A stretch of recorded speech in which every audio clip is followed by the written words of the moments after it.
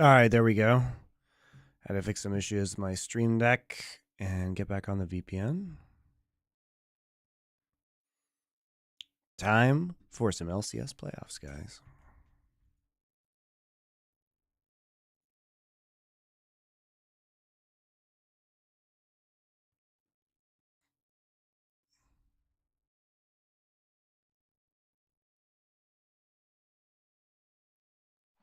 Pick Karma. Thank you for your resubscription. Empire says C9 is back. Empire, how did you almost lose to those fucking frauds, Team Liquid? The real story is not that Fraud Cloud9 is back. It's that Fraud Quest almost lost in these playoffs. Content series. Well, good thing I've got some. Here's my lunch for today, guys. You ready? So here we go. I have some pork that I made. It's doenjang, which is like a fermented soybean Korean spice. Doenjang and ginger and garlic, marinade with rice wine vinegar and honey. And then I made some caramelized onions and buchu, which are like garlic shoots, kimchi, and some air fryer broccoli that I made.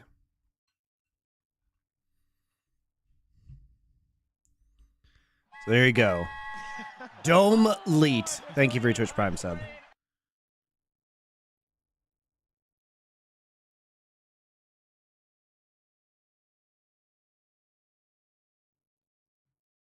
The sound keeps cutting in and out. I think the sound is okay.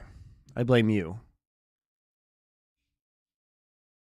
Bought grand finals tickets? Yeah, to that grand final in the studios. So hype.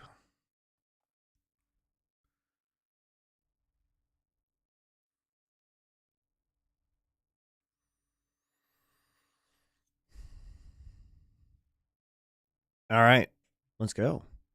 Why are we looking at my beautiful face when we could be banging only? Oh, hold up. I got a black screen. It's no good. There we go. Let me get my pen. Let me make sure my pen works first, guys.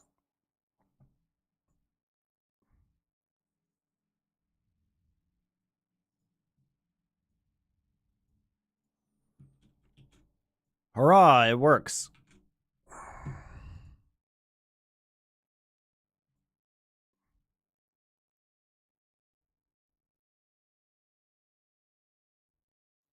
The same taste as natto? No. No. Doenjang is different than natto. Natto is kind of gross.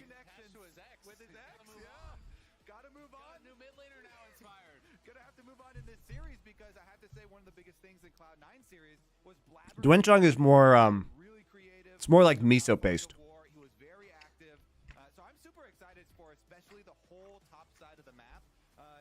It's more like miso than natto. Oh, so good though. Like pork shoulder marinated with ginger, garlic, rice wine vinegar, honey. Doenjang. Ooh, it's good.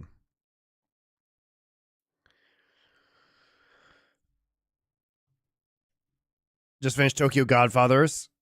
Excellent Christmas film. Dude, that film is so good. Oh, by the way, all of Satoshi Kon's shit is fucking gold. So you should go watch everything he's ever done. Perfect Blue, Millennium Actress, Paprika, Paranoia Agent. All of it's fucking great.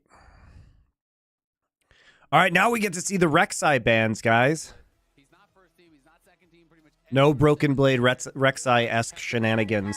Lou Sasso, thank you for your Twitch Prime sub. He's worse than inspired. He's the easier jungler to play against.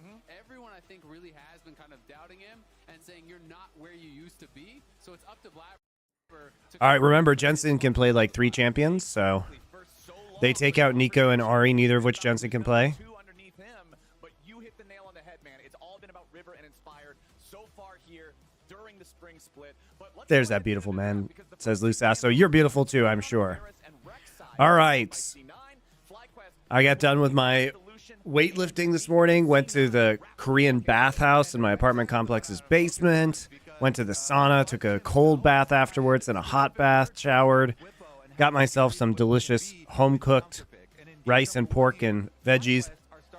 Now I'm going to watch some... Oh, this is the worst part of my day, LCS.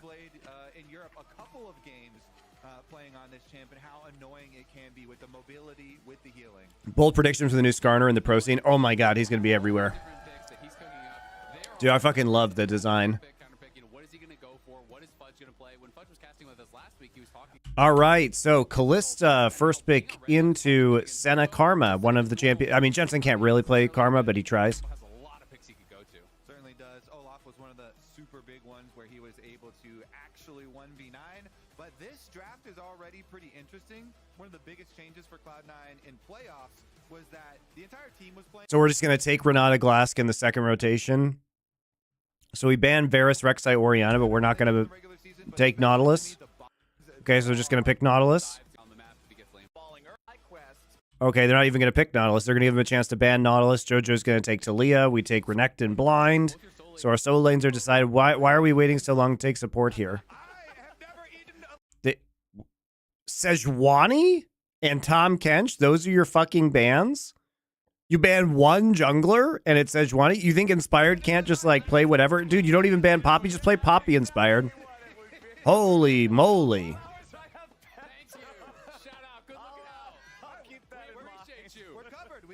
We got bucket here. We got Pepto. Yeah. All right. I got a lemon for Kobe. I got a bottle of Pepto. Kobe gets a lemon. Where are these lemon accusations coming from? What do you get? We need to find a present. I have a question I have a lot is why so many people look at drafts and say this draft is dog shit, but the coaches can't see it. Because drafting is really hard, guys. Drafting is really hard because you basically have a draft plan and it's like a flow chart, but sometimes you just fuck up and your players like tell you dumb shit in draft or like, I can't play this matchup or I don't want to do that. I want my dumbass champion instead. So the players fuck it up for you, number one. And you are, an ideal draft would be great if all your players could play all the champions, but they can't. So you have to keep in mind the strengths and weaknesses of both your opponent, your opposing players and your players. And like sometimes you can kind of get checkmated in draft. Drafting's tough, man. For you from the well, I guess we'll have to find out. Maybe someone has one. Or first off, Poppy would be sick here. Second off, they pick Vi, so they ban Tom Kench so they can pick Vi, so they can lock down the Senna.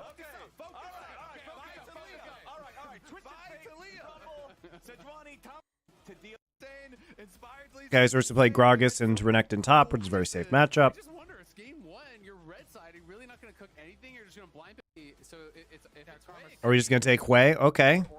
So it's actually Karma support. Interesting. Has Busio played Karma support?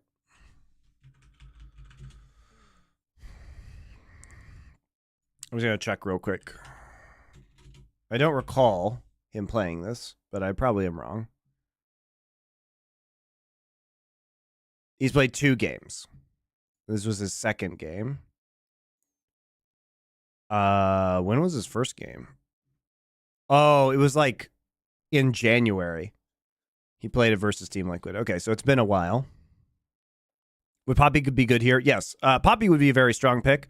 I'm a bit surprised they picked the Lee Sin because Poppy's like always strong basically into like Poppy's strong into Gragas, Vi, Kalista, especially when you gank bot early as Kalista. But Lee Sin gives you good backline access too. Not I think I would have been. Hey, Empire, you still there? Why you no play Poppy here? Is there a reason?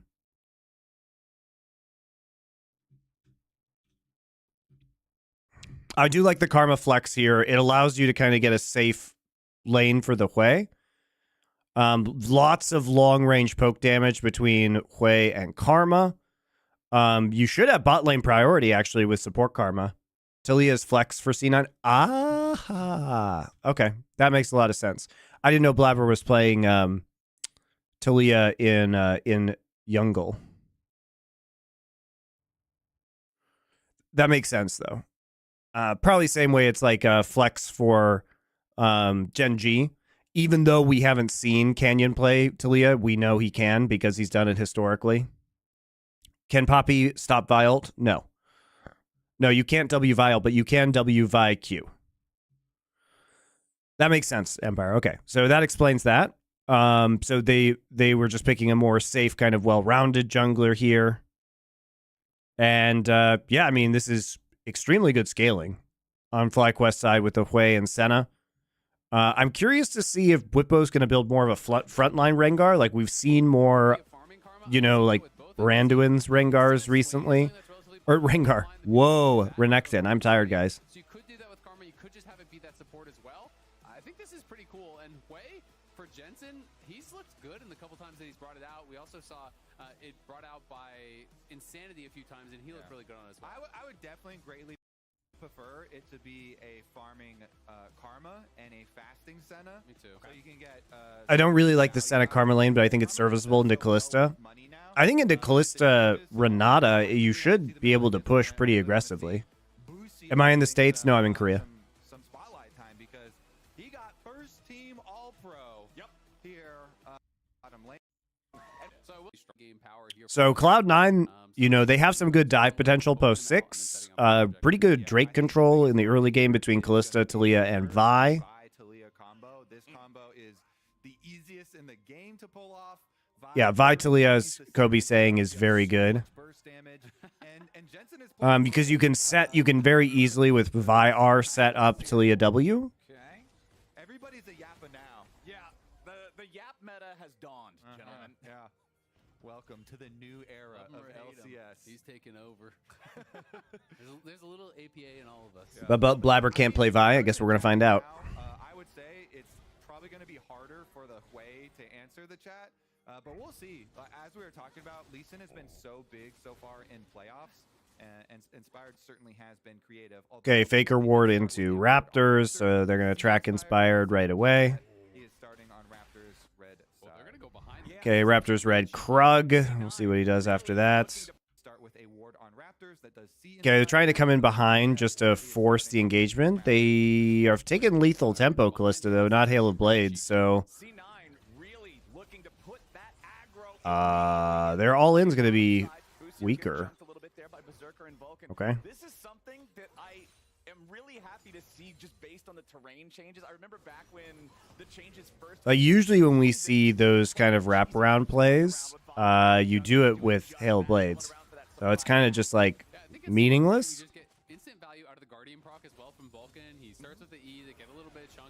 Busio going to be a farming Karma. Very interesting. So it is going to be that fasting Senna, the farming Karma here. And just going for what could be, you know, low-risk play. But got a farm of the Karma. Hey, maybe they go up a little bit too far and you get a good chunk and you get an advantage in that 2v2.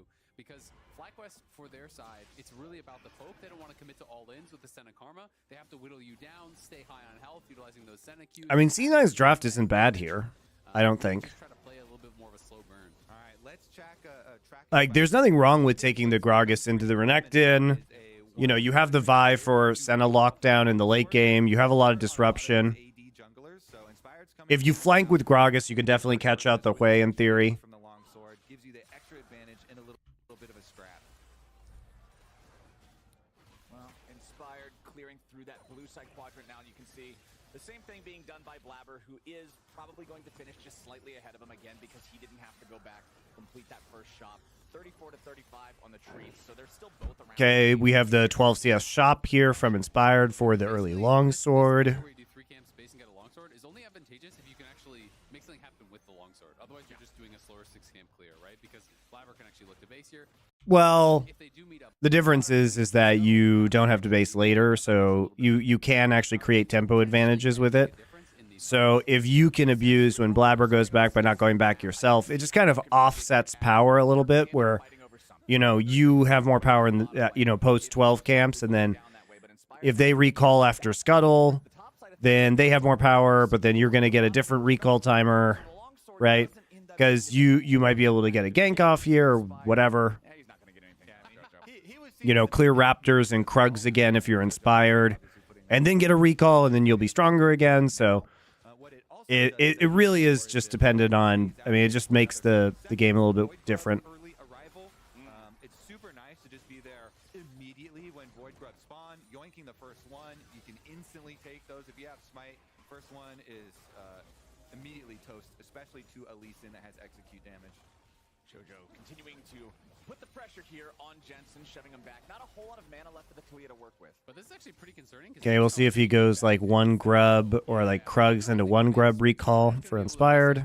If he bases immediately TPs and can actually lock Jensen in this lane for a little bit longer, it can get concerning for Jensen. So what Jensen's going to try to do is, as soon as Jojo bases, he's going to try to actually reset the wave, bounce it, and get a base off himself. Oh, bottom lane, Masu forced to flash back as Berserker invoked. All right. What Jensen's going to try to do is, as soon as Jojo bases, he's going to try to actually Let's see what happens in the whoopsie down here in bot lane. Masu has no sums at the start of this. What happened to his sums? He's going to try to actually reset the wave, bounce it, and get a base off. He's got no sums right here. Well, that's weird. What the fuck? His flash timer was down before we saw him flash. That's very strange. Riot Esports HUD, please. I want to see the very beginning of that because Vulcan looked like he was able to land a nice handshake. Flash answered there as Berserker chased him down, and first blood. This Cloud9 bottom lane.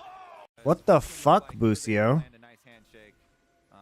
Flash answered there as Berserker chased him down, and first blood. This Cloud9 bottom lane. Wow, disrespectful. He just literally walks up. This Cloud9 bottom lane. He just fucking walks up and gets destroyed. This Cloud9 bottom lane. All right. Goodness, man, you disrespect him once, all right. You disrespect him twice. This bottom lane's over. They're still back. Cloud9 in play. Do I know the outcomes before I watch? Yeah, but I haven't seen the games. Fishing around. Looks like it'd just be the All right. though, and they're gonna sacrifice. So theoretically, this is great for C9. Now they can just control Drake. Get early soul, right? 5-minute Drake. This is great. Wait. There is Nope. Back him down and doing what you draft him to do. Cloud9 bottom lane. Look at Inspired. He knows they're low. Man, you disrespect him once. And so he actually he just comes in. This bottom lane. He gets seen on the ward. He's like, fuck it. These guys are going back. They're too low to fight. So I'm just going to take this Drake so that they can't actually stack Drakes. And they're gonna sacrifice Inspired the real hero. on top side. Of course, Blabber did have the later recall since Inspired went. Really, guys, Fly's bot lane was just inting for Drake control. There is the Doran's Blade difference, which is pretty popular for a lot of AD junglers. Remember, there is going to be a nerf pretty soon where Doran's Blades will be... So if you look at this, actually, guys, like Vulcan and Berserker actually could have gone back here because Inspired is at Krugs. And so, you know, once they push up and kill Masu, Forced to flash back as Berserker and Vulcan. they can actually just clear the wave and recall, V2 Callista Renata right? doing They can actually recall right here. what you draft him to do. Jojopion does have TP up, right? And remember that Inspired has not backed ever since his 12 CS, his 3 camp, to get the longsword. So, yeah, you get the kill, but it's not worth it because what you really want to do is keep an eye on your Twice. This bottom compositional advantages and actually just, I think you actually just want to recall and then prevent Inspired from doing this Drake and get Drake yourself. Looks like it'd just be the control word, though, and they're going to sacrifice the grubs on top side. Of Monty, you're a fucking gangster, the Dr. Dre of LoL. I appreciate that analogy. early longsword one, so there is the Doran's Blade difference. They were trying to let Busio not freeze the wave there. Busio can't freeze the wave there. Very beginning. I don't believe. back as Berserker and Vulcan. Find Like, they clear the wave. 2v They have to clear the wave, Renata doing what you draft him but it's in. I want to see the to land a nice handshake. I mean, he's not freezing the wave. Berserker chased him down, and first blood. This Cloud9 bottom lane. Oh my goodness! But it's a really good read by Inspired, I think. Really, FlyQuest bot lane, like I said, was just inting for Drake control. They're still back. Cloud9 in playoffs. All right, JoJo here, fishing around. Looks like it'd just be the control word though, and they're gonna sacrifice the grubs on top side. Of course, Blabber did have the later recall since Inspired went for the early longsword one, so there is the Doran's Blade difference, which is pretty popular for a lot of AD junglers. Remember, there is going to be a nerf pretty soon where Doran's Blades will be unique with jungle items and support items, so you won't be able to do this for long, but Blabber grabs one while you still can. And we saw Jensen go back to base to heal up. He arrives back into lane. All right. Already in some trouble. Bwippo doesn't actually take turret aggro, though, because there are minions there, so kind of pointless, actually. Really close, though, because he kind of did. He got knocked onto the tower, but Fudge didn't quite have the damage to finish off the cannon, so the turret didn't actually swap aggro over onto the Renekton. So nice little attempt there by Fudge, but doesn't quite have the damage to burst down those minions. Otherwise, I think Bwippo could have been in a lot of trouble. Blabber, not 6, but he is PTA. He does have a D-Blade. He is really strong early, and this could be trouble for FlyQuest. Bucio trying to get back underneath the turret. Blabber nicely Nice flash. Comboed with the flash to get past Bucio. Very nice flash. Q flash. And before, in order to get into that position, he did a really nice Q over here through around the ward while support just cleared out the ward. Then he waits for his Q cooldown to come back. Yeah, it was good play around vision control for sure. JoJo now in trouble as Inspired looks to bring the extra burst Okay. to set Jensen up for success. FlyQuest finally respond and get their first kill of the game. Yeah, Inspired flashing behind him. Almost looked like he thought he had ult there for a second, but I guess he's probably just trying to dodge a spell or something. Either way, nicely done. Are able to get that kill. It's a good vision play that was kind of eerily reminiscent of the one that Blabber made in his last playoff series that you did a breakdown on, Kobe. Really just playing on the edge of vision there.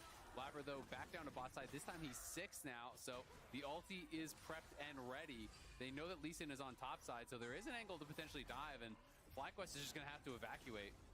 Yeah, this is so scary, man. The Vi, plus when you have to deal with Renata having a bailout, it just makes the turret dive so much more powerful because the opportunity to trade is so heavily reduced. C9 up 1,500 gold, 2 kills, and 3 grubs. Yes, FlyQuest got that first Drake, but I feel like if you got to pick which side you want to be on, especially comparing bottom lane, Berserker's plenty out farming his counterpart in the Karma. He's already got a 200 gold bounty.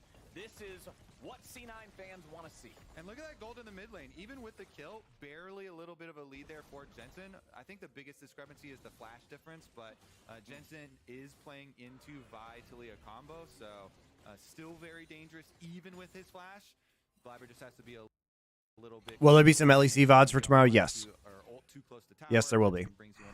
LEC will do tomorrow. They definitely still can pull off a lot of pressure right now, Blabber with his ultimate ready. And I feel like Cloud9 is going to be really happy about how the top lane is going. You're just playing this tank Gragas up there who's just farming even against Bwippo on the Renekton. It's been very quiet. Gragas scales incredibly well. Fudge was such a standout in their previous series against 100 Thieves, really was dominant against Sniper, had all these great counter picks, but he's showing, hey, he can play the other side of it, he can play weak side, doesn't need that jungle attention, and as long as you're just chilling and farming up here, you are so happy as the Gragas. I mean, it's kind of going back to what Vulcan was talking about when we heard from him right before the series started, right? When he says, hey, we're expecting mid lane to win, so as long as the sides don't do anything egregious. You gonna review TL 100 Thieves? Yeah, probably. So far, bottom lane is absolutely smashing, Fudge is neutralizing, and C9 is invading the FlyQuest jungle, stealing away that blue. Oh, it's a pretty healthy early game lead for C9 here. But not getting first Drake is a problem, I think, for them. And of course, JoJo's calling, hey, Inspired has no flash still from the flash that he pulled on. Because locking down both Hui and Senna, because they only have Vi, is going to be hard later unless Fudge gets some really good flanks. Nice knockback there from Fudge's ulti, but not enough to really threaten anything serious onto Bwippo's Renekton. Yeah, I think again, it's just I'm going to the States soon. Is it a visit? I'm going to be there for most of May doing some work. I'll be streaming, VOD reviews of MSI from there. I'll be moving back to the States eventually, guys, but not right now. Try to utilize your passive in matchups like this. You just try to constantly chip them down, and it's often your mana bar versus their health bar, which is going to kind of run out first. These trades kind of important now too. Never mind. All right, we get the ultimate out of Inspired, but kind of important because second grubs are available right now. as mid lane also trading here. So What's your podcast channel about Shogun? Here it's and I'll put it in chat. with Blabber not using his, but The Shogun video should be coming out in the next day or two. Gotta expect they should be able to go for 6 grub play here for Cloud9. Could be a pretty big snowball in gold. One thing FlyQuest does have going for him right now is control over the top side. Whippo shoving another wave in, trying to collect the money on the first turret plate. Fudge does not have a lot of resources still to work with, nearly out of mana here, but does have the Unleashed teleport ready to It is a good show. bring him back into the fight. If it does end up becoming a scrap over these grubs, the Blabber is just now starting up. All right, flashes W. Shove here in mid lane. There's that ever important summoner spell we're talking about on this immobile mage. It's all these small wins that are like, yeah, okay, grubs are free. Grubs are so free right now. There's no kick on Lee Sin. Now there's no flash on mid. It really bothers me when people Full health teleport back from in League of Legends misuse the word immobile. So immobility is an absolute state. If you are immobile, you cannot move. It's low mobility. Hui is low mobility. He is not immobile. Xerath is immobile when he is ulting. Jhin is immobile when he is ulting. Hui is not immobile. Bot lane has been pushing in constantly. Top is neutral or getting shoved, but it doesn't really matter because this is going to help Vulcan, Berserker, JoJo accelerate their game, potentially take even more plates away. As FlyQuest going to start this up on. Pretty funny how dog shit Anna Sawai was in Monarch, but how amazing she is in Shogun. I mean, I don't think she's amazing in Shogun. She's like good in Shogun. She's not blowing my fucking mind though. But also, as far as Monarch went, her character was written extremely badly, and her character was dog shit in Monarch, so I don't blame her. There's just nothing you can do with that role. The writing is just so bad in that show. All right, so we have the... Wow, interesting. Okay, Blabber's just going to flash over Dragon Wall. TP coming in. Whippo not going to TP. Fly going for this. That's quite the hilarious ult. Why is Blabber ulting Inspired? I mean, I guess they kill him, but now you actually can't kill the backline. So Jensen and Masu just do whatever the fuck they want now, and they get Chemtech Drake. Where's his smite? His smite's on cooldown. His smite's on cooldown. When did he use smite? He used smite up there, and so he doesn't have another charge. He has no charge. So he comes in.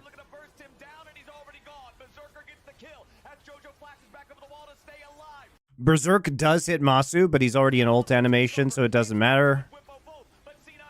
He just comes in and AoEs it. And then Blabber. I mean, that... I don't know why you fucking ult the Lee Sin. Stuntman Stan, thank you for your Twitch Prime sub. I think Blabber used his smite in the kill. He didn't actually have the smite for the. He used smite to kill Lee? No. He used smite here. He used smite on grubs to secure 6 grubs. He just doesn't have another smite.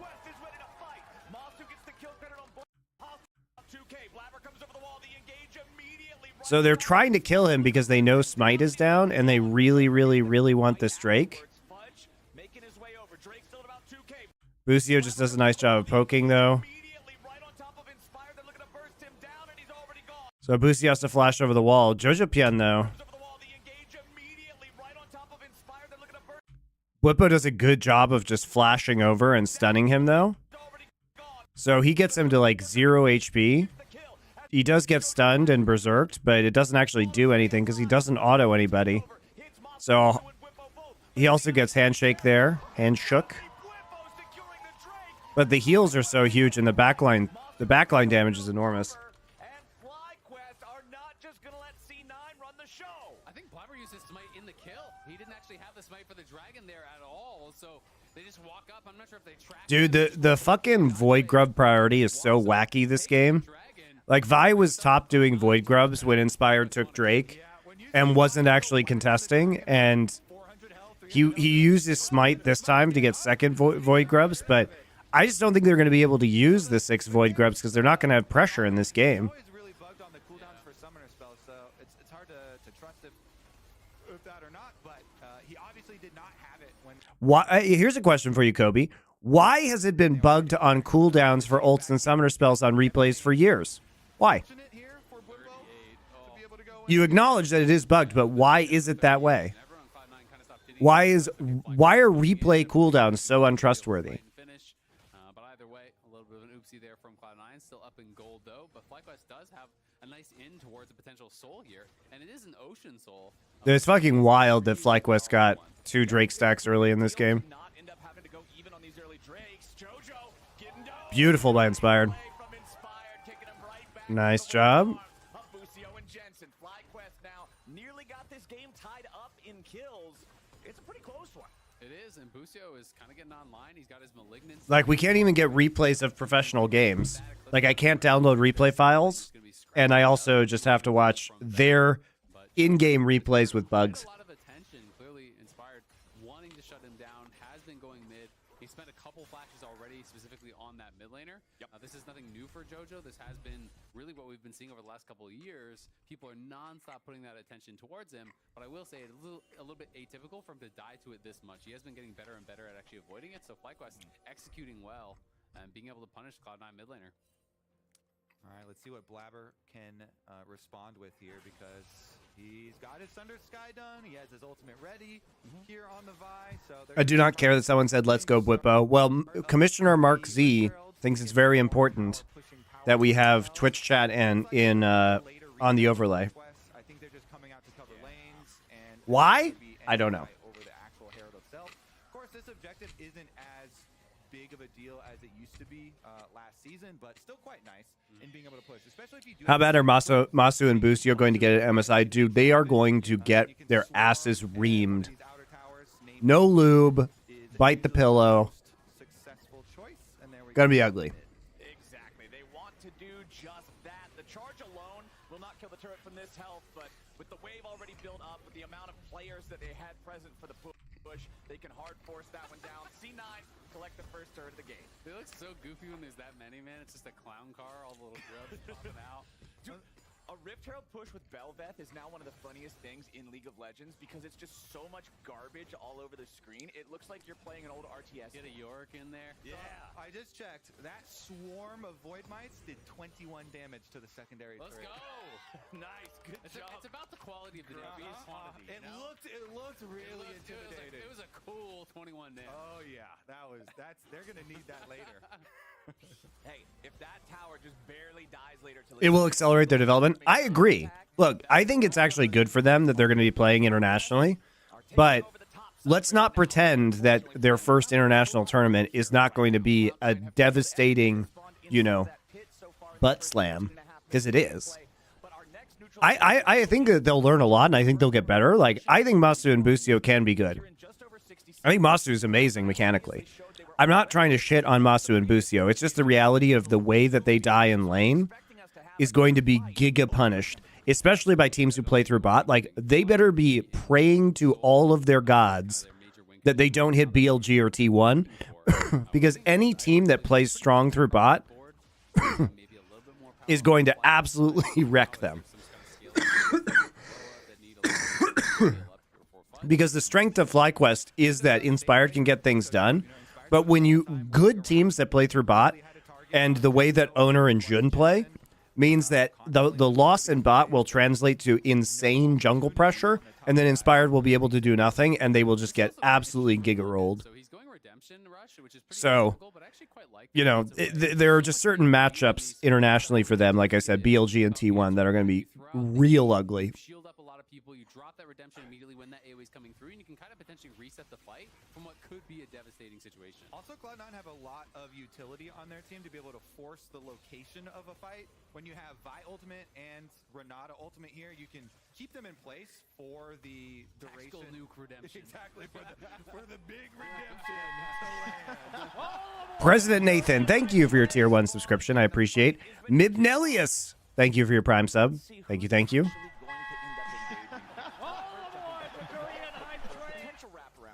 Yeah, I'm gonna guess Blabber's gonna be the one doing it. Renata ultimate here is definitely something FlyQuest also have to be cognizant of. So they're spreading out. They cannot group up here. It kind of fills up the river when you've got a good position there for Vulcan. Like the banana bush control for Cloud9 here. They've got control ward in it. Really helps out in their target choice. Dude, this Ocean Drake, if Fly get it, I mean, it's just... if they get Ocean Soul, it's just so over.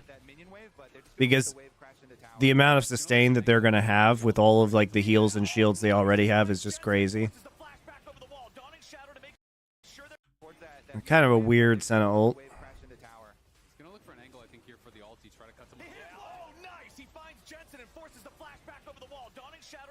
Kind of a waste of Senna ult, honestly.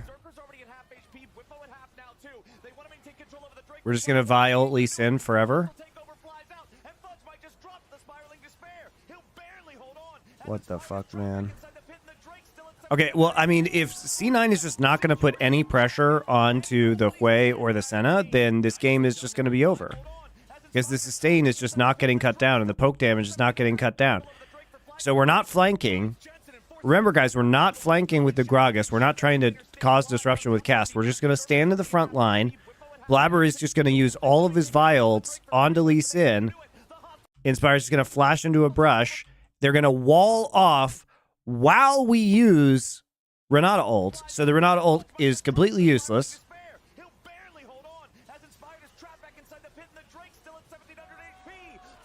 Fucking terrible from C9, honestly. Nicely done there by FlyQuest. They found the seismic shove onto Jensen, but Jensen poked out Berserker so much. They ain't gonna do Jensen and forces the flash. Oh, he was walking towards mid lane, towards that minion wave, but they're just gonna let the wave crash into tower. He's gonna look for an angle, I think, here. Thank you, Bert1234, for your Twitch Prime sub. So the way that Taliyah is played these days, guys, is you try and get flanks so that you can shoot a wall and bisect the enemy team. So that's what Jojo Pion is doing right here. I know it looks a little weird. Now, the thing, though, is that Fudge probably needs to be, like, trying to threaten a flank on the other side. Like, why is he just standing here? You know what I mean? Like, this is actually pointless. You need to threaten backline, or Blabber should be trying to flank on the other side. You know, this doesn't really work, right? This doesn't really work because you don't have any meat wall here. So Jensen flashes the wall, and then they get, what do they get hit by? He's gonna look for an angle, I think, here for the ulti. Try to cut them. Oh, nice! He finds Jensen and forces the flash back over the wall. Dawning Shadow to make sure their mid laner stays alive. Comes out. So remember that this Karma actually is a farming Karma, so the Karma actually has Malignance here. The one doing it. Renata out, they could position there for Vulcan. Like the in their target choice now, and JoJo's going for a mid lane. Oh, he was walking towards mid lane, towards that minion wave, but they're just gonna let the wave crash into tower. So Jojo walks up. But really, this is Senna ult, and it's a Malignance poke from Karma that does that damage.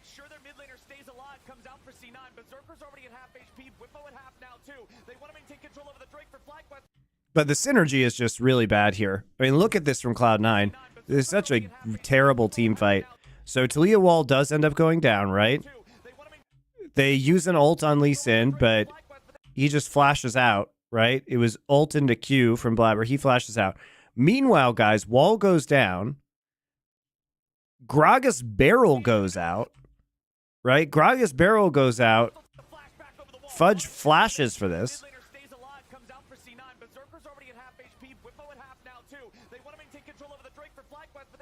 So he just ults here and pushes Masu out. Then he has to flash out at 0 HP because he gets poked over the wall. Then the Renata Glass Skull goes out here too, guys. Vulcan shoots it. It hits these two, Masu and Jensen, but Inspired's still alive, and now they literally have no ults. See this? None, none, none, none, none. Okay? So you can also say, oh, well, they don't have any ults too besides Kick, but, I mean, Karma ult is coming up in 3 seconds, right? And just has a very low cooldown because you're empowering your other abilities. And it doesn't matter if they don't have ults because they have infinity heals. Now. But the positioning, I think, is just so bad. And what a fucking terrible use of ults there. It was like anti-synergy. They like wall off, throw a barrel over the wall, throw Renata ult over the wall. No follow-up. No backline threat. After redemption and him picking up the honey fruit, he was still pretty low. So again, Cloud9 can't find the angle here. And that's 3 straight dragons for FlyQuest. Cloud9 will get a little Like, bit you throw the wall down and try and isolate a target, but if that doesn't work, when they walk back in to take the Drake, that's when you use Renata ult and Gragas ult to try and isolate somebody again. I do like that they still, as soon as they didn't have follow-up damage on Inspired, and Inspired flashed away from Blabber ulting him and trying to go for that inside the Dragon Pit, then they were like, you know what, we're not getting this Dragon. They backed Bonsoir out, from Vienna. That's not what you say in Vienna. pushed out to like Don't you say 60 HP Guten maybe, Nacht and so they just or rotated Guten to Abend? at least get a consolation prize, got that secondary turret. C9 up 2,000 gold with Jensen and Inspired up here in the top lane, just allowing Jensen to push out, making it look like, oh man, Hui's just trying to push the side lane. Be a shame if you ganked him. Maybe bait Cloud9 into a play they aren't quite ready for, but it does. Guten Morgen. There you go. 5 a.m. soon. F1 race start hype. 3-0-1, most kills of anybody on either team. I haven't watched the new season of Drive to Survive yet, though. I'm excited. Champion has so much outplay. I started watching 3 Body Problem. When you're up against stuff that's got to land skill shots like the way, when you got to try to hit them with a center route or something like that. And Berserker needs to continue playing like playoff Berserker, I think, for C9 to get the dub here. And he also needs to rely on some teammates here to be able to hold them in place, because Kallista's most scary thing is playing into big range. And when you're outranged by Hui, and then Senna's soul starts stacking. Well, I think about Black Cleaver, I think it's shit. Karma Q's coming at you. There's a lot of range there on Black. I think it's shit with their composition. If I'm Renekton here, I think you do Titanic. This is my theory. Titanic into Randon.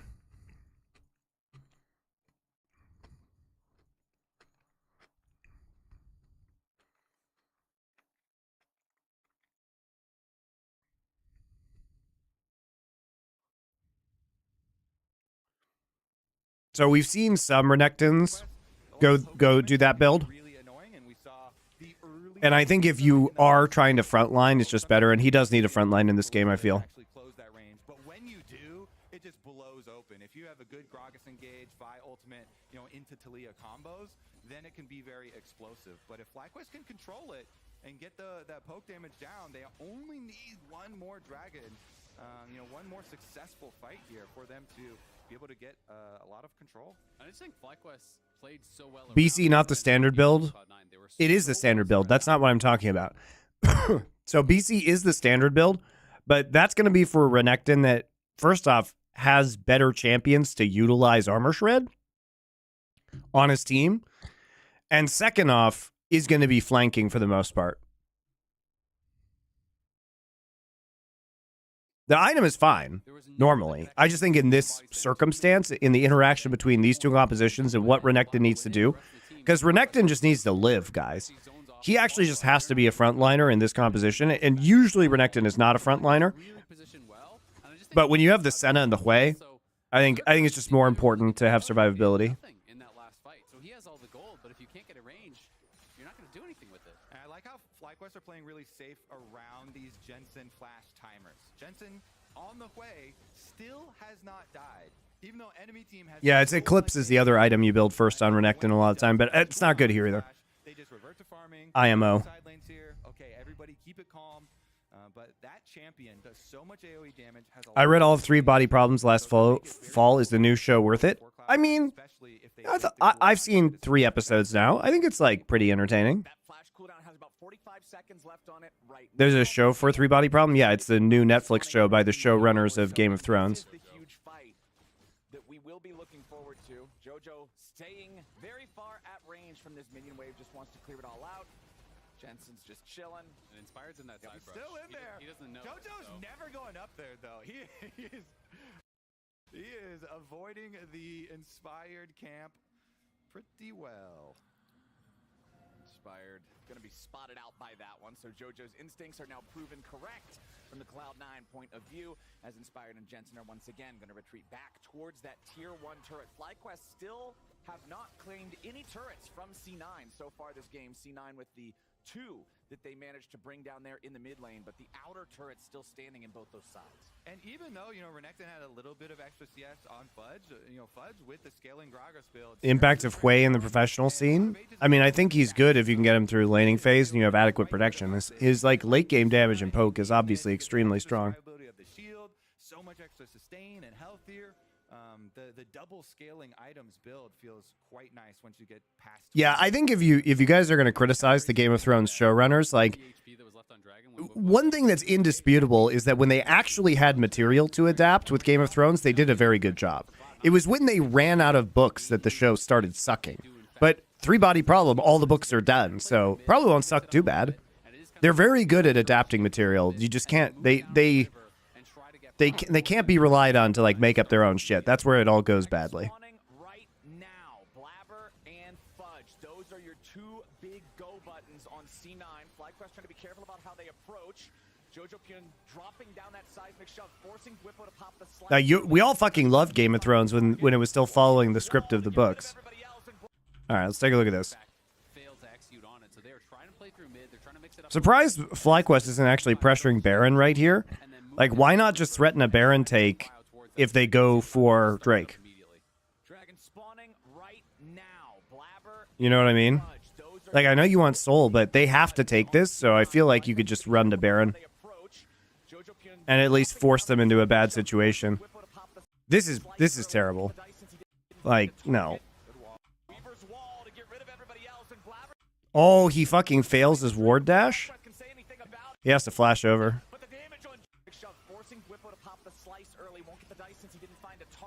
Jojo Pyun feels like walking into this brush after putting down his wall. What the fuck is he doing? Okay, they just gave up Baron. Just leave. Just leave. Go Baron. Baron, Baron, Baron, Baron, Baron, Baron, Baron, Baron, Baron, Baron. Stop fucking around. Go Baron. Thank you. What is Jojo doing? What is Jojo doing? Look at this, guys. Look at this. Okay. Wall goes down. Dragon is dead. Should you walk this way with your team? Or, hear me out. Hear me out. Face check this brush while Baron is up. Die. And then give up Baron. What do you think? What do you think the play is here, guys?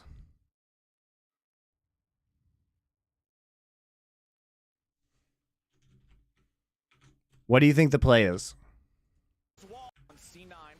So Jojo actually sees Bwipo on a pink ward, ease him, watches Bwipo slowly kill his ward, doesn't even W the ward, just literally autos it to death.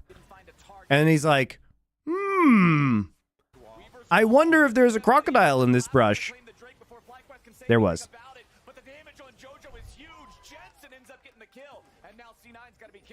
Berserker waiting in the tri-brush. Whippo doesn't want to face him.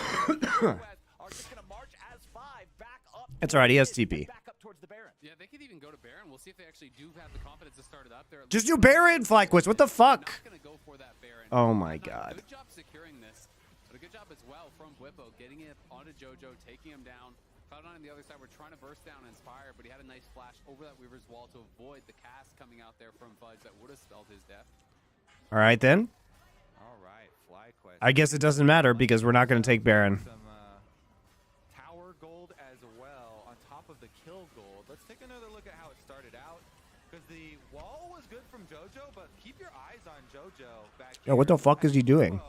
Goes to the side. Nice little job there. He goes into the brush from the side of the red wall here. Dude, he was literally Jojo E'd him while he was slowly autoing a pink ward in front of him. He knew he was there. That's another one where it looks funny watching it with God mode where we can see everything, but if you watch that from Fog, he doesn't see him going to that brush. He has no idea that he's right beside him because yes, he does. of intelligent passing there from Whippo, and that's like oh, you can actually see from them on the desk. They could highlight that. I understand why the casters think this because they didn't actually rewind the replay enough, but like, come on, dude. We just looked. You can infer that the crocodile is there. Metal Gear Renekton completes his objective. All right, well, I guess that's the narrative we're going with then. Bwipo is a stealth genius. He's a stealth genius, guys. No, not at all. And I mean, if you get isolated and stunned up, it's actually so devastating because it sets up for the severing. Solid Bwipo. So easily, and when you have that ISO damage In a cardboard box, sneaking into the brush. that can actually come from very far away. Let's check how much it is right now, just for fun. Severing Bolt currently does 838 damage if you are isolated or locked down. And that's before item procs, runes, etc. He has not pretty. He has items that can proc, so yeah. Look at Baron DPS is Senna. Yeah, but you can force TPs. He's looking pretty rich still here on It's worth it to force TPs right there. Even if you don't get Baron, you can actually force at least one, maybe two TPs. Not gotten a good Kalista fight since the lane stages. The lane stages really good for them. You can't just not pressure, guys. You can't just get a kill. Guys, it doesn't matter if they can actually kill the Baron or not. This is a game of League of Legends is a game about creating pressure and squeezing advantages out of your opponent. So riddle me this, guys. What did they get by not trying Baron? They got mid-tier 1, which they would have gotten anyway. You need to get some level of advantages. They didn't pull out valuable summoner spells from their opponents. And now, guys, you know what this is going to do? Here's why you do that. If you don't get Baron, but you can pull out 2 TPs, you know when TP's not up? For the time when you want Ocean Soul. The next time you want Ocean Soul, they don't have TPs. So then you can actually create side lane pressure, TP in yourself, and get advantages, okay? Not trying Baron is not acceptable. It doesn't matter if you get it or not. You get something. You might get another kill, too, maybe. Bounty on his head. Meanwhile, another attempt here. Inspired looking for one of these side lane plays, but Berserker's got a big bounty on his head, too. So by the same token, if FlyQuest can actually... Like, you can't just be like, well, JoJo died. I guess we'll do fucking nothing. Get out. Get out, guys.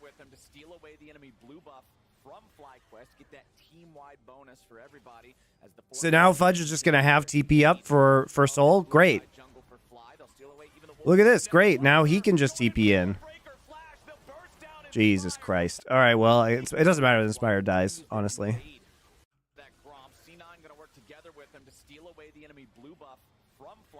Get that team-wide bonus for everybody as the 4-man squad continues their invade of this blue side jungle for Fly. They'll steal away even the Wolf Cam next. Blabber going in for the Vault Breaker flash. He actually just gets chain CC'd to death before he can use W over the wall. It doesn't matter, though, because I mean, maybe they'll get Baron, but probably not. Inspired playing with fire. He was dancing so close while Jensen was taking the tier 1 top. He didn't need to be that close. Gets caught by the Q flash from Blabber. They're not even going to start it up. I'm actually really surprised. I guess they're too worried about the AoE. Yeah, I mean, C9 also should be starting Baron right now. Jensen also just cleared. So remember, you have pressure here. You already have lane pressure here. You get the pick onto Inspired. You absolutely start Baron again. So you can pull TPs out because this is happening in minute 40. Even if you're not serious about doing it, you need to get the TPs, and you already have pressure in top lane. Or bot lane. You need to try for this Baron. You also have Rend and Smite. You need to force TPs. Why is nobody forcing TPs? Jensen also just cleared the top tower while that pick was happening, so he pushed the wave all the way on top side up to secondary tower here for JoJo. So this way getting very rich. Solo tower gold now for Jensen as well. I mean, they open up the map even a lot more on that side too. It's just, I think it's just too dangerous to pin yourselves inside this Baron pit. But then the thing becomes that was a wasted flash basically from Blabber. Like, you got 300 gold. 300 gold is not worth it for your flash when Soul is on the table here. Agreed. Right? Like, Aziel makes a very good point. You need to get more for the kill. Because if the kill doesn't turn into anything else, it's not worth it. For how calm they are in this game, you can see during that, even while the pick is happening, Jensen just keeps on split pushing top. He gets the objective, so okay, yeah, they gave up the gold in jungle, but they did get that outer tower, and now he's got 2 needlessly large rods. He's looking for his death cap. That 3 items. Cool. Now we just have all TPs up for no reason on both teams. Now we're TPing in. Why? Whippo just TPs in to take damage. What is Fudge doing? Cast goes on to Jensen, does absolutely nothing. Okay, Blabber used ult onto Whippo. Whippo took all their cooldowns, and now they just killed him. Yep. All right. What a horrible game. What a terrible day to have eyes, guys.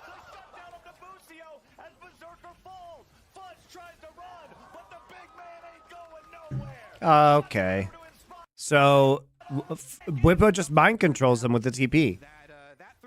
power spike. So TP from Talia goes in here. Bwipo is not pushed out, but he decides to TP right here, which is not a good TP. Okay? It's not a good TP. Berserker does have his terminus now, though, so he does. But guys, Bwipo possesses Professor Xavier levels of mind control.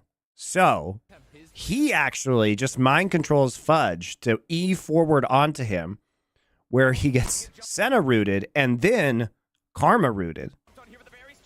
So he shits himself and throws out a cask onto Hui. Only hits Hui, by the way. And then Bwipo has taken full aggro, right? So he actually is just going to get ulted by Blabber.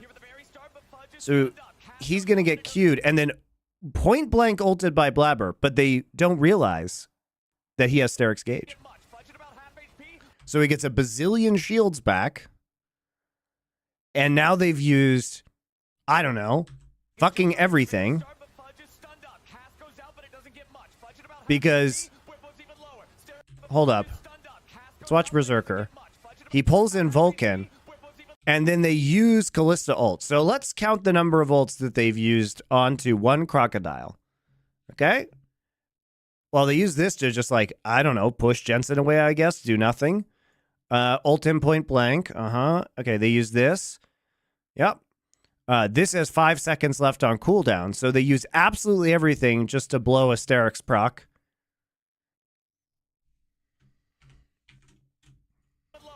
And you know who's really happy about this? I don't know, the Senna and Hui, who are just free firing on the back line. It's actually a nice handshake. It's a good kick, actually. Kicks through multiple people. He comes in. Oh, it's not even a handshake. He just actually just kicks them and dashes out. Then they just all fucking dodge. The Renata ult that just came off cooldown.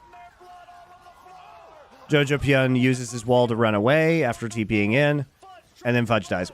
Dude, I do not understand why C9 is using Vi and Gragas to front-to-back team fight against Hui Senna. It's absolutely fucking terrible.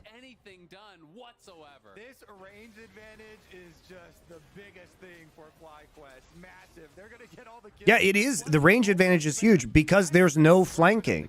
And because as soon as they see a Crocodile TP in, he just mind controls them to dump all their cooldowns onto him. Holy shit. They clearly didn't see Bwipo again. Yeah, the stealth Crocodile in the front line. He was a surprise Crocodile just TPing in for no reason. Yeah, Vanadar, I agree. 0 flanks from Cloud9. 0. Holy shit.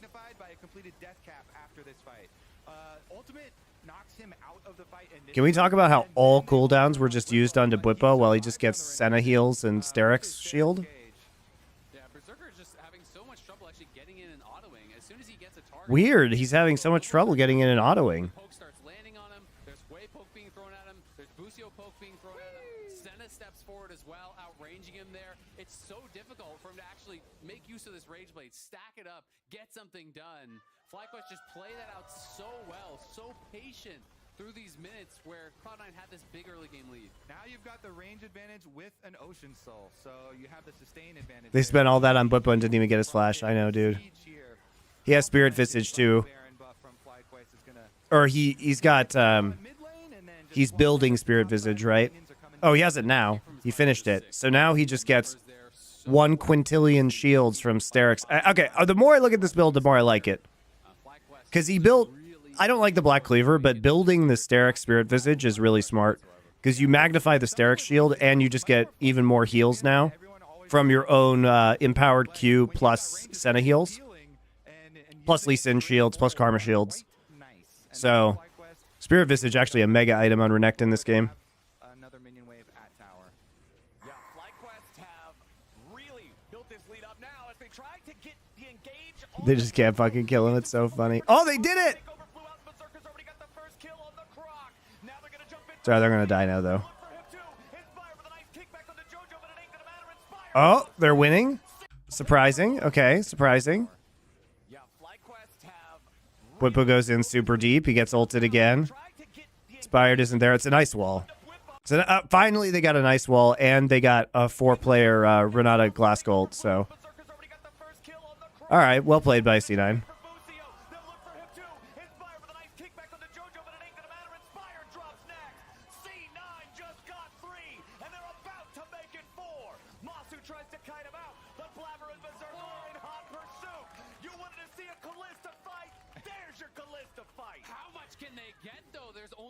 Cannon minion they could try to tank for it. They're rushing down mid, so they at least want to try to get this inhibitor. Jensen could maybe actually have another minion wave. Jensen also whiffs. Let's see. FlyQuest have really built this lead up now as they try to get the engage onto Whippo. He gets himself away for now with a hostile takeover. Flew out. Berserker's already got the first kill on the Croc.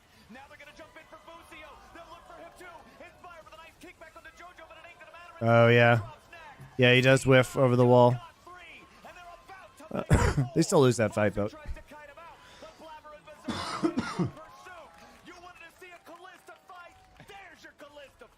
much can they get though? There's only the one cannon minion they could try to tank for it. They're rushing down mid, so they at least want to try to get this inhibitor. Jensen could maybe actually snipe it out with a severing bolt or something. Kill that one minion would mean a lot here. But do pros ever build Serpent's Fang to deal with these super shield comps? Yes, they do. The problem is who is going to build Serpent's Fang here. A lot of times you just don't have a natural person to build Serpent's Fang. Like, Callista's not going to do it. Like, Vi's not going to do it. So you just kind of have to live with it. We are getting a good game one, boys. That's the difference between getting that engage and the Well, you know, some may call it good. Some may call it complete shit. I call it complete shit. Then Blabber just goes for the closest person. Ults Whippo while he's under tower. They finally actually had a good, decent ult combo here. And they finally got the wall plus the Renata Glass Gold working together, where there were actually people on the side of the wall closest to them. Setting up for the hostile takeover from Vulcan. To me, that was really the defining moment of the fight. It makes it so there's no recourse for FlyQuest. You're locked in. You can't go forward into the hostile takeover. You can't escape over the Weaver's wall. That was really well positioned, really well executed. Cloud9 saw their moment. They immediately pounced on it. That's what it's going to take for them to find a way back into this game. FlyQuest still with a gold lead, but it's so minuscule at this point, it pretty much does not matter. They've still got that soul, and the thing that I'm looking at most right now is how synchronized these clocks are in the top corners of the screen. It's 2 minutes until Elder, it's 2:15 until Baron. This game's going to become very chaotic very soon. The soul is really, really powerful, but you know what doesn't really care about soul is Elder. So if you can get that, everything else is kind of off the table. It would be pretty much lights out, I think, for sure. FlyQuest. Let's see, though, because Inspired's going on a long trip into enemy territory. That Lee Sin is trying to get behind mid lane, but the minions are coming up soon. Yeah, if Inspired can Jojo get has an no angle, TP, it by would the be way. big, but yeah, FlyQuest not going to get that angle they were looking for. Fudge pushed back by the presence of Inspired here, trying to create space for the team. Blabber and Fudge both going forward. Weaver's wall comes out, but it doesn't weave a whole lot. He got knocked off. Blabber trying to get away. Yes! Whippo has managed to find Jojo, and he's looking to solo him out before the rest of the fight even starts. Dawning Shadow over the top. Are we just is it back to everybody? Not going to get that angle they were looking for. Fudge push back. Everybody focus Whippo again. It worked one time, so surely it'll work again, right? Going forward. Weaver's wall comes out, but it doesn't weave a whole lot. He got knocked off. Blabber trying to get away. Yes! Whippo has managed to find Jojo, and he's looking to solo him out before the rest of the fight even starts. Dawning Shadow. Jesus. Look how much shields he has. God, they Talia ulted the Lee Sin again. Oh, God. Or Vi ulted the Lee Sin again. Come on. It's actually so trash.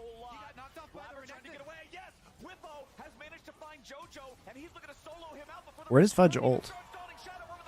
Oh, he ults right here to push way back again.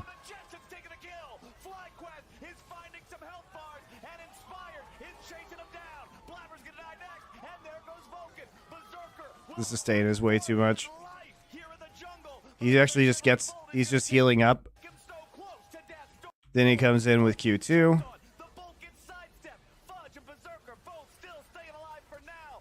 Oh, they kill him. Not really worth your flash though, Fudge.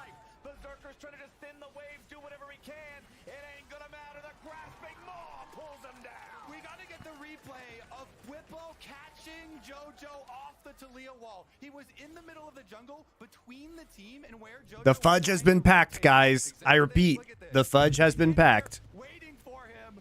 Another surprise crocodile. He just autos him off the wall. Really well done. The new JoJo had He W's him off the wall. only way he joins the team is with the ult, so he drops a pink ward, plays Another surprise. He was in the middle of The stealth croc was real this time, guys. where JoJo was trying to rotate. This was the real stealth croc. He's in here waiting for him. It's a nice pink ward. Another surprise crocodile. That was It's well played by extremely Bwipo. well done. The new JoJo had no TP. The only way he joins the team is with the ult, so he drops a pink ward, plays off vision, lays a trap, and finds him on the ulti. Fly quests have been inside JoJo's head, one step ahead of JoJo the entire Off vision, Dude, they're all just getting murdered by Hui, though. finds him on the ulti. Fly quests have been inside JoJo's head, one step ahead Look of at that JoJo damage. the Holy entire moly. game, constantly camping him. Elder. Bwipo especially, multiple assassinations on the Cloud9 mid laner, and Elder's under fire. Now it's a send everything in there. You know, Blabber just try and get a steal, Q over when it gets low, and hope for the best. Well, FlyQuest has to take this pretty slow because they're still waiting on Inspired to get back with the rest of the team and have their own smite there. That's going to give Cloud9 time to get everybody in there as well. All right, FlyQuest, now they've got Inspired. Now they're ready to burn it a little bit faster if they need to. Elder at half HP. C9 still looking from an angle. Blabber has a blast cone ready to fly over the wall if he needs it. What? Half HP. C9 still looking from an angle. Blabber has a blast cone ready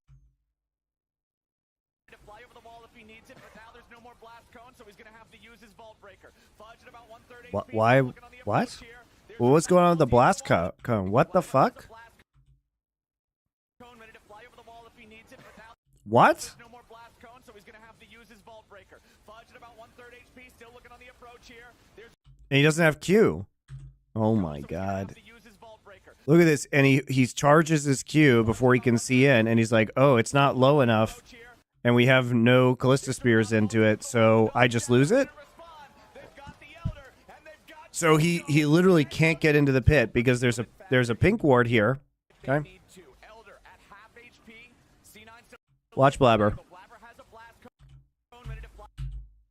Doesn't go into the pit. Then he charges Q. Ward gets dropped. By the way, this is not in pink ward range, so they can actually see this. But he's like, guys, I don't have Q, and I don't have flash. Looking on the approach here. There's a Renata ulti of the So it's just fucking free, guys. It's just free! Basically, he's just watching himself get cucked with this ward. Because you can see it still has vision, but he has no way to get into pit because he fucked up the blast cone and he fucked up his Q. JoJo.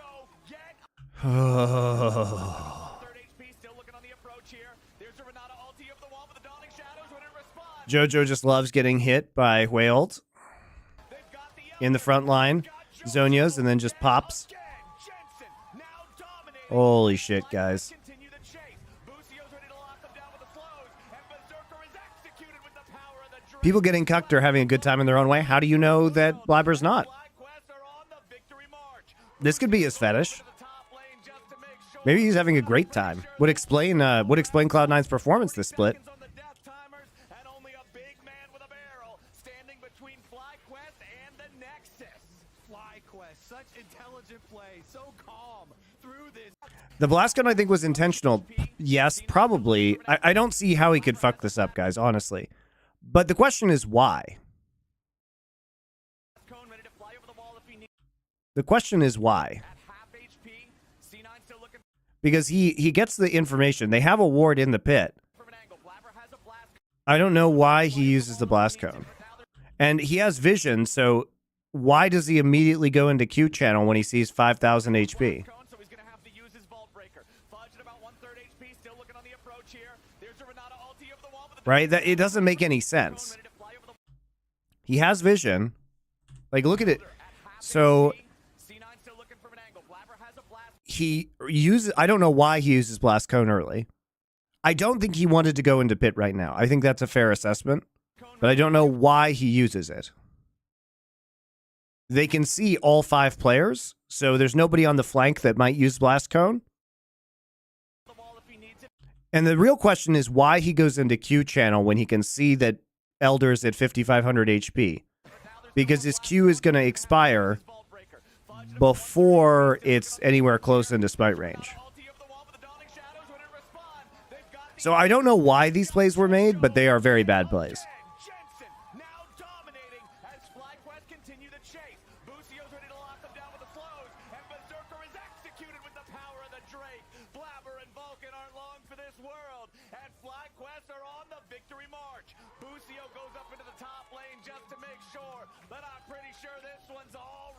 There's probably a communication issue there from Cloud9, but they had vision, and they still fucked it up. They didn't even make an attempt to take Elder. Through this game, and it's only Fudge that stands between them and a game 1 victory.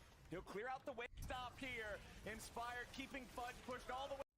He showed in this game of where to position. It's not mechanics, it's plays that you could press the button. Beautiful to watch someone straight up outthink their opponents. Any ideas / insights into why C9 has a performance? They don't have a coaching staff anymore.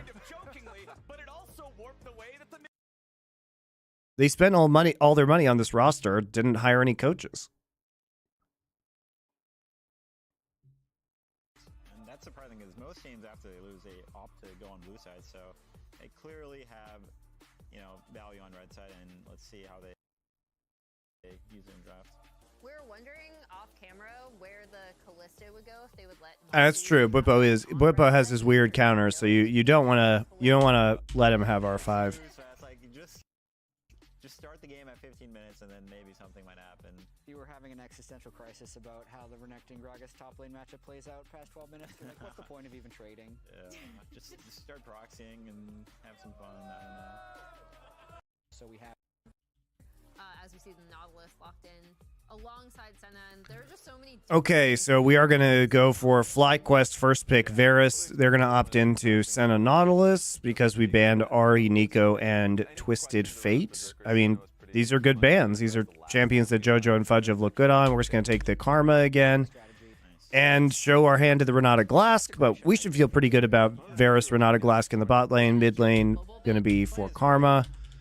Yone picked up for JoJo. We're going to ban 2 melee top laners. Maokai and Cassante going to get banned. We're going to play Xin Zhao and Gragas. Blind Gragas into Rumble. Okay. They have a lot of range. All right, let's talk about these compositions. I agree. C9 actually going for a more front-to-back style composition this time because they failed. I think it's a good adaptation by the coaching staff because they failed to actually flank with their last draft. So now we've just got really strong engage with Sejuani, Rumble, and Nautilus, right? But, I mean, Renata Glask is excellent into this because the counter engage is absolutely going to be huge. You can kite back using Karma Speed. You can also kite using Gragas Ultimate or Chain of Corruption. So FlyQuest is going to be looking, I think, primarily just to kite with this composition. Yone should be pushed in pretty early, too. So Xin Zhao should have some opportunities to invade and do a little bit of battle. Time for our second episode of this series, man. Game number 1 wasn't exciting. Yeah, I'm down for this series. Sometimes the Cloud9 FlyQuest. Will the sequel be as good as the original code? Sometimes the pilot's not great. I think the sequel will be because Cloud9 are running back. They're like, you know what? Hard engage. Let's go. Champions are insane. On their side. More decisive. He moves his Sejuani down to the other side of the map. But the plague of top laners invading junglers for level 1s has Top laner's revenge. gotten out of control. But We're ganking the junglers now. it's really smart because Bwipo uses the extra mobility. He knows that Blabber's starting. On the other side now, and Vulcan can't really hook in here, so you kind of just have to take it, which is rough. You can see Boosie On the road again. Thank you for the gift sub. It's very nice of you. Vulcan finds the dredge line there. The Berserker now backing up versus that double range. Okay, Lethal Temple for Masu. Realizes that he needs to go on hit this game as Varus farming melee champion into Sejuani. into some of these difficult double range matchups, and in his opinion, a lot of times you actually just had to kind of choose a moment to basically just hook in, trade out your health bar, get a good trade, and then just TP back and try to play the lane from parity from there. So we'll see how they do want to play it out, because it can be very difficult when they're stacking the wave on you to actually farm under your tower without giving up too much HP to the point where you actually can't really get any of the CS, right? So he's going to have to pick and choose which minions he actually goes for and how much health he's willing to trade for those minions, because this wave is huge and he needs to get some of it.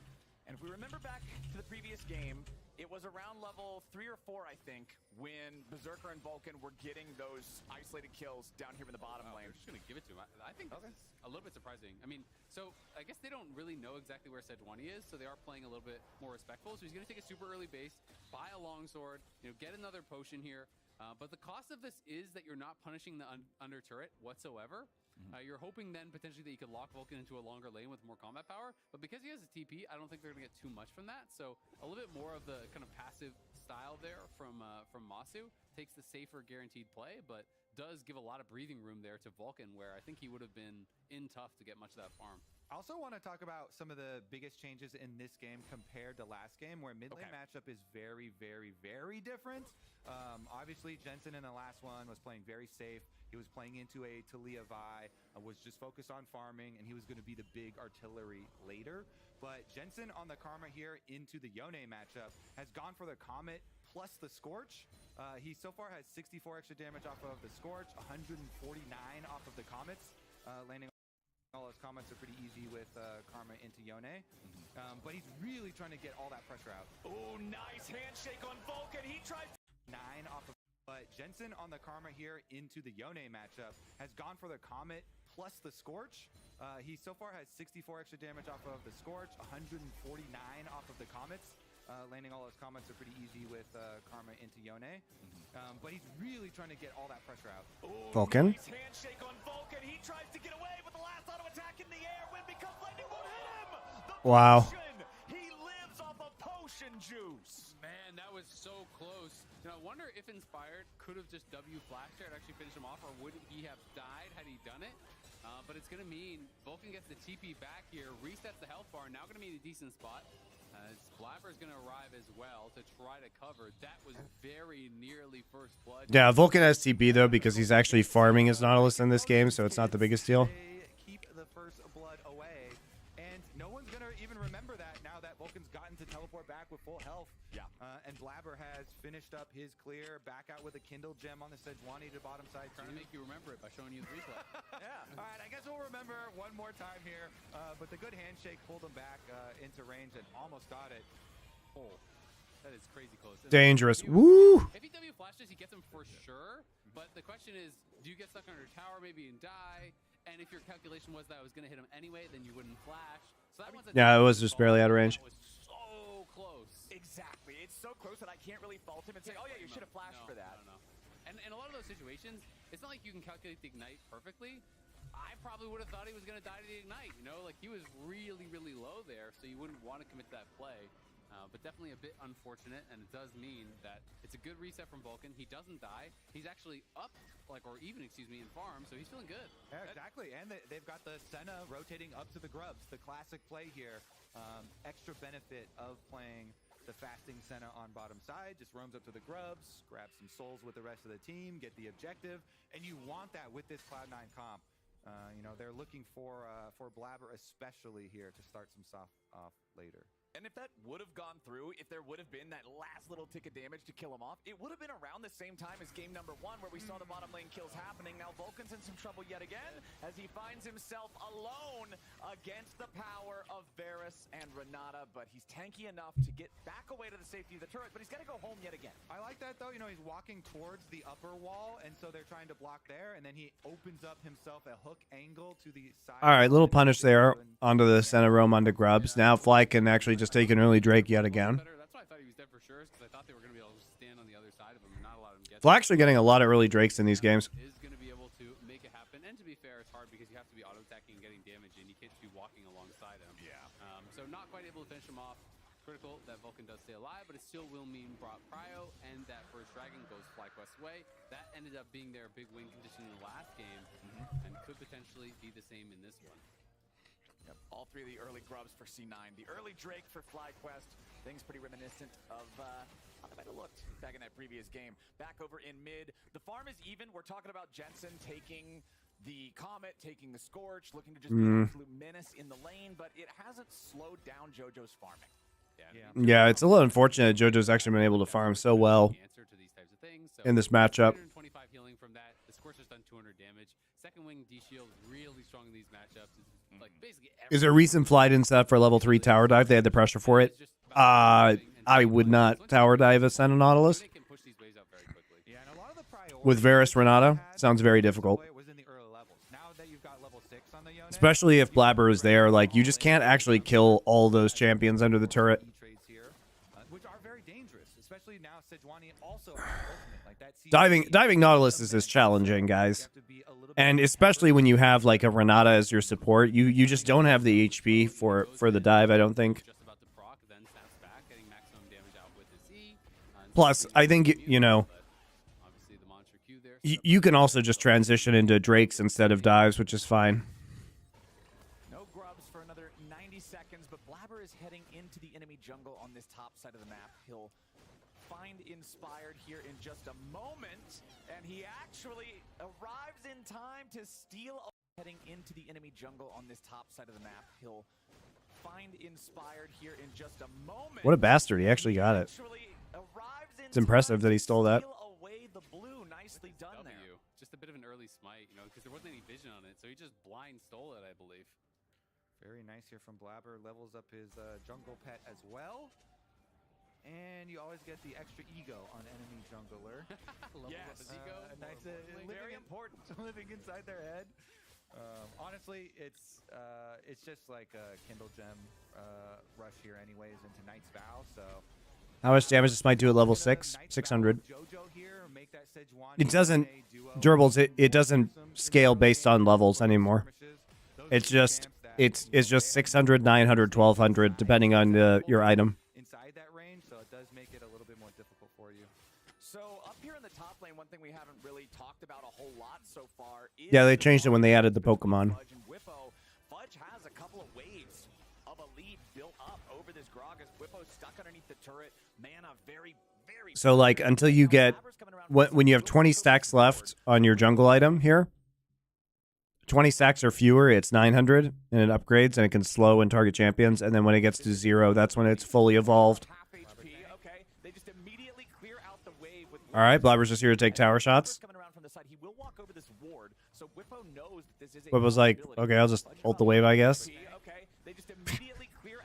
Whippo's Gragas is a lot better than Fudge's Gragas, guys. Meanwhile, back in bottom, it's Berserker and Vulcan fighting back. Nice dredge line on Busio. Dawning Shadow over the top, and Busio's about to pop. Inspire's here, though. Nice job. There you go. There you get the value out of the flash. Meanwhile, back in bottom, it's Berserker and Vulcan fighting back. Nice dredge line on Busio. Dawning Shadow over the top, and Busio's about to pop. They will... W flash. That time is justified using it. He actually ults in order to knock Vulcan back. Doesn't get the knock up, though. So Vulcan just walks back underneath the turret. They gave up 6 scrubs again, though. Nice job here from Inspired, taking advantage. He knows Blabber is going up to the top to go grab these grubs, so they do at least make them pay for it with a kill on the bottom side and a first blood kill at that. Also, look at his path. Minimap right now, you saw him use the blast cone over the back of the dragon wall. So Inspired avoids all of this vision on bottom side. The river was lit up, the Tribrush was lit up with wards, and just because of that blast cone, that's the only way that Xin can get in there behind them. And this time around, he flashes the W to make sure it connects. Yeah, very good by Inspired. You can also see, I think that was pretty well played by Busio, and he goes for the flash Q, doesn't actually connect, but he's taking so much of the damage, and the Senna's hitting him. He throws the bailout on Masu for the attack speed, for the move speed forward, and Masu's just hitting Senna. So Senna can't actually stay in to finish him off, even if Zindao doesn't show up. So, you know, using his HP as a resource there, tanking up as much damage as possible, gives Masu the space to get what he needs done. Man, I actually feel for the Cloud9 bottom lane there, because Inspired is the best Western jungler of all time. I don't know. Diamond Procs exists. good, right? No way. Immobile Xin Zhao is getting Yankos exists. And now they're going to word out where the blast cone was. Diamond Procs was maybe the best jungler in the world in his prime. So it's dead now, but we'll look for the next one. Just in case. Those blast plants, they're sneaky. figured it out. Inspired was looking for a little bit more presence in the game here over in mid lane, but JoJo with the soul unbound, it's so easy for him to get away from ganks on this champion, as Blabber still just hanging around, making sure that Inspired doesn't try any repeat business over here. He's not going to be able to contest any of the camp or anything. You can see that Inspired Russia is east, not west. Not sure about that one, dude. They were playing in all the European events. Whippo has already used his TP returning to lane, and Fudge has his ready to cast, so once the Rumble decides to go back to base, he'll be just fine. And that was a pretty big sidestep, actually. You know, if Fudge gets hit by the ulti there, he could potentially be in a lot of trouble. And going to be able to narrowly avoid that. Has taken the bad end of some trades here, so Fudge now. I consider Europe east, you know? East of America. So going to be Aroa for Whippo. All right, little adjustment here. You heard Mithy in the interview talking about, all right, we needed to get more of these early dragons, so we gave up way too many. They again, this game, got their 6 scrubs, but have a much easier time picking up the dragon because of the bottom side of the map here on the reset. And you see Masu and Busio for FlyQuest have rotated up to top side for the lane swap. I love the placement and the timing of that barrel there from Whippo. Crepo came from M5? No, he came from CLGEU. Gosu Pepper / Edward was the support of M5. Hello, welcome back. And the teleports always arrive between where you're teleporting and your fountain, so you can always aim it easily. No equalizer, so Berserker's trying to hustle up here and potentially defend a dive. Fudge knows that it could be coming in, so he's backing off. All right, Masu will be the only one auto-attacking the turret for now. Would like to grab this third plate if he can. Berserker has arrived and made his way up. Masu needs a little bit more damage. Not quite going to get that plate.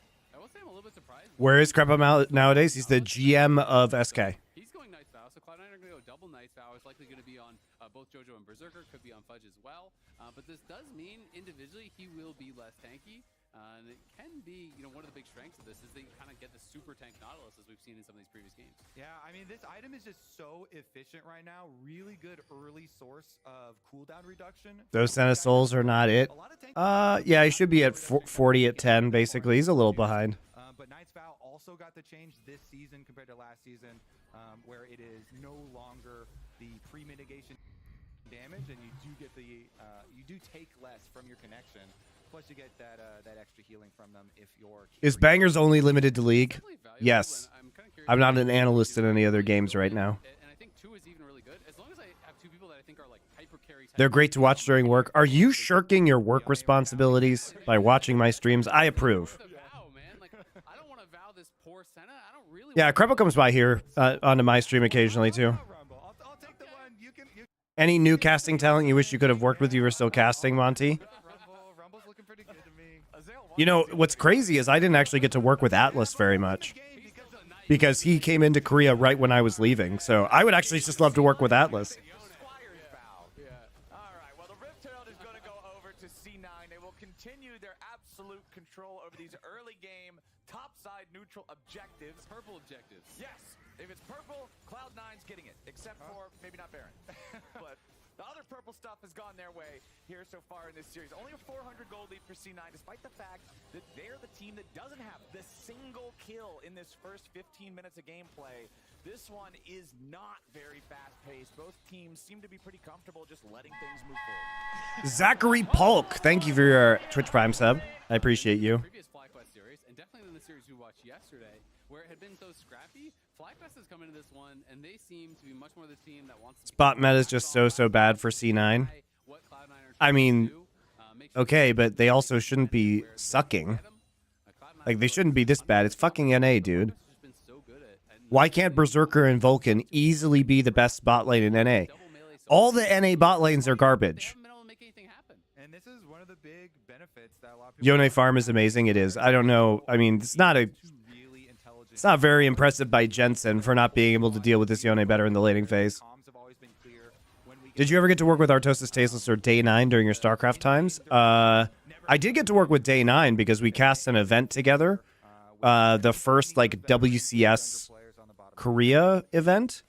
Day 9 and Apollo came out to cast with me and Doa. But I know Tasteless and Artosis quite well, but I've never actually worked with them.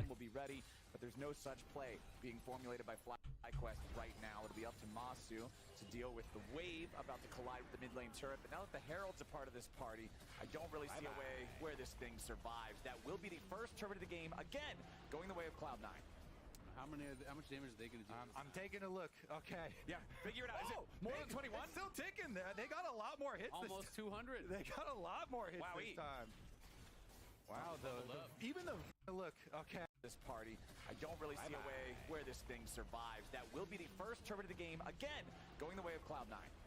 How much damage are they going to do? I'm taking a look. Okay. Yeah, figure it out. Is it more than 21? It's still ticking there. They got a lot more hits. Almost 200. They got a lot more hits this time. Wow, even the Void Mites have improved for Cloud9 in game number 2 of the series. The sequel. These lethality Senna builds are a trap. Well, they're fasting Senna builds, so they're not. They're fine. In the crowd kind of cheer for Void Mites, but then it sounded like they were embarrassed because nobody else was. The one Void Mite enjoyer. Looking around like, nobody else likes Void Mites? Just me? My bad. I apologize. I think they're pretty cool. I actually think they're cute. They're goofy. I like them because they're goofy. They look like little jumping potatoes. Yeah, that's goofy, man. I like that. Now, 3-man standoff here in mid. Inspired jumps in, but then right back out. Not really a whole lot worried about it. Handshake on Vulcan. Now they're worried about this. Dredge line to get himself away. Blabber's here on the front line. Sejuani ain't worried about getting bursted here just yet. Low HP on Vulcan and Blabber both as FlyQuest punch him. I mean, that is the difference between an on-hit Varus and a fasting Senna in what they're going to do to that front line, right? So Inspired goes in. He's not afraid at all. Vulcan has to flash out. Blabber's getting pumped as well. Masu was just ripping through those tanks. On-hit Varus, if you have the safety, if you can stand and fire, is one of the best AD carries in the game at shredding these tanks. You can absolutely obliterate them, and he has the Karma. He has this Renata who has a locket completed now as well. Yeah, if Cloud9 want to do a play, they need JoJo with his Kraken Slayer here. It's really disappointing that they actually haven't, like Cloud9 haven't actually been able to make a play yet. To be the big layering of ultimates wherever Rumble is, and currently Fudge split pushing on back on the bottom side. He'll still teleport. Because they have so much engaged, you'd think they'd be a little bit more eager to fight around these mid-game objectives. I like the fact that you bring this up about the on-hit Varus, Isaac, and how, hey, yeah, this thing does have a really high DPS potential. But Is that why Busio won first team All-Pro? Yes, because the bot lanes are all bad. the young player, the Who, like, legitimate question, who is the best support in LCS? I don't even think I know. game knowledge and just general Like, it's hard. the way that League Who's the best AD carry? Like, I guess B-Voy gets it because he was the most impactful, but we can play who's the best support? Serious question. can get the ball into the end zone. And No idea. He deserves that faith and that credit. In the final game of their series versus Team Liquid, he was on the Varus. This was the Poke Varus, but he was 11-1-12 in the final game of that best of 5. Really big performance. I think the entire team has talked about how much faith that they really do have in their younger players. I just think that's something that's been cool about the LCS this year is we've had a number of teams that have really put faith in these young players to be able to get things done. Yeah. And they've really succeeded with that. You know, 100 Thieves obviously have been now eliminated, but a lot of their guys were these brand new young players who even made All-Pro, who are really How are the kids doing? successful Good. for them throughout the year. Thank you for asking. Quest is similar to Just that. chilling in Korea. All right, Jizzy get this blue buff also. Let's see. Inspired My older son is getting better at Korean now that he's throughout the year. in Korean immersion preschool, All right, Jizzy get this blue buff. getting forced to learn Korean. trying to stand and fight. Whipple comes in over the top of the body. All right, so Throughout the year. they want to throw the game at blue buff for some reason. Why are we using a bunch of summoner spells to fucking... It's not even the team-wide blue buff, guys. It's a 19-minute blue buff. Let's see. And meanwhile, Bwippo just flashes in. He's like, oh, I got Senna Flash and Cleanse. Got all Senna sums out. Top of the body, slamming Berserkers under pressure. Now Busio's come to reinforce him. Hostile takeover over the top. Nice ult angle for Busio. Away, but the equalizer puts the damage on FlyQuest health bars. JoJo with a fate seal tries to get him. Okay, JoJo just has to ult out, and Vulcan's dead. All right, let's take an assessment after this. Remember, 3 minutes. So flashes are not going to be up. So what happened during that fight, guys? What did we use? We used Flash from Bwippo, but we traded that for both of Berserker's sums. We did use TP from Jensen, but we got Fudge's TP out. So this is a giant-ass fat W. Fat dub right here for FlyQuest, because you got the kill on the Vulcan as well. And you're going to be able to clear out vision and get map control because you still have pressure. because he won the fight. Quest get their second kill of the game. Cloud9 just have no damage. So great play by Bwipo. The only one doing Why are they invading over a shitty ass blue buff and using all their sums? Oh, they used, and then they had to use a TP to try and clear up outside. and is able to use the soul inbound, avoid the hostile takeover, but it just doesn't matter. Well, I guess Busio kind of dies stupidly, maybe. No, Masu just does a gazillion damage because he's lethal tempo on hit Varus. Blabber have to use flash here. Oh, JK Berserker dies. Okay, and he dies. Masu gets the kills. Yep. Okie dokie. Well, no clue what Cloud9 is doing. It's a 4-1 game for FlyQuest. Dude, Jensen still deathless. 2-0 on the Karma now. Flashing forward with these big Qs. As I guess they got bottom turret. across the map. The JoJo split push is going well. To go push the wave, and so JoJo was split pushing during that, and then the rest of Cloud9 decides to go for a pick themselves. Look at the mini-map right now. JoJo just teleported down there, so he does not have a ticket back to this fight in mid, and Cloud9 are trying to get the early jump on Busio. It is very weird that Cloud9 went for this fight after knowing that JoJo TP'd bot. To scramble because FlyQuest had them completely outnumbered as they chase through. Inspired goes down river, but Jensen, he's like, I'll tank the turret, goes in with the big Q, able to get it. Of course, Fudge is able in the end to burn down the counter kill, but it's still going to be Had to use Vulcan's CP too. for the side of FlyQuest as they get the 2-for-1. Yeah, I hear you. Yeah, that's me. Whippo on that Gragas, trying to always look for these angles, always look for these engages. Last time around, we saw the build with the double scaling items, the Seraphs plus the Rod of Ages when it was played by Fudge. This time around, going for the Frozen Heart second instead, playing more of that frontline role. Yeah, you're not going to have the infinity scaling power and the mana spamming. Pull in chat to Void Might. they also think Void Might. There we go. Spam your IIS for the Void Might Supreme.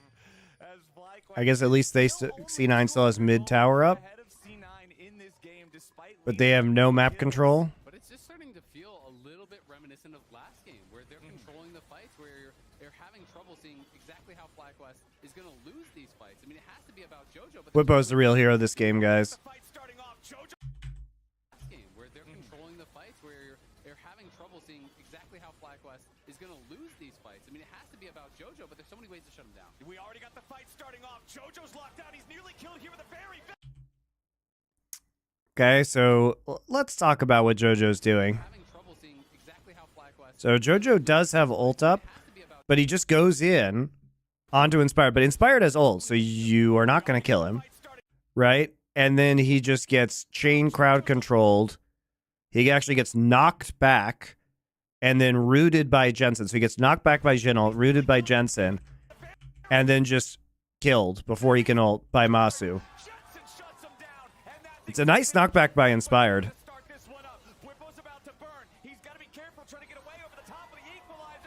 He gets bailed out.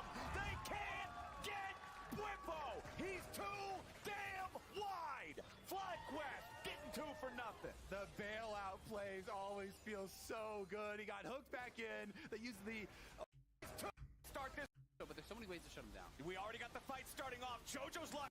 Where they're controlling the fights, where you're having trouble seeing exactly how FlyQuest. So Fudge is building up heat here. Whippo comes in, ease him, uses Q, and Fudge just ease and then walks around in a circle. He's not actually, Fudge is not actually applying any pressure here. And like, I don't know, like if this is a miscommunication, because if we're going to see this guy go in, Fudge needs to be on the flank, like equalizer here, right? He literally just does nothing.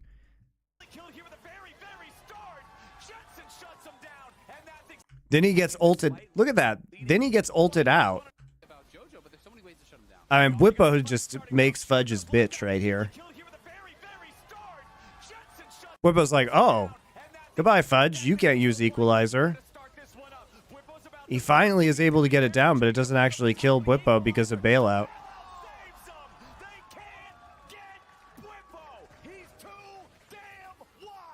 And also, that's a great point.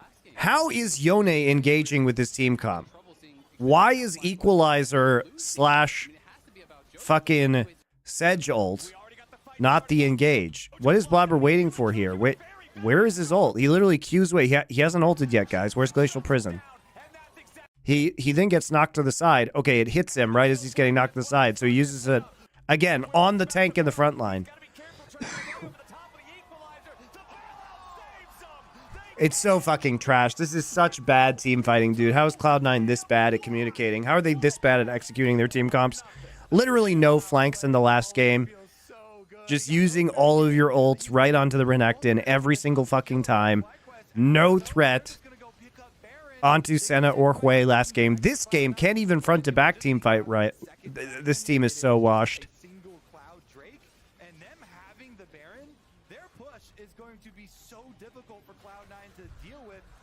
Horny for Bwippo? Dude. How could you not be horny for Bwippo?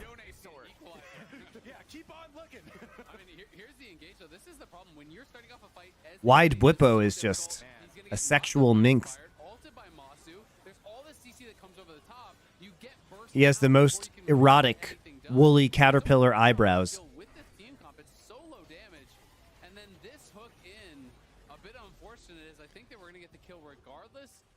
Didn't realize it though, so he hooks in and unfortunately gives him the bailout, knows his mistake immediately. Yep, you can see the frustration compared with the absolute excitement on the other side. I specifically love, never mind, we might get a chase down here. I specifically love in that play, Inspired, not auto-attacking JoJo, not getting the challenge on JoJo, even though the Yone just engaged on him. He waits it out, and then he uses his Xin ult to get the little baby bump backward. Yep.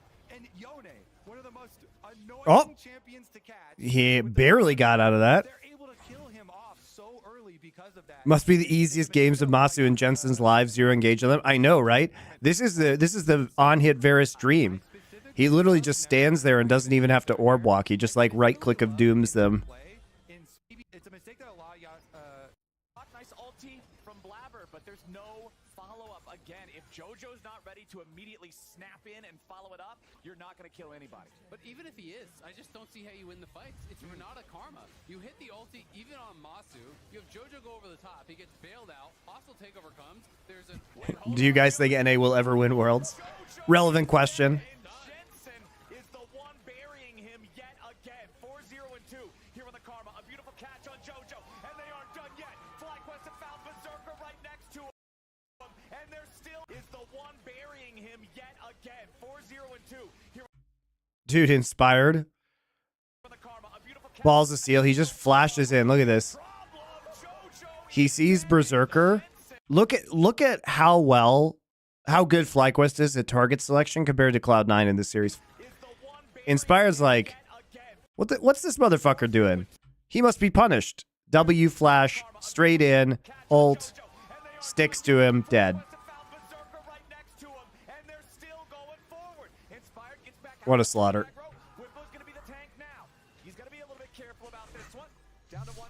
It's amazing how Cloud9, like, I don't even think their drafts have been horrendous, guys. I think they just suck at playing their comps. On JoJo and Berserker both. All 5 men on FlyQuest are still pushing the enemy base with Baron for the next 30 seconds. C9 trying to scramble to defend here in this 3v5. First Nexus turret is already down. Fudge at 40% HP, completely zoned away by the Inner Flames as Blabber tries to just clear out some of the waves, but now he has... Fun fact, Jensen hasn't died once this whole series. True. And also, I see that, Jojo PN has not gotten a killer assist. He got assists last game on the Talia, but he didn't get kills.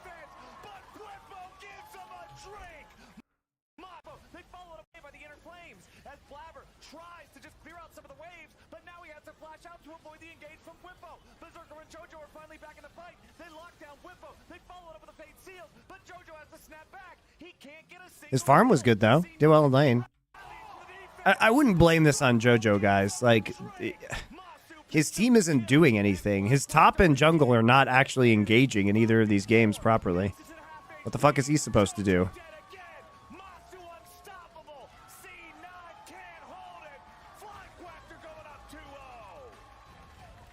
0-0-0 on Sedge is criminal. I mean, it's pretty bad.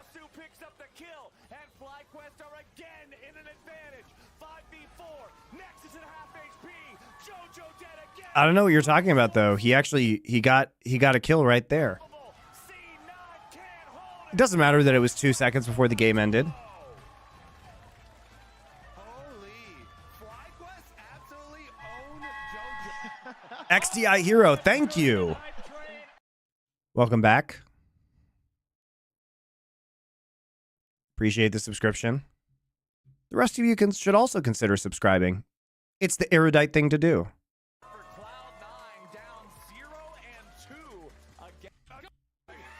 I'm gonna go grab some more coffee, guys. Take a piss. I'll be back.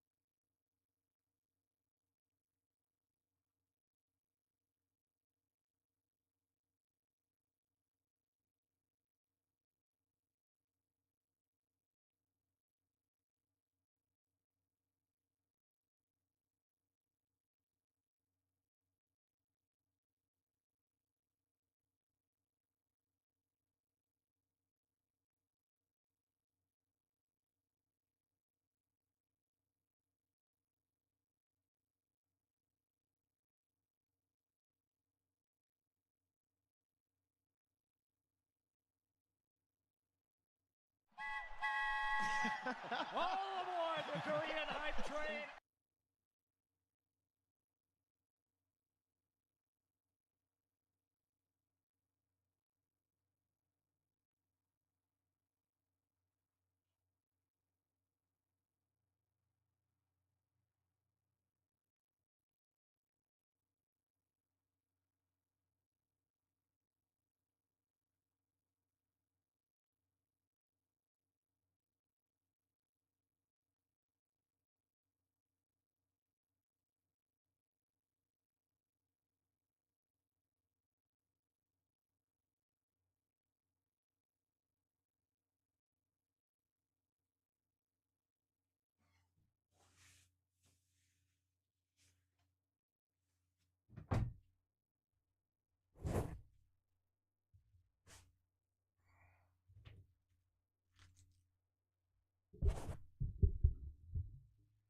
Colonel Soap, thank you.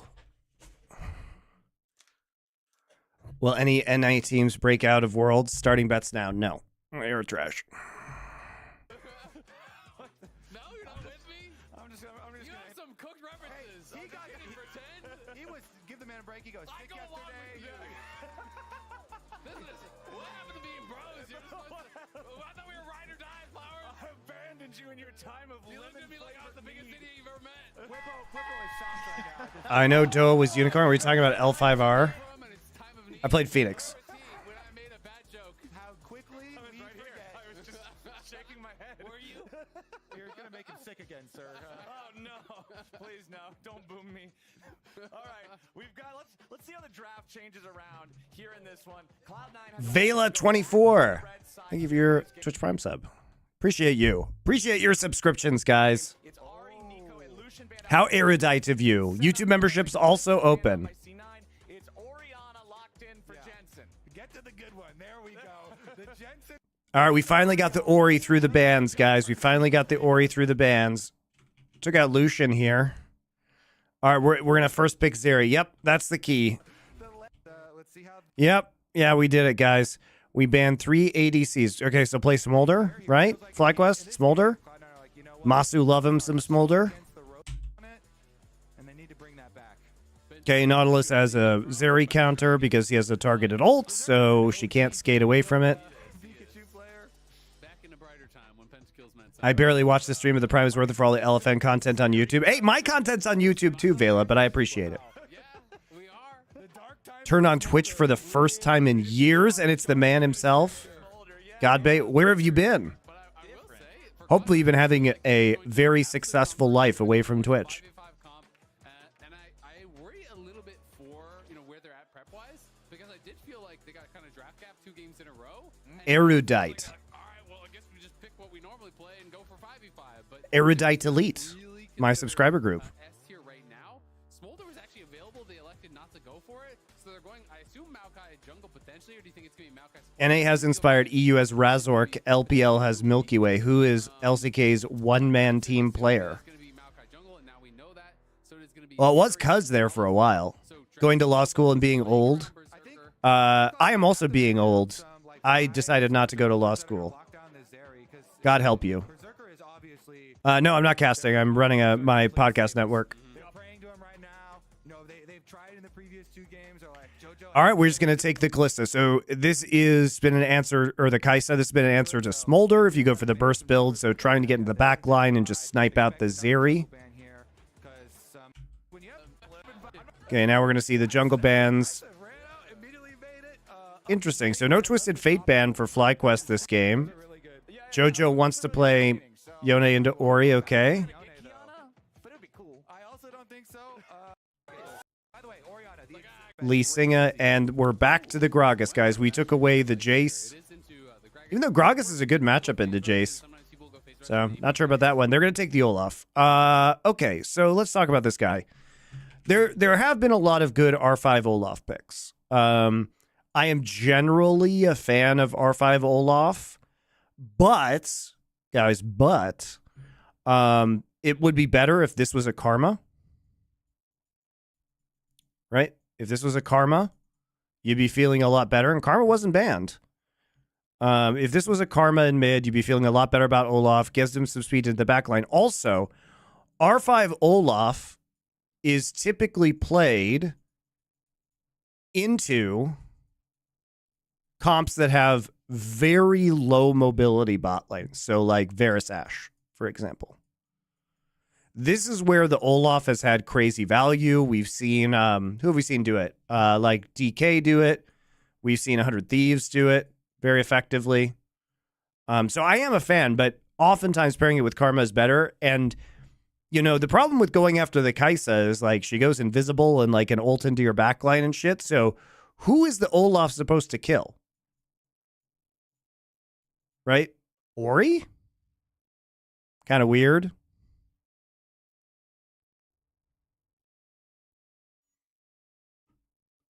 So I would have preferred Karma with Olaf at the very least, but also it's just like R5 Olaf feels really weird here. Maybe it's a good matchup into the Gragas, probably is. But you need to get value out of your ultimate in the mid and late game. What is Monty's diagnosis for C9? They literally cannot execute the win conditions. I think their drafts were okay, but they just can't. They couldn't flank in game 1. And they were like dumping ults into a fucking fat-ass Sterix Spirit Visage Renekton. And in game number 2, they like somehow couldn't engage with Rumble and Sejuani and play front to back. It was very weird. It's like they don't even have basic professional team League of Legends skills. Oftentimes you can bait out the Olaf ultimate. Yeah, exactly. You bait out the Olaf ultimate. As long as he doesn't get another attack off, you can time it out, look for re-engages, look for jungle plays. But honestly, I think this one... Can Milky Way fix the C9 roster? Absolutely not, because Milky Way requires players who know win conditions and who know their jobs, and nobody knows what their job is on Cloud9. No one knows what their job is in a team comp on Cloud9. That's the problem.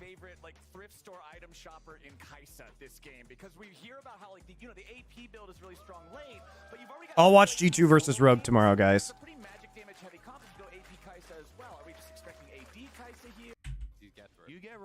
I've not played an 80 carry champion in years. The closest I get is when I roll one in ARAM and give it to Azale. But while we're waiting on the minions to spawn in this game, we got Raz standing by with FlyQuest coach Nuke Duck. That's right, I got Nuke Duck with me. First question, you guys are two. Really, Raz? You couldn't introduce him as here's Nuke Duck and he's ready to nuke fuck? It's the only way to introduce him, really. So far this series and your guys' performance. The guys playing surprisingly well. They are playing well. Some laning problems, but yeah, they're playing very well. He means the bot lane. Yeah, Bwipo had a really good Gragas game last game. And cocky. This is a definite problem we have because, we never win clean wins, you know. We always have to do a little too much, throw a bit, and then come back. So I hope the guys will take it like fully serious. That's the main problem I guess we're facing. And I guess that's literally my second question is just like how you guys can clinch this series out. You kind of already answered it, but just based off the comp alone, anything that you're afraid of with the Cloud9's comp here? Yeah, I mean... Kebab or pizza? What do you like more, Monty? Depends on my mood. The real answer to that question is fucking Swedish kebab pizza, because that shit is mega. The Swedes figured out the hack of putting kebab on pizza. So good. The first question and answer is the best part. That was actually hilarious. Surprisingly well, the team is playing. Honestly, here though, yeah, it feels like they do have full confidence there. He mentioned keeping Bwipo in check and being confident that they can do that. I'm also curious how much focus will stay on JoJo this game. I hadn't had the kebab pizza until I was living in Glendale, which is like part of LA. And there's a restaurant in Glendale called Viking Pizza that's run by Swedes, and they do charcoal-fired kebabs, and then they put the kebabs on the pizza with white sauce, and it's fucking amazing. It is so good. The best Swedish dish is a Turkish/Italian fusion dish. Yeah, well, I mean, duh. I mean, historically, the Swedes haven't had a lot of fresh ingredients to work with.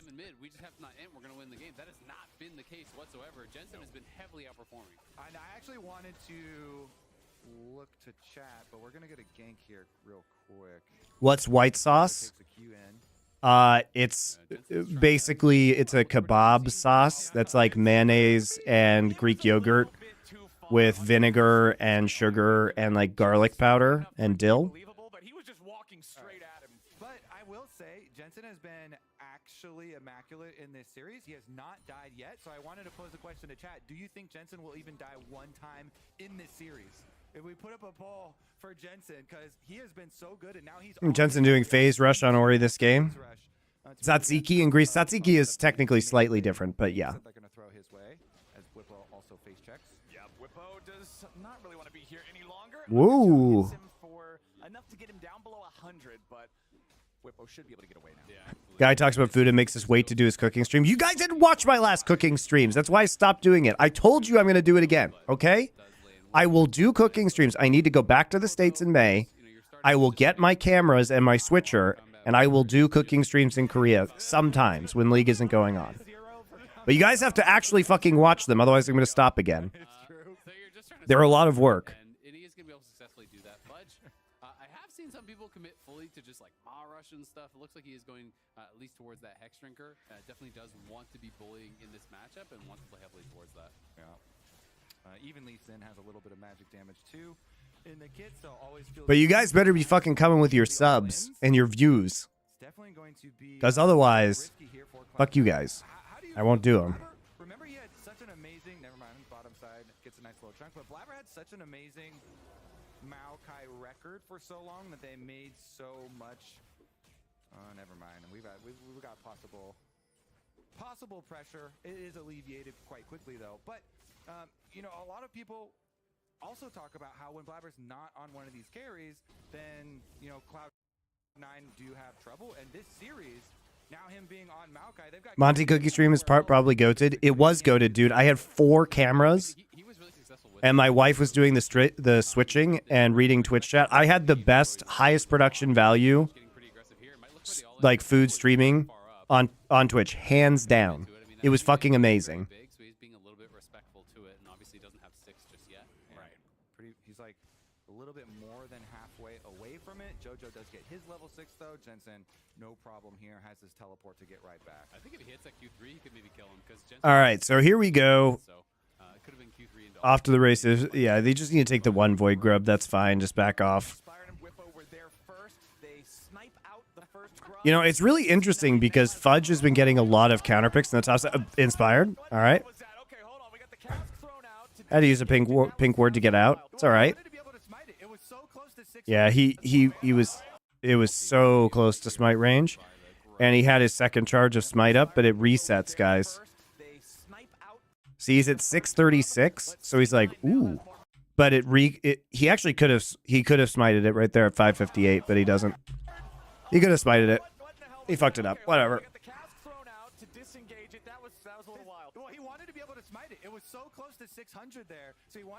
He could have smited it, but it was healing, so I think he got nervous. And then the Grub just leashes back.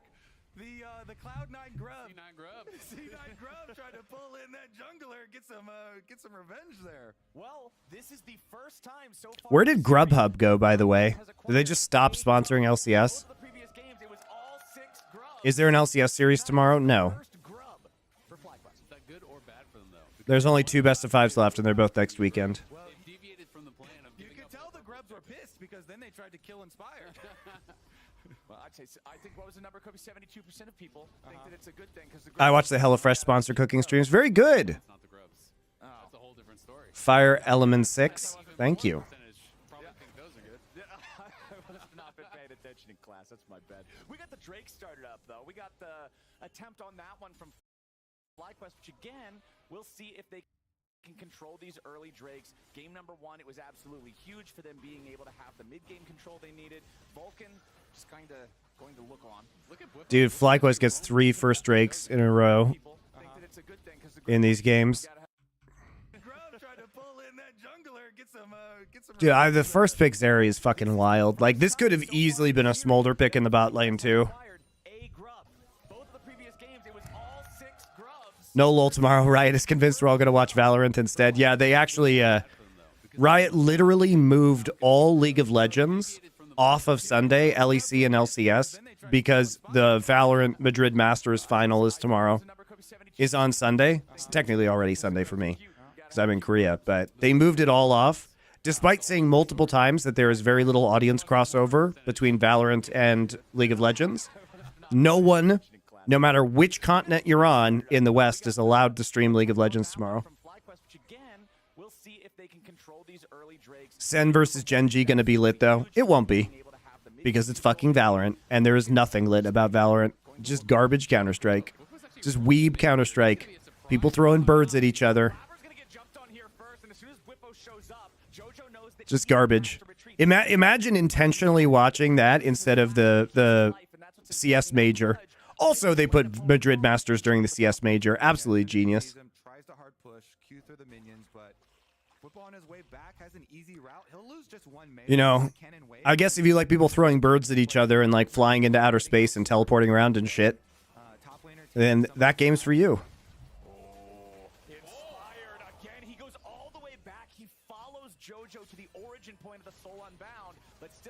It's all right. Valorant babies will graduate into Counter-Strike eventually. Those are the types of plays that you're talking about when you're highlighting how smart Whippo has been. The minions, but Blabber loses his flash, but he's going to be at some breaks. It's interesting play here by Whippo. He's just fading down, trying to potentially. They're really prioritizing early Drakes in this series. Forces flashes too. Blabber loses his flash, but he keeps his life, and that's what's important. Now Fudge, with his lane opponent gone, can shove up the top lane too. Yeah, as soon as he sees him, tries to hard push, Q through the minions, but Whippo on his way back has an easy route. He'll lose just one melee. It's a cannon wave, and those are the types of plays that you're talking about when you're highlighting how smart Whippo has been. Top laner taking some of his time. Whoa! It's like teleports over. Jojo to the origin point of the Soul Unbound, but still no kills coming in just yet. Bottom lane, Zeri pops the ulti, and Busio's got to be scared now. He tries to walk away. Vulcan doesn't have ult though. Vulcan gets out, and it's first blood over to Berserker. The Zeri is ready to go. Masu still at about half HP, trying to wait out the ulti here, see if maybe there's some kind of an angle. Zap hits him, but not after it goes into the train. Berserker down to 200. Masu. The Zeri is ready to go. Masu still at about half HP. Oh, he's playing right on the edge of the Q range. Ooh, uses ult just to the side there. Close. Masu needed to activate Ghost that fight. Yeah, he probably actually wins this if he uses sums, but at the same time, Maokai's on the bottom side of the map. You know what I mean? Like, this is a result of the play that just happened in mid lane. Right? So this all-in is because Inspired shows in the mid lane. And they realize they have an opportunity to make a play without Inspired being there and Maokai being closer. So that's why they're going in right now.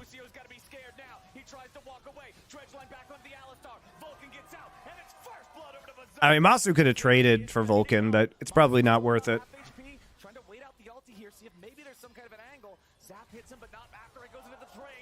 I think he also doesn't get the proc, the passive proc on his plasma. It's hard to tell because it's ready to be triggered right here. But I don't think he actually gets it. Berserker down to 200, Masu down to 200. Masu's not going to do this anymore. He's heading home. That is so big for Cloud9. 2v2. They get the kill in the bot lane. First blood for Berserker on the Zeri. That is a big confidence booster when Cloud9 really needed. Wait, so next weekend is the last weekend of spring and then no LCS until June? Yeah, that's correct. Yep. It's okay. I, for one, won't miss it. Yeah, it looks like the plasma stacks expire. Vulcan does a good job staying in front of Busio too, so that he can't get the hook escape onto the wall, and then after the hook, he flashes away, make sure there's no counter kill. I gotta say, it always feels really bad when your bot lane dies, and then you look, it was to a Cull 80 carry, right? You know, Zeri actually had bought a Cull before that. They get the outplay anyway. They get the 2v2 kill. I mean, it's just about where the, you know, knowledge of where the jungler is. We got the numbers back, over 70% of chat. And, you know, they knew Blabber was there to cover, so Masu couldn't go all in. If they knew Blabber wasn't there, I think Masu just cleans it up and gets 2 kills. Honestly, with Berserker getting money on Zeri, I've seen this before. I'm definitely feeling a little bit more worried for FlyQuest this game. Blabber here on this Maokai. Still waiting to see either one of the junglers get involved in any kills. Inspired has definitely made some attempts. Dredge line onto Vulcan. Lots of damage there onto the Alistar, chunking him down, but this area ulti's already ready to go. Berserker wants some more PvP. I mean, Vulcan's 6 now and Busio isn't, so what are we doing? That's very unfortunate timing. He actually hit 6 right there off of that minion. So this minion actually causes Vulcan to hit 6. So that is unlucky, because now they definitely can't take this fight. As soon as Busio gets 6, though, if Berserker tries that again, he can just ult Berserker, and then Masu can ult him and actually just blow him up.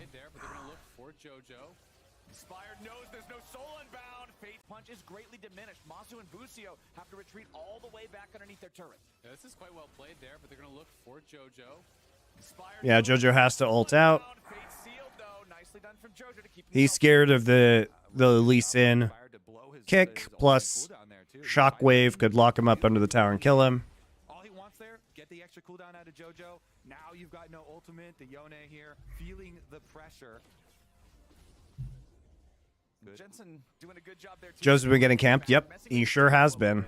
And that's going to make sure that these grubs are going to be pretty much guaranteed. JoJo now does get a nice vow, but this mid lane cannot get over to grubs. Should be Inspired picking up the rest. Yeah, he's got control over that. Blabber shows up mid, but Jensen is just ready to stare these guys down 1v2, keep the jungler away, keep the mid laner too low a health to be able to really participate in the situation. Jensen committing the shockwave there just to make sure that he's keeping these guys out. Inspired still working on the last one of those grubs. Remember that C9 did get 2 from that first set of them, so neither side going to be spawning the Void Grubbies this game, as the invade from C9. Oh no! Oh, he gets interrupted during Hex Flash. I mean, I don't actually think you want this invade, though. Masu's going to come here. Okay. JoJo PN doesn't have ult, though. All right. So neither side going to be up mid, but Jensen is just ready to stare these guys down 1v2. Actually, very surprised C9 gets away with this. Too low a health to be able to really participate in the situation. Jensen committing the shockwave there just to make sure that he's keeping these. It's actually crazy that JoJo PN makes it all the way back from base. Remember that C9 did get 2 from that first set of them, so neither side going to be spawning the Void Grubbies this game. As Busio's hilarious. Like, he's just trying to Hex Flash, I guess. Just humping the wall. It's going to be a lot harder than he wanted it to be. He stays alive for now. Blabber throws out the ulti. Busio's still burning. There's no shockwave either. From the side as Jensen now tries to escape, but he's got to be careful. He flashes back over the wall to the blast cone. Inspired tries to flash to the safety of the tier 1 turret, but Berserker is. Yeah, I don't know what Busio is doing. Big moves there from the Cloud9 bot lane, being able to roam up. Berserker gets there, grabs another kill as Cloud9 win another fight in the FlyQuest jungle. And it's all because they knew the grubs are being given over to FlyQuest, to Inspired, and when enemy jungler is up on grubs, you got to take something from him on the bottom side of the map. So Blabber went. Inspired MVP of this series. Yeah. Even though Busio is like, all right, they got to be in here, right? They're counter jungling. We just saw them. They still get the jump. So this is a little bit of a pop quiz here. So you're trying to guess in chat. This is Masu's playoff debut, and we have another player here. You're trying to guess what playoff debut. Is that bald head? Is that you? You got yourself in there? Meech? Is it Meech? That's looking pretty round. Yeah, Kobe's just staring at my head. I think it's Meech. Or it's Danny. The screen. I was like, that's definitely. So the shadows can be misleading, because one time we did a guessing game, and I was like, that was Dokla. I know it's the shadow Dokla, so I guessed Dokla. And they're like, yeah, that was Dokla's shadow, but the answer wasn't Dokla. Yeah. I just like how you tried to direct Kobe's attention to the statistical comparison of the players, and he's like, I don't know, he's got a big round head. I've seen that head a lot. Okay, let's see it. I was trained by Pokemon, though, to trust the shadows. I feel like I've been betrayed. I know. All right, well, Dragons Dragons have leveled up. FlyQuest Coming to challenge C9 here for the Drake. Inspired's in the pit. Zeri Zap comes through over the top. Blabber's trying to keep these guys away using the ulti as Vulcan's here from the front line with the Alistar ult leading the charge. C9 just looking to run over him. Whippo's already down as Jojo goes in for the fade seal. Resets his spot so he doesn't get burst himself. Now Boost using the ulti as Vulcan. Well, Dragons have leveled up. FlyQuest coming to challenge C9. I mean, this is so sus by FlyQuest, honestly. Like, they're trying to play into the Maokai ultimate, so Inspired does get the kick, and he does get the Drake, but it's a much better team fight.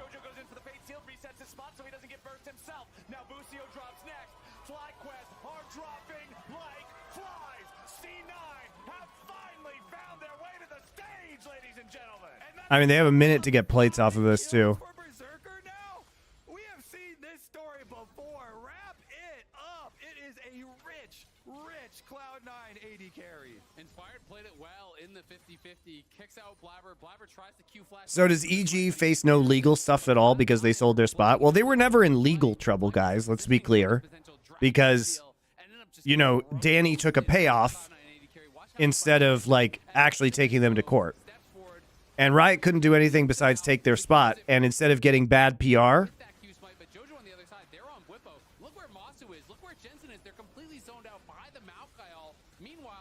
yeah, it was a really good Maokai ult. It's actually well coordinated by Cloud9.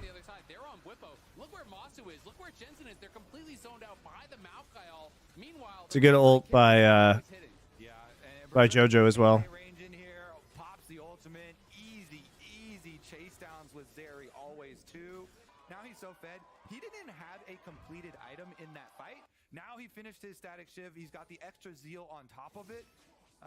I mean, this is exactly how Cloud9 need the early stages to go to win this game. When you're focused on getting these extra kills, yes, you have given up 2 dragons, but you put yourself into such a good position to fight dragon number 3. Berserker had such an easy fight there. Yeah. I mean, look, FlyQuest shouldn't have been going after that Drake. I mean, they got the Drake, I guess, worth, but it's Chemtech Soul, so value is low. Cloud9 really has a chance to win this, though. I mean, they actually do have strong pressure in the side lanes with the Olaf and the Yone.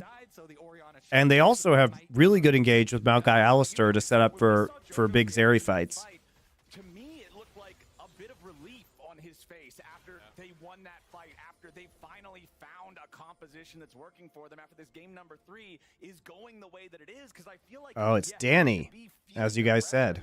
Especially after how bad game number 2 was. So 53% of chat actually guessed this, and then wait, 53 of them got it right? 53%, not even just 53 people. That's actually crazy. Wow. I feel like that's a really hard one to get, but obviously, throwback to Danny had this incredible debut. Also played alongside Inspired on that EG roster. It is again Inspired, paired up with this really experienced top side like he was with Impact and whatnot on that team. But that time, by the way, when is Danny streaming again? Well, he streamed like 10 times and then stopped forever. But he was a crucial part of EG's content creator collective. Their creator collective. Key member. They also fired their entire creative collective, I assume, including Danny. Their creator collective was really killing it, though. They were sometimes getting 100 views on videos, guys. They were getting fat triple digits on YouTube views. The teleport onto the tier 1 turret from Jojo, but again, this champion is so hard to catch and burst down. Shockwave immediately. Jojo trying to get away from it. The Nautilus ulti. He still gets also, Danny was never in actually any of their creator collective videos, and he didn't stream with a cam. So, all right, Spire's gonna get killed by Vulcan eventually.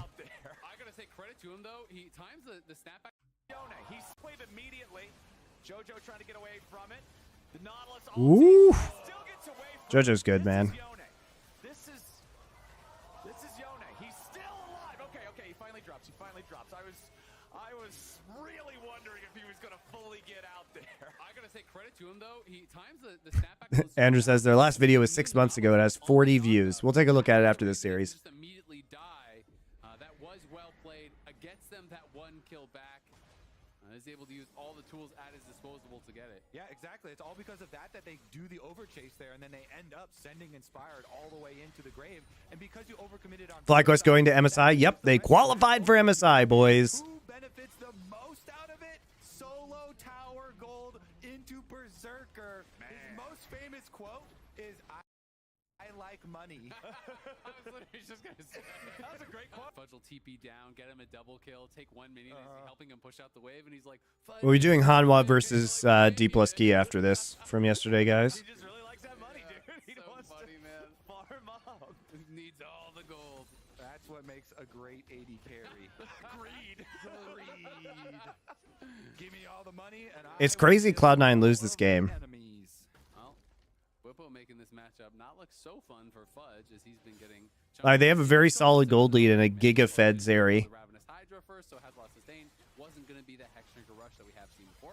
I love too how we were talking so much in the beginning about oh yeah, Cloud9 have 3 possible carries here. Guess what? That Knight's Vow is going one place and one place only. Oh yeah. There's only one vow in this game worth taking, and that is the one to Berserker as he pulls Dragon. Yeah, Blabber has Knight's Vow, first item on Berserker, so how does he ever die? Of extra push. One consolation tower on the top side of the map does go over to FlyQuest as Whippo finishes it up and pushes the wave out. Soul stack is stopped. Oh, they want JoJo's head again. 8 kills to 2. It's the tilt JoJo play. That's what they're. All right, Whippo just TP flashing in to assassinate JoJo. All right. Olaf is ulting. Inspired is dead. Masu's just free firing though, and he can get into the back line. Oh, he's the hook. Actually, insane hook. That's such an insane hook. Dude, Nautilus hook is so fucking troll. Berserker tried to dodge that too.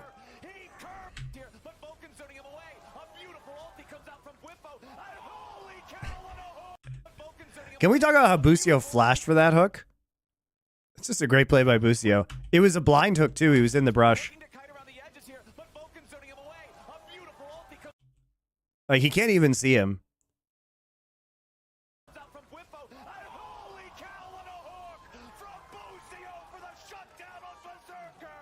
Berserker should have flashed that, though. Just gonna put that out there. Berserker should have flashed this, guys.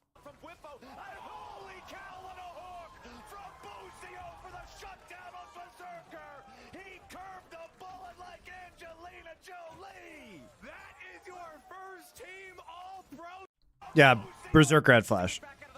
I guess he thought it wouldn't hit him or Vulcan was body blocking it, which looked reasonable. But Busio flashes here, and Berserker has flash up. Vulcan could not have flashed into this, but Vulcan also probably could have done a little bit more maybe to body block it.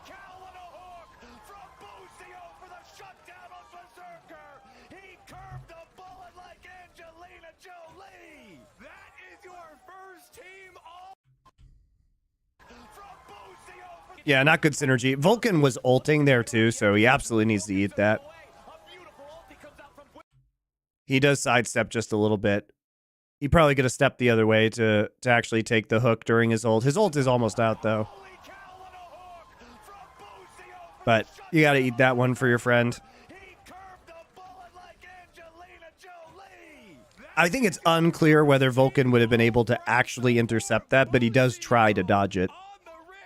I'm not sure he could have gotten in range, but Berserker also could have flashed it as soon as he sees Vulcan's positioning. Tower as well, and JoJo this time too slow on using the ulti. I wonder if he was trying to, be a little bit slow and try to bait them out, try to make them fully commit. If he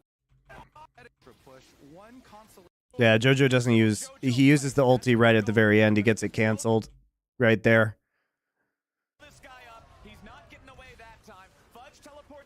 But this is what I mean about the Olaf guys. It's like the Olaf is just here to be CC immune in the front line. There's no actual good targets for him to die. Vulcan does a really good job of just zoning Masu out of this fight. That hook is huge though.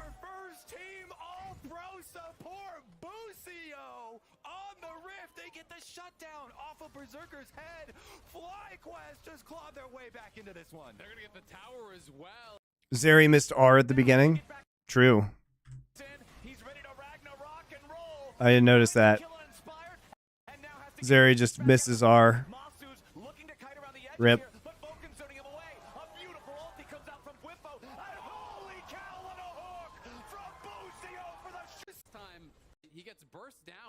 They're still ahead though. That's the crazy part. And like not Hextech. I mean Chemtech Soul is kind of shit. So it's also 2 Drakes away for FlyQuest.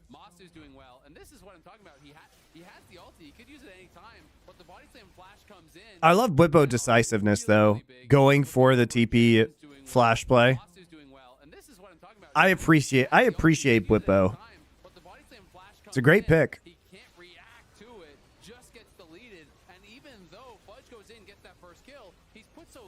Who's inspired kick? I think he kicks the CC immune Olaf, but whatever, it's fine. He for sure was trying to bake because he immediately thumbs up. He emoted. Great cask. Berserker coming down the river. So he thought he was going to bait him into it, but yeah, an Alistar. I actually don't know if Vulcan could have stopped that hook even if he leaned into it. I think that's questionable, so I think at that point Berserker just has to flash it. He had flash up. It's just a reaction. You see the hook coming at you, sidestep, but if he blocks that, maybe it's a different story because Berserker was so rich. There was an opportunity potentially for them to turn around. Or at least I don't really think that one's on Vulcan, guys. But they get out and they defend the tower. Also, as a support, if you're auto-filled into support, like it's fine, you can have those instincts. But as a support, you should have the instinct of I need to block stuff for my AD carry. Especially when you're on the cow, man. You gotta drill that into your support's reactions, so it just becomes natural. Okay, C9 there to JoJo on EG a couple of years ago, where it felt like teams always just targeted him in the side lanes, and he had this habit of getting picked off in side lanes. I feel like last year and this year he had really kind of cleaned up on that and had been very difficult to pick off, but FlyQuest are clearly just sending it for him time and time again. Inspired has just been hunting his ex-teammate across the map. Yeah, Inspired seems to have him pretty well downloaded. He remembers their days as teammates and exactly what he needs to do to get the job done here in what is now, once again, a very close game. Inspired, never mind, we got to hook onto Vulcan here. All right, fight's away. It's kind of like, yeah, he deleted Facebook. He went to the gym. He's been working out. He's like, I don't care about my ex at all. I for sure don't care about him. Not gonna focus on killing JoJo at all. Cosmic Drive Gragas. Dude, he's just here. He's almost got his extra level from the Rod of Ages. He's here to throw out a lot of abilities and be a tank. This is not where JoJo wants to be. Nice. He gets away using that primed up Q3 to dash away from the Sonic Wave. Inspired had the flash there, so if he connects the Sonic Wave, he can easily follow up for the resonating strike in DN set. They obviously can very easily win this game. Who's going to throw the Drake? Who's going to throw the game at the next Drake for just a Chemtech Drake that doesn't mean anything? Any throwers? Any throwers in the game? A lot of big plays. So Fudge hasn't been able to really make much happen in that 1v1. And it's going to be up to him to make it happen in that 5v5, where it can be tough. You try to go in with that Ragnarok, and you just get focused down and pushed out very quickly. Speaking of getting focused down when you go in, big purchase here for Bwipo, has the Seeker's arm guard. Who wants to lose the game over a single meaningless Chemtech Drake? Who wants to lose more? Infinity Edge, third fully completed item for Berserker Zeri. This dude is going to hit like a truck. He's not even doing the assassin build. On Kaisa. Man. Why not just play Smolder then? I thought Masu would be going the Smolder / backlane hyper, the LS build.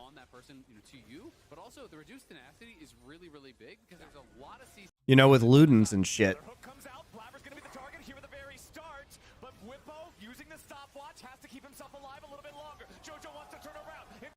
So Olaf is such a mega turd. This is not the game for Olaf, guys. Kaisa's just too mobile.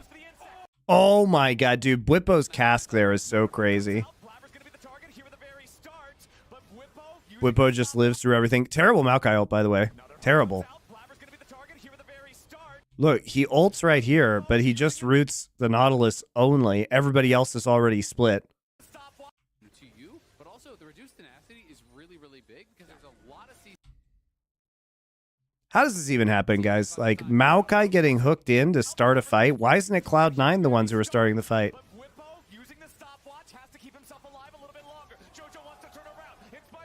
Dude, the combo here, because Jensen's able to get his ball into the middle of the clump, because Cloud9 is all clumped up. And they know that there's no Maokai ult now, so it's just free. Masu's able to zone the Olaf off. There's a huge knock up here from Not ult. Yeah, Nautilus ult into Shockwave, into Cask. All of it gets used right there. Right?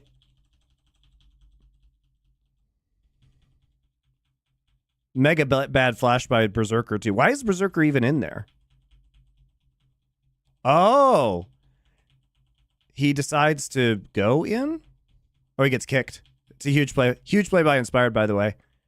Look at Inspired. Actually, this is such a mega play by Inspired. So the Maokai ult is gone.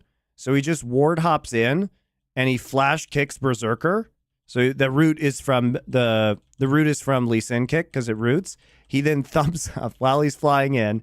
Busio then is able to auto him after he flashes, gets the second root. Jensen comes in. There's the shock. Oh, no, that's the ult. So Busio ults him. That's Nautilus ult. Then the ball goes in. And there's the shockwave straight into explosive cast. That's such a nasty combo. Well executed by FlyQuest. I was really good by FlyQuest. Credit to them. A lot of the fights have been garbage this series, but Inspired fucking heroic.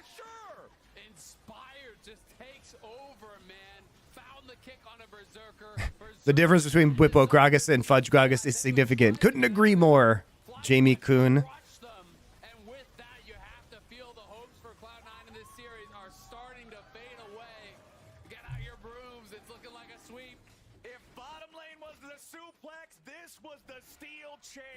Have I ever taken a feet pick? No. You don't get that shit for free. I also have a tattoo on one of my feet, so.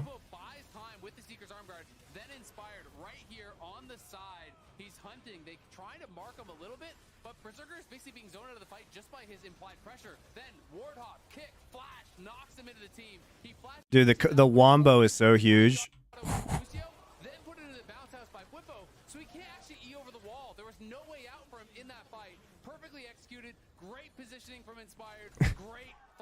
If I sub, do you give me pick? No. Dude, Whippo is still an animatronic bear. I can't get over it. No human moves like that, guys.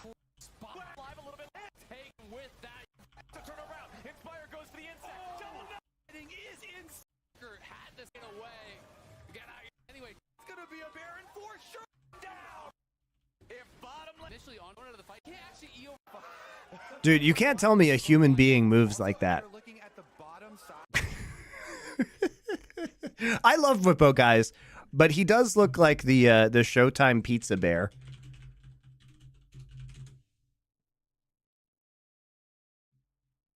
I'm just gonna put this out there. He looks like a Chuck E. Cheese band bear. I mean, you tell me. He moves like this. I don't know.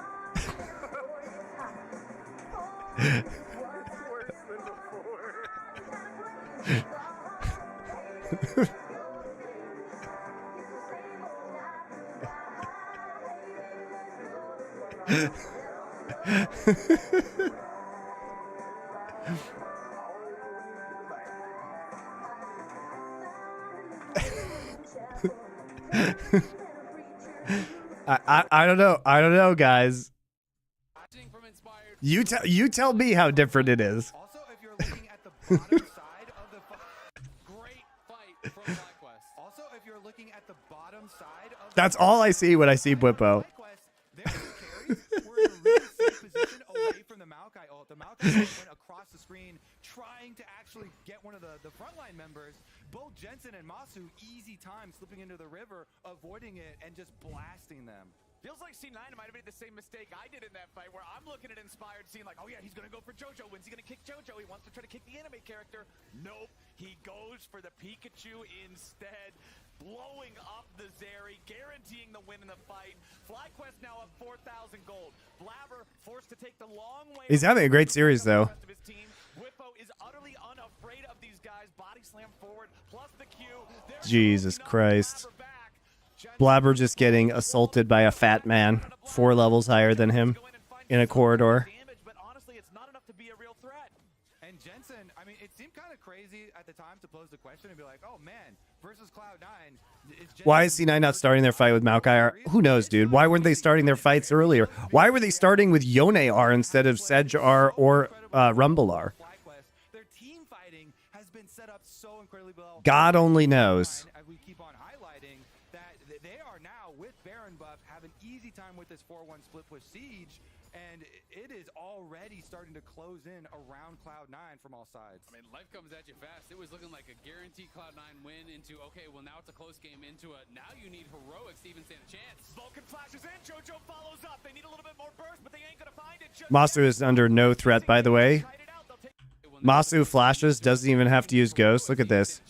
So they try and follow up, but it's not fast enough because the Yone ult doesn't come in until after Masu is done being CC'd by the Alistar. So they fuck up their CC combo. They don't chain it. So he's able to flash out. He doesn't have cleanse, by the way. And he just autos a million times onto JoJo and then leaves. Okay.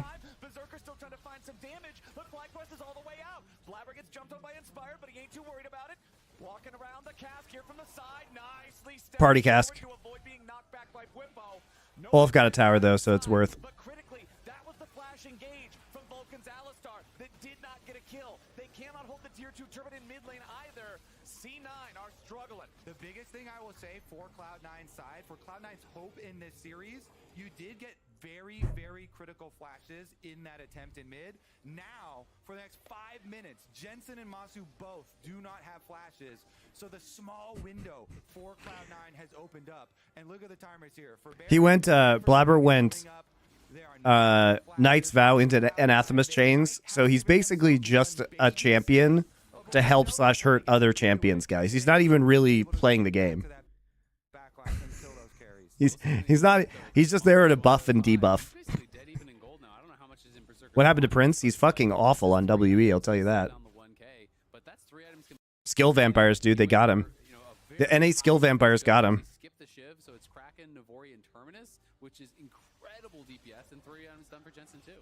So Berserker is 1,100 gold ahead of Masu, but he also has almost exactly 1,100 gold more in inventory. Those power spikes are identical between these two carries right now. It's been a pretty incredible comeback from FlyQuest. I feel sad because Prince was such a great talent in LCK. I really wish he had continued his career trajectory. Now done all the way to continue reducing some of that healing and making it so they can continue finding these bursts. So this is interesting, actually, here from Berserker. So he went back. Skill vampires can't touch Jensen in Impact, though. I mean, they touched Jensen pretty hard for a while there. He's never really actually recovered his peak from before his split off. He still has a very limited champion pool. But he's a very calm veteran, which helps a lot in these situations. He'll easily back up if you do get chunked out. I think it's actually a good swap from him because the last 2 plays where we saw Yeah, I don't know how Impact does it, though. He must have powerful garlic. magic damage. FlyQuest, since we mentioned that Berserker has 5 kills and that he is going to take over this game, FlyQuest have surgically removed the Zeri in back-to-back plays to retake control of this game. I don't know if vampires is the right word. Vampires grow stronger. NA never does. No, the skill vampires are when you come to North America, the skill vampires suck the skill out of you. I'm sure the skill vampires are very powerful in North America, but unfortunately it makes the players weak. Are really showing up in this series, man. We said it at the top of the day when we were watching the teams arrive. Hold on, never mind. We don't even have time for that. Ragnarok forced out as Busio again lands a dredge line. Inspire looking for the angle here. The death charges drop. JoJo into the back. Trying to the day when we were Probably don't want to hit Whippo only with that Yone ult. Ragnarok forced out as Busio again lands a dredge line. Inspire looking for the angle. But I don't think he meant to hit Blabber. Ragnarok forced out as Busio again lands a dredge line. He misclicked, by the way. Busio misclicked. He was trying to flash onto Berserker, but he clicked on Blabber. He literally missed Berserker because Blabber and Berserker were standing on top of each other. Jojo ults him, but he only gets the Gragas. Maokai counter engage, but Jensen and Masu are just not hit, so they just free fire onto Blabber. And Vulcan is in the middle of them, still has ult running. Whippo's around the flank right now. Okay, Inspired. He doesn't have kick. Who did Inspired kick? Where's Inspired? Where is he? Okay, he's right there. Oh, he just kicks the Yone out. All right, fair. It's kind of a clown fiesta of everybody missing their ults.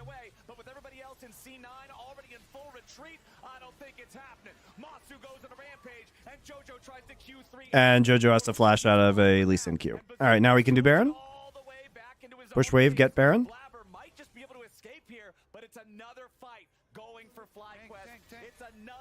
Had to finish the Australian Grand Prix before tuning in. Did Verstappen win? Did he win again? It's going to be interesting when Hamilton goes over to Ferrari next season. No! Pog? Who won? Oh, Max didn't finish. Well, that's probably why he didn't win. His tire caught fire. All right, who won then? Sainz. Carlos Sainz? Okay. Dude, Hamilton going to Ferrari is like some fucking anime betrayal shit. And they don't waste any time. They immediately send Jensen topside to push out top wave while everybody else goes for their Have people caught up this? I haven't seen. I know this season just started. Are the cars looking better for people who aren't Red Bull? Because like Red Bull was just shitting on kids with their cars. About 12,500 total with 2K sitting in his pocket, just waiting to be spent. The Ferrari cars looking better. Feeling great in this game. Honestly, got to give props to Busio too, who's just been hitting so many hooks to start off so many of these fights in the favor of FlyQuest. Now Inspired and the rest of Fly pushing down the top side. Jojo immediately has to snap back from his soul unbound, and it looks like this minion wave will be ready to crash into the turret. I mean, it is crazy that Jensen still has not died, but it's almost crazier. Jojo still hasn't gotten a kill in the entire series. You know, he's not been able to get on the board. Jensen has just been playing flawless. FlyQuest, they're just going to muscle their way into the base, take down the tier 3 turret in top. That's now 2 open inhibitors. Top lane and mid lane both vulnerable. Blabber jumping in, looking for Inspired, but there's just not an angle here. Blabber now having to deal with Whippo. He'll be the focus. C9 dog piles in. It's a 5-man play looking for Whippo, but he just flashes back over the wall, follows with body slam. He's safe. Jensen keeping the Baron buff on these cannons while threatening a flank from the side too. I can't believe Cloud9 threw this game, guys. This inhibitor, mid lane inhibitor is also still exposed. Also, the Olaf pick is bad. I don't know why we R5 Olaf. I guess they thought it was just going to dominate the Gragas in lane because you can just all-in Gragas pre-6, or post-6 rather. Probably pre-6 too. But you didn't actually accomplish anything with it. Whippo's too tanky to kill.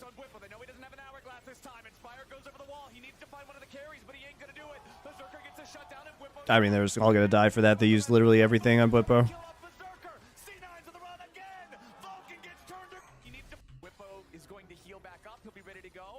Like, Whippo has 4,000 HP.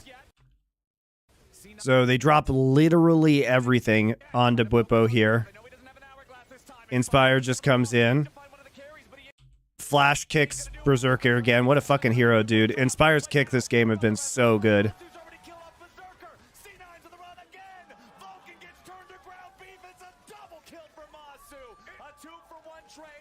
Berserker had both thumbs up, by the way. He also knows Inspired's over that wall and just W'd out and does have Q coming back up. He sees Q coming down. And it was just a... So the thing about it, guys, look, is he actually can't react. So the way that Lee Sin kicks work, right? So I'll talk about this. So the way Lee Sin kick works is, okay, so he sees this. So basically Berserker cannot be here at this point in time. Because if Inspired comes over the wall, which he does, the thing is he is in range. I mean, he gets the shutdown, so he's greeting. But he is in range of kick. And the thing is, kick roots you in place. So you can actually hit R, right? Root the opponent if you're next to them. And then flash, which is what Inspired does. And there's no counterplay to this because Berserker is CC'd that you have to therefore be outside of range when R starts, right? Otherwise, you just get bopped like this. He also knocks up JoJo in the process. Oh, he's unstoppable. JoJo snaps back, so he actually is not knocked up. But Busio is there. Busio ults him. He actually can't play. He's CC'd the whole time. Masu just giga pops him. Hits him with W. Hits him with Q. Lee's ult is an airborne CC. It is, but okay, so the way it works is when the animation starts, it's a root. So it roots somebody when you hit R, and then your Lee Sin does the animation where the airborne comes after he finishes the R.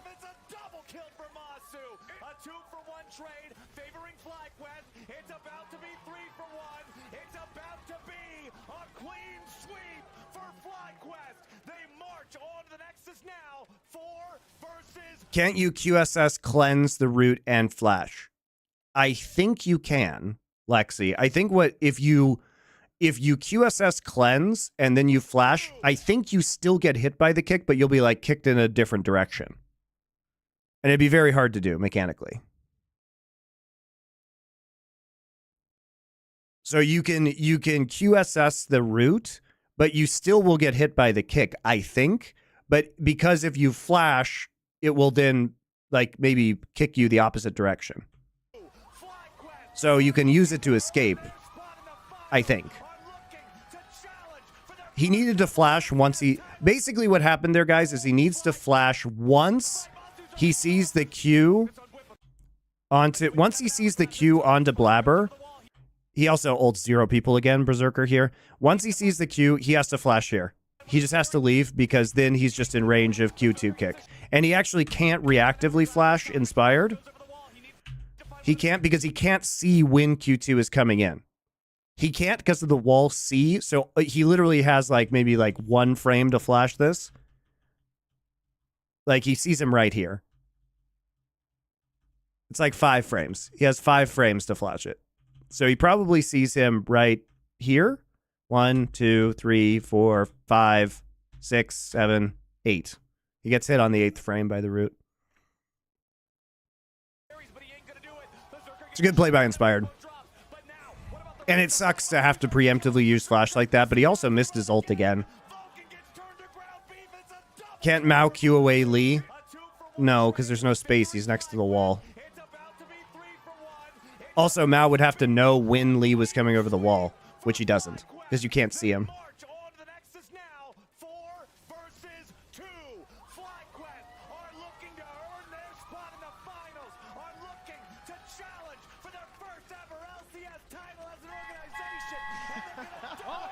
Thank you, R. Farley, dude. What an underwhelming series. Holy shit. Yeah, pretty underwhelming.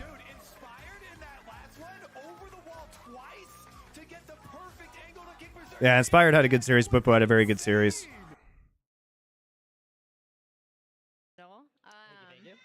Was that on your mind at all in the series, or just laser focused on what was going on?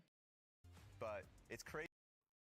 Inspired hits a great kick into the We get more animatronic bear Bwipo. Set up by just making space for the carries. Yeah, I definitely think that Bwipo and team fighting was like a big one. That's why my player of the series vote went towards him. But it's crazy to think that he just doesn't move like a person. I don't know how to say it. Nacho Libre, thank you for the gift sub. Appreciate it. Jensen Deathless, Jojo Killless. All right, it's time for HLE versus D+. We'll try and get through these pretty quick, guys. Did I see the KC comms? Nah, we'll probably have another KC disaster day this week. A little bit unhinged and go for the crazy plays. Well, we're going like much of a calmer team though. No. All right, Sanaveris, Callista, Sanaveris, Callista bands. Still gonna first pick Lucian here because we have Viper and he's a fucking monster on this champ. You do give over Vi to Lucid. Peanut will take Maokai though. They actually should have probably taken Maokai here. Peanut too good. Aphelios Lulu. Yep, Philios Lulu into Lucian Nami. Has been a lane that's been doing pretty well, at least in LCK, into Lucian Nami. Okay, we ban Karma Cassante. So it's going to be harder to, develop protect the Aphelios composition. It's going to blind Udyr for Kingen. And we're back to Zeka on the Yone. Blind Yone, really? Maybe they have an AP top laner there. Yeah. Weird with Rumble being banned, but we'll see. And Yone doing bit of hybrid. So Okay. what are you going to show us as your And Gnar into the Udyr.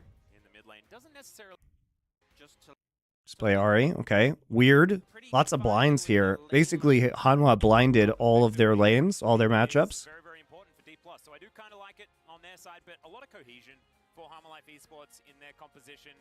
Peanut doesn't know how to lose. What place is KT right now in rankings? Fifth? Yone for Zeka is always something that Right? we're going to look at. Am I going crazy? Pretty good about if you're looking on definitely positives across the board, but only one team can win. And the thing is, there's a lot of pressure on aiming this KT versus Kwangdong tonight, where Kwangdong can do super well. Oh, they're fourth. kill the Aphelios, and I feel like the composition That's right, because D+ lost this series. You'll have a tank left, you'll have an Ari, but Ari's kind of reset reliant, so I think the objective in teamfights is pretty clear for Harmon Life Esports. Just matters whether they can get to that point, but I think they should be confident. Yeah, and a lot of peel going to be required as well, and need to get those wild growths out from Kellen at the same time. So it's time to get onto the rift for our Saturday. Feels like D+ Thank you, Flammenwaffen. What a great name. We are next to them. And look, we haven't had fans. Very German of you. Thank you for your Twitch Prime sub. I accept all of your Twitch Prime subs. Give your Bezos bucks to Monty. Shower me in free money. See their team actually find a good performance before the playoffs. Yeah, last chance to put themselves in a bit of a better position in terms of that first round. Obviously, it may not make a difference. Depends what Harmon Life Esports, or I mean, I guess potentially T1, but likely Harmon Life Esports end up picking. Yep. But also this series could be telling. I think everyone expects. Showmaker played really badly in their last series. Holy shit, his Tristana was so bad. You hate to see it, because Showmaker's actually been playing really well the last couple months. No, I don't think you do. But The aiming fall-off was insane, though. Yep, remember, I mean, KT chose T1. I mean, he's just so high economy that he's really good, and he was really good in the Zeri Aphelios metas, but I mean, he just takes all of the farm on any team that he's on. And the problem is then he'll take the farm and then he'll just run it down on D+ because there's no shot calling. I think he's good when he has good shot calling, but there is no shot calling on D+. But he is very high resource. He's like Prince. You know, him and Prince were like the two highest resource AD carries in the LCK when they were playing at the same time. It's pretty absurd. But I would say he's not very efficient. You know, he takes a lot of farm, but he's definitely not the most efficient with said farm. He should be hyper carry, giga dominating with the amount of resources he takes, but then he just runs it down. And then the players left have no gold to actually fight when he runs it down. In the end, yeah, we can see bot lane, the Aphelios Lulu actually pretty strong, level 1 with the. What team benefits the most from Tarzan? I mean, the obvious answer is LNG, right? LNG benefits the most from Tarzan. Level 1 with the Calibrum available, so doing a good job of zoning out Harmon Life Esports bot lane, but you saw Viper hit level 2, immediately took a window to trade. KT's a good shout. NIP, ooh, there's a good one. Aki for Tarzan, yeah, I like that one. Going down relatively low, still farming just fine. I mean, if Tarzan, I don't know if Tarzan is a great shot caller. If he can shot call, then he's good on D+ too. It's time for Pioshik to retire. I'm tired of this guy.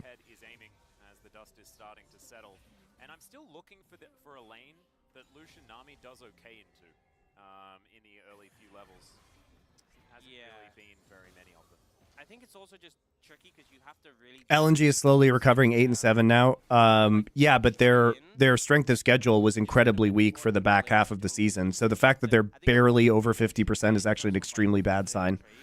Because they had a really tough schedule at the start, so they should have had a lot of free wins that they didn't get. Not going for any more damage because the longer you get locked into a trade against pretty much any bot lane as Lucian Nami, the worse it gets. Yeah. But is going to get a decent little cheater recall time, although he does cancel it, so never mind. Yeah, something that's interesting is you've seen the ghost from aiming. You know, we often see like barrier taken into Lucian Nami to mitigate the trades, or just cleanse because you're into a Maokai. So, you know, picking up the ghost. I think he's taking Ghost this game because he's afraid of backline threat from Yone and Gnar in the late game, so he wants to be able to have better maneuverability aiming. And like the Lucian or the Lulu Aphelios lane does fine in laning phase into Nami Lucian, so he's okay.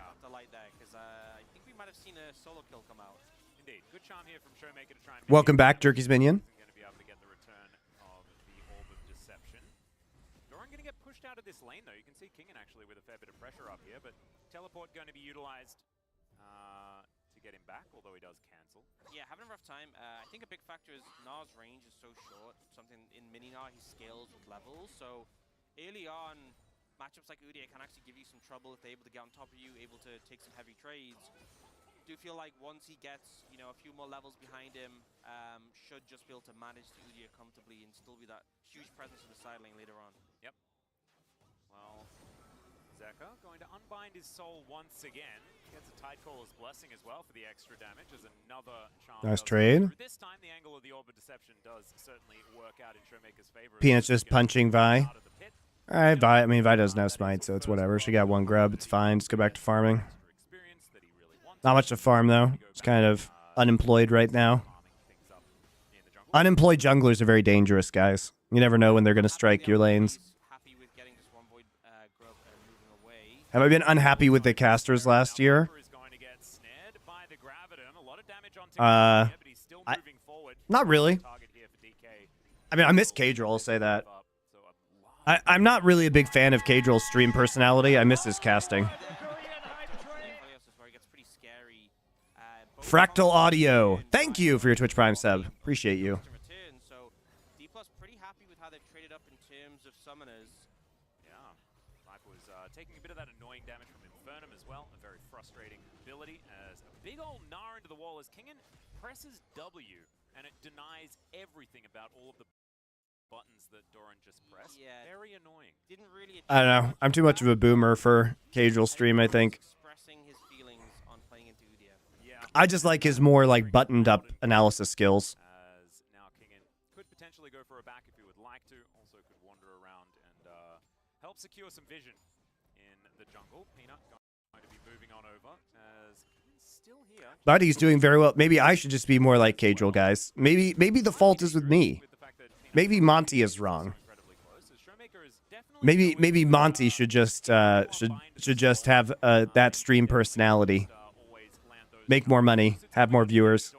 Does have that Mega Gnar coming up, but it's a really good avoidance of that wallop. And okay, Nature's Grasp comes down, cease and desist just to go through the CC, and there's first blood. Still, Zeka is going to rotate in, and I don't think this fight is over just yet. Still, he gets underneath the turret. I have the special power of not looking like I'm almost 40. I can get away with it. Most people think I'm in my like late 20s, so. Up against the Udyr, got absolutely mangled in close range. So I think just took far too much damage on the initial play and ends that wall combined with the wave as well. Slightly dangerous. All right, let's look at this. Okay, Peanut actually hit 6 off of Wolves here, so they're coordinating this. So this is actually very good coordination by Hanwha. They're coordinating Mega Gnar as well as Peanut hitting 6 on this Wolf camp, so they can try and make a play onto Kingen, who is proxy farming. But Doran takes a long time to actually get his Mega Gnar up. Nice sidestep by Kingen. And that is a really garbage Maokai ult. And they lose. It's all right. Zeka's here. Try and do this. I really hate point blank Maokai ults because Maokai gets more CC duration based on the distance his ult travels. I think Doran just miscalculated how fast he could get Meganar here, because if he gets it earlier... Nice play by Lucid, though. I mean, credit to Lucid. Flash Q right into ult does help get the first blood.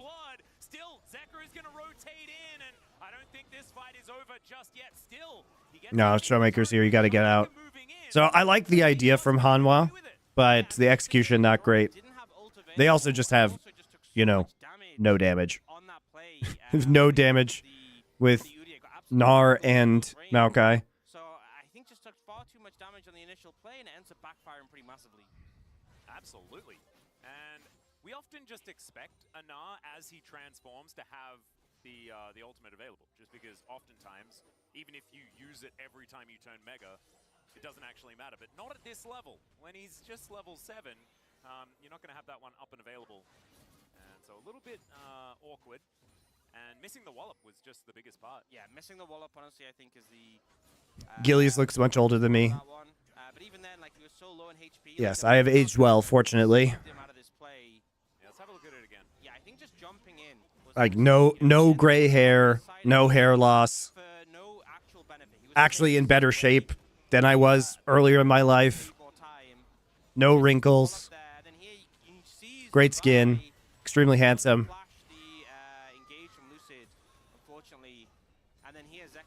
Got it all. It's going great, guys.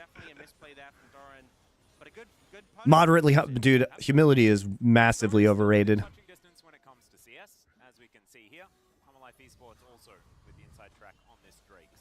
What's the point of being humble? Nothing. What do you get from being humble? Fucking nothing. I think it's setting up D+ for a pretty fantastic mid game if they can play around this strength in the 2v2 mid. Seen already that a lot of respect had to be paid by Humble Life Esports when the Ari and Vi are on the same screen together, even if it wasn't necessarily too much aggression. So, Peanut hanging out in the area. We do have Lucid clearing out wards just north of him. Yeah. Do you think Doa could come back for an LCK playoff bangers only? Maybe. He's moving back to LA right now, so potentially. If Lucid presses R and Viper dies, you have a Nami and a Maokai. Not sure that's going to pay off. Better shape than 2013. Monty looked like a twig back then. Well, I weigh like, what, 40 more pounds than I did then?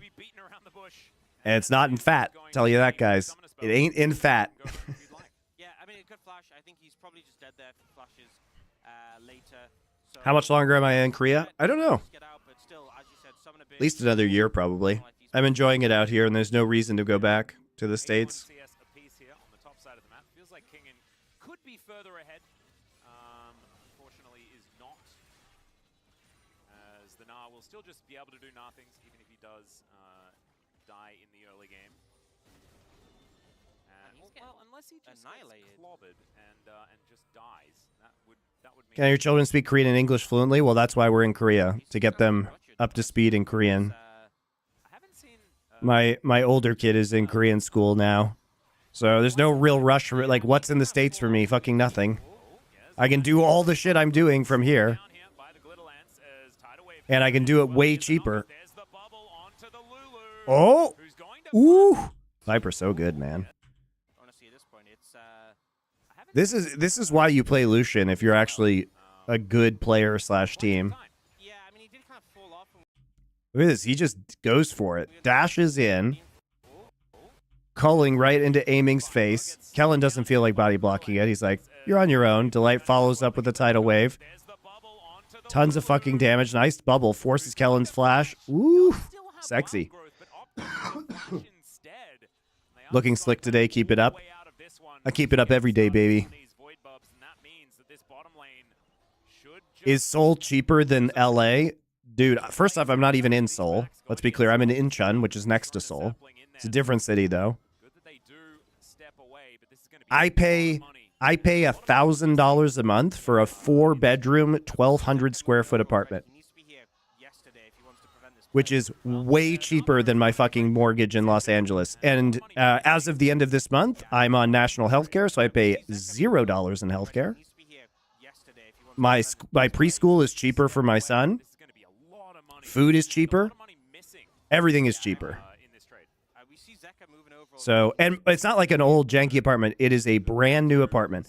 And there's a system called Junsei in Korean where you put down a large deposit, like a few $100,000, and then you pay $0 in rent, which is what I'm going to be on starting in May. Taxes? I pay U.S. taxes. But that's fine. U.S. taxes are not bad. We see Zeka moving over already. He needs to be here yesterday if he wants to prevent this play. Well, Nabar is not in a great position, and the CC is just chained to high heaven. Zeka moving on in now. So Junsei is like you put a few $100K down, give that to the landlord, you get all your money back when you leave, and for 2 years you pay $0 in rent. CC is just chained to high heaven. Zeka moving on in now as Showmaker wants to land this charm, but Zeka is going to ult his way out. They do take some plate gold. It's a nice dive here. Yeah, in this trade. We see Zeka moving over already. He needs to be here yesterday if he wants to prevent this play.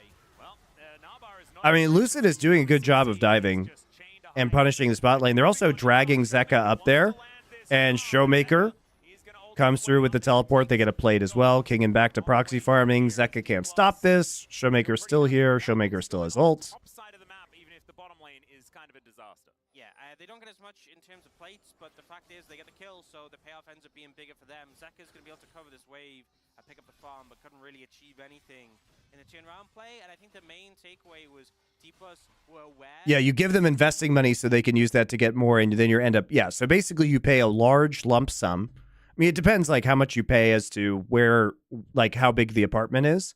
So it can be cheaper than that. But you basically pay them the equivalent of like a down payment on a house. And then they use that to invest, and they make interest based off of your down payment. And then when you leave, they give it all back to you. So it's like you're lending money to your landlord for investment. But, you know, it's pretty nice just to like, if you have a lump sum of money, just to like be like, yeah, I mean, I guess I'm not investing this myself and making interest, but I also am paying $0 fucking in rent every month. Like, just mentally, you know, it's nice. It's just nice because you're like, well, my rent for 2 years is now paid. Right? How often do landlords go bust and your money is gone? That is why you can vet the finances of the landlord. So, for example, the apartment that I will be Junseiing in May, I know that that apartment is entirely paid off. So there's no real risk because even if they like basically because that apartment is entirely owned and paid off, it can be used as collateral. So if anything disastrous happens, the apartment could be sold to pay back more than I'm paying in. Right? We might end up seeing Delight find a window to recall before the next dragon, but I'm not actually sure he'll arise. Maybe he has it here. Love being in the States, $2,250 a month for a 120-year-old apartment in Boston. Well, my mortgage was $6,000 in Los Angeles, so. I mean, at least I own my house, though, right? At least I own my house. It was, and I got, you know, I had one of those. I have one of those like really sick low interest because I refinanced during the peak of low interest. And also, you're paying down principal, so it's not terrible. My mortgage is $500 in bumfuck Egypt. Where in Egypt are you? Relying on Kellen's reaction time instead of his own when it comes to getting CC'd. We're going to check this play out one more time. Doran just really getting singled out this game. Yeah, empty Narbar as well. There's just no real chance for you to outplay this one. I honestly think he could have just saved the flash, but clearly was trying to... Oh, just US just boonies, yeah. And then this looked like it could be scary for Zeka, but the ult usage is pretty good. Just to disengage. Yeah, I don't think they can use it as collateral while it's under Junsei. I think it's put into a different account. You're protected, guys. Prevent him from being dove any further. Yeah. Viper just setting up in this mid lane. You can see that mandate you were talking about is going to get completed. So now is where the happy times begin. Yeah, and I think at this point, it's so hard to contest mid prior against Luchinami. This is one of the. It's not just the item spikes, but at this point of the game, 6K a month is nutty. I mean, it's just Los Angeles real estate, dude. It's actually not very nutty by LA standards. It becomes really I mean, I had an 1,800 square foot 3-bedroom house in Los Angeles. It's pretty modest by LA standards. And aiming is just forced basically to just be a screen away from his turret at all times. Yep. And now just doing what they can. Does Korea need electrical engineers to speak English? Maybe the military does. U.S. military. Still able to clear out that way very comfortably. Rift Herald was secured by Lucid in response, so it's not like D+ gets nothing. And you know, see, the gold's still in favor of D+ as we head towards the mid-game. We had ample opportunity for this to be like an Ocean or a Chemtech. I know. Getting the Infernal Soul, what a high roll. This is absolutely... Basically to... I mean, early game here has been pretty good for D+ guys. I mean, very small CS advantage for Viper. Yeah, Viper, dude. Just getting prio every time with his fucking culling, getting pressure. Rift Herald was secured by Lucid in response, so it's not like D+ gets nothing. And you know, see, the gold's still in favor of D+ as we head towards the mid-game. We had ample opportunity for this to be like an Ocean or a Chemtech. I know. Getting the Infernal Soul, what a high roll. You look like a dollar store G-Easy to me. Well, I was first, so technically, I guess you could say he looks like a luxury MonteCristo. You know, because we're always punishing you for when you get... I looked like this first, motherfucker. Yeah, you know, there's never the orcs yay, you know? Yeah. And if we could get some of those, that'd be really good, just to find some balance, and I think that's important. As Lucid moving into this mid lane, you can see Viper will respect it. As DK, they just want to throw down the Herald. They will be able to do so as Kingen is very, very strong. Still, they get the teleport out, and that means Zek is going to come in and say no to this level of aggression. Showmaker was moving towards the top lane, didn't opt to use his teleport as he wanted to. Yeah, honestly, like pretty solid here for D+. They kept the Nard down early. I think Lucid's been playing pretty well. They did a good job of like working around Udyr pressure in the top lane. No chance for Showmaker to do anything but pick up the farm. Yep, ulti going to come on through. Spirit Rush is going to be the response. Okay, so ulti for ulti in the top side. A lot of confidence just to fire the ult out, because if you miss slightly, then you could just end up wasting it for nothing. But forces the ult from Showmaker, which is a lot more valuable for the Ahri. So definitely Zek are going to be happy with that trade. Oh yeah. And you can see if you look at the ult timers next to the portraits, Zek is already a quarter done.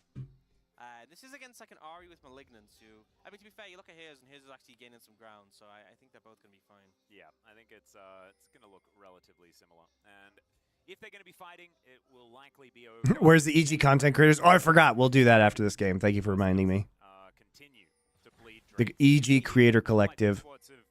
Yeah, they lost a couple of kills. Doran dying is something. Well, you always had the Rockstar looking vibe, but not like the mega big Rockstar vibe, the middle stage Rockstar. I don't know what that means. What is a middle stage Rockstar? I'll take it, though. It's pretty good. Where it is for a really long time, between 1 and 2,000, and doesn't really mean too much. Still, they do want to find some team fights in this mid game when they are feeling strong. I feel like middle stage Rockstar is where you want to be, because in order to be the mega big Rockstar, you can't be that interesting anymore. You know what I mean? You have to be palatable to everybody. So I'd much rather be mid-fame Rockstar, because you can be really crazy in that case. Your composition really starts to struggle, and between like the Maokai, the Yone, the Lucian, there's a lot of threats for aiming. So I think it's more about how the compositions interact and how they set up their win cons than just it's not like Smolder. It's like, oh, we get to this point and we kind of just win. Yeah, and even then, yeah, Trent Reznor. That's it. I like that comparison. Hell yeah. The Cinders. There's one literally just to the south of you. All right, this could be something. Viper's going to move on over. There is the Rift Scuttler, consumed by Lucid. Yeah, looks like they're trying to set a trap for Lucid there. Weren't able to pull it off, though. He played it a little bit sheepishly, which is the right call in that situation. So picks up the Scuttle without really being punished. Yep. And overall, you know, there's been a lot of movements, a lot of attempts to make things happen, but it's been a pretty quiet game overall. Yeah, just those couple of kills onto Doran. That is kind of it. Showmaker wanting to take down this turret if he can. Needs one more auto. There we go. He's going to be able to lock that one down. So it does have to sacrifice a bit of his health bar, but otherwise he should be all right. As aiming, collecting this wave in mid as well. Yeah, 45 seconds, I think, is that's the timer on when the action is going to begin. But it's also minutes, so Pretty slow early game for this one. See where we're at with the Drake spawn. Drake is live. Right. Hanwha has pressure in the bot side. Should be able to just take turret right now. How did Aiming get Chunkarino'd? How does Aiming get Giga Chunked here before this fight starts? Oh, he just decides to trade with Viper in the front line. Viper has rapid fire cannon. He has 2 energized items, so he takes a big chunk right there. Dude, Viper's spacing is so crazy. Look at this. Oh my god, look, Viper. Holy shit, dude. Look at this guy.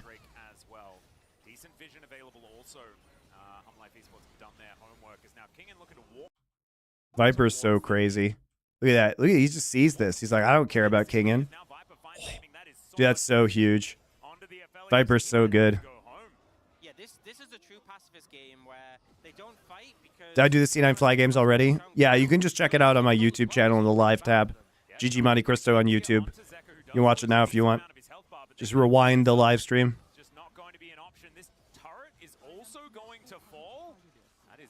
I also released a video where I talk about Milky Way, guys. A lot of you probably saw me doing the research for that live, but if you haven't seen it, please watch it. Not a lot of people are watching it. Nobody gives a... One of the craziest thing, guys, is Milky Way's story is so ridiculous, and nobody...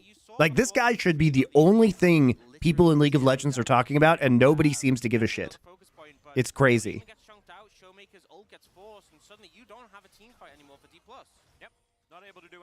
Why is this? Is nobody talking about this guy?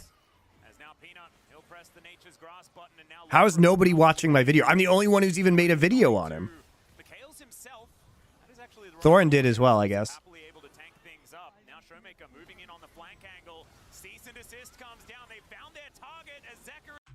Ooh, Zeka gets out. Dude, Viper just playing. He's like living so dangerously.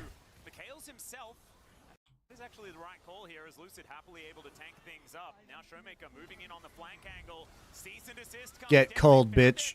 Oops. Dude, the kiting is so crazy by Viper in this fight.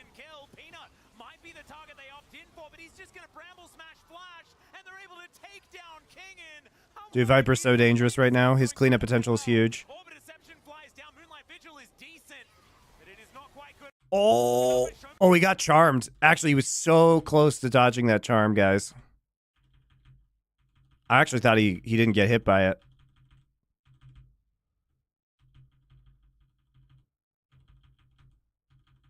Oh, I'm going back. Dude, look at Showmaker's charm. Look at Viper right here. I actually can't believe he got hit by that charm. His reactions are so bonkers. How did Zeka get back to full HP? Oh, he TP'd. Nice TP by Zeka. I mean, Showmaker makes the play onto Viper. It's a great flash charm, but Viper's reaction is just almost inhuman. Zeka also TPing onto the wave is huge. He forces Aiming's flash right there because Zeka's coming in from behind, but he still gets Aiming.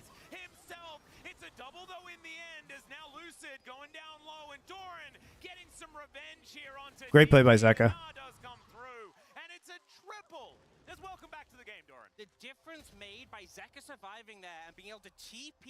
Yeah, Zeka's survival, ulting out and then TPing back in is huge. Until Zeka rejoined, and here, you know, they go quite aggressive, but it's with the Yone, you're not back to middle. But you see this flank coming in from Kingen, and he feels so hard to kill, like the amount of damage he soaks here. We find this ult coming in onto Zeka, but bear in mind, Showmaker Viper does so much damage in this fight. To try and kill him, doesn't get him, doesn't get the reset, and if he has the reset available, this fight I feel like goes very different. Yeah. Kingen ends up going down, suddenly the momentum is in favor of HonLife Esports, but this swift turnaround that comes in, I think Showmaker lands a beautiful... Dude, I actually can't believe... this is the real beautiful part of this fight, right? Is that Showmaker hits this charm, even though Viper nearly dodges it. Kill Khaled here in return, but it's Zeka returning with a TP that makes all the difference. Absolutely massive. The fact that Showmaker then gets punished immediately afterwards and now welcoming Doran back into the game. Because sadly, the majority of people in the West don't follow the LPL. Yeah, but I would have thought there'd just be more hype around this guy in general. Like, even if you don't follow the LPL, his storyline is so crazy, and his play is so exciting. One team fight, you're 4-2-0, you know? Dude, that Baron he secured with Kindred ult from when we were watching the stream on Friday that's so bonkers. Basically, like preventing the Smite Rend combo and then just stealing it. That was such a beautiful play. This does feel like one of those games where you've just got, if there's like an What player? Milky Way. both teams, we're going to be 5v5.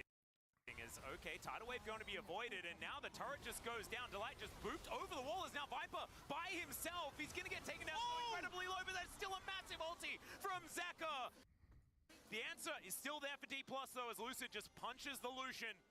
They are going to be able to stay alive for this one. I talk about Viper, that new jungler, Milky Way, the new jungler. Yeah, if he was on T1, Reddit would only be Milky Way clips. Isn't that the truth, guys? It's because he's not. It's because he plays in LPL, and on top of that, he fucking plays on FPX with a bunch of bums. But that's what makes it so crazy. What game was that Kindred secure from? The Weibo game. Just watch my video here. Clearly not watching MonteCristo's YouTube channel. Jesus. The damage done to Showmaker on Khaled, the ult being burned from the Lulu, I think we could have Shame on you. just started the Baron if they didn't take all that damage there.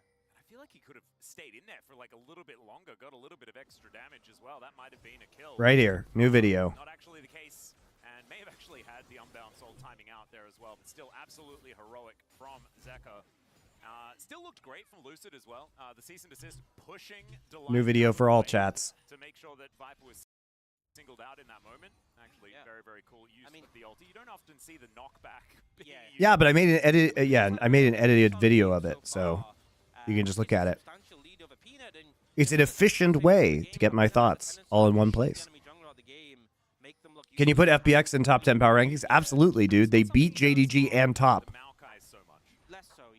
Oftentimes he just presses his R button at the right times and the game is kind of over. And that's happened 8 times so far this season, and every time it's been I think I have him at 7 right now. Power rankings this week, for real this time. And D+ have no choice. They have to fight for this one. There is absolutely no way they can give up an Infernal Soul. As 1 second, now it's up and available. Homolife, they've got so much control over this area, though. D+ need to try and buy back some ground if they can find it. Doran, Snabar is going to wear off, though, and so now this could be the time. This could be the moment for D+ to try and find an angle. Showmaker collecting some cinders as the Drake is going to get picked up here, and if Homolife Esports don't like this... Is my number 1 BLG or Genji? Genji. Showmaker taken down. That is going to be a huge cease and desist onto Viper, but the ulti into the backline is here, and if Homolife Esports... It's a good pick on the Viper here.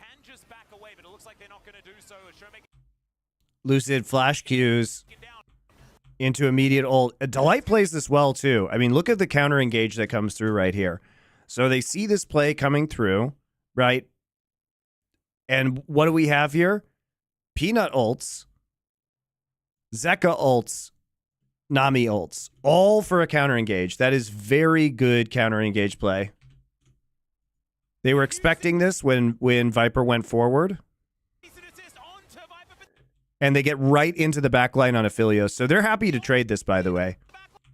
Because they kill Showmaker too. So the trade is just not worth it. That is a beautiful team fight from Hanwha. Fucking beautiful. Who cares if Viper dies? It looks to me like they baited this, guys. I legit think that they baited this intentionally with the culling to draw out Showmaker and Lucid's ults. Because look how prepared they were for this.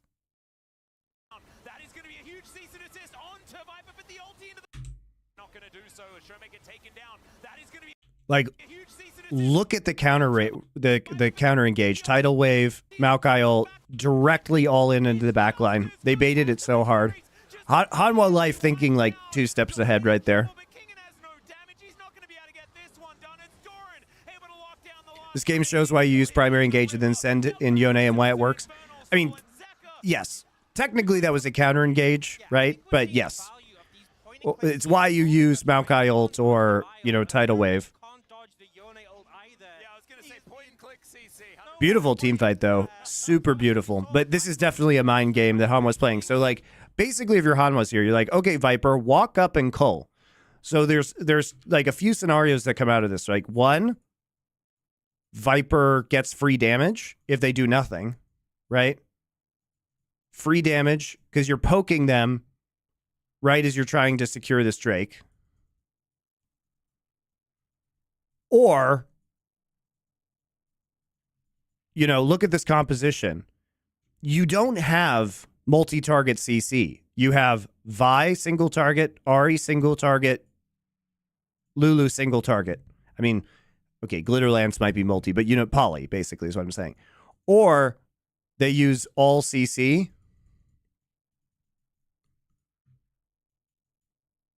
And then what you do is counter engage. Counter, right? And you kill their backline.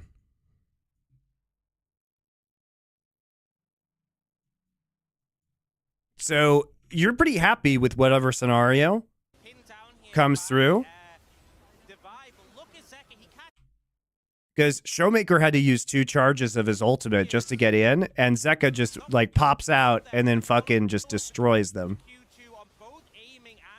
Oof, such a sexy play. Like, that's just great teamwork, guys. That's great planning. They're communicating. This is what we didn't see in the last series. In this series, we see Hanwha having a very good idea of how the team comps interact and being able to execute on it. Cloud9 had no idea what their team comp did into the enemy team comp, and so they couldn't play the game.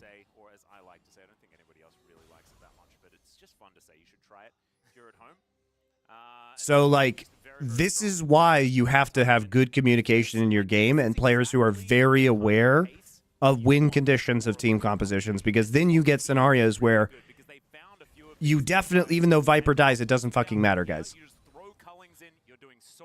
Because either you get the damage for free or they just lose the entire game. And, like, you could be like, oh, Viper's 0-3 and 6. What a shit Lucian. No, he's playing great.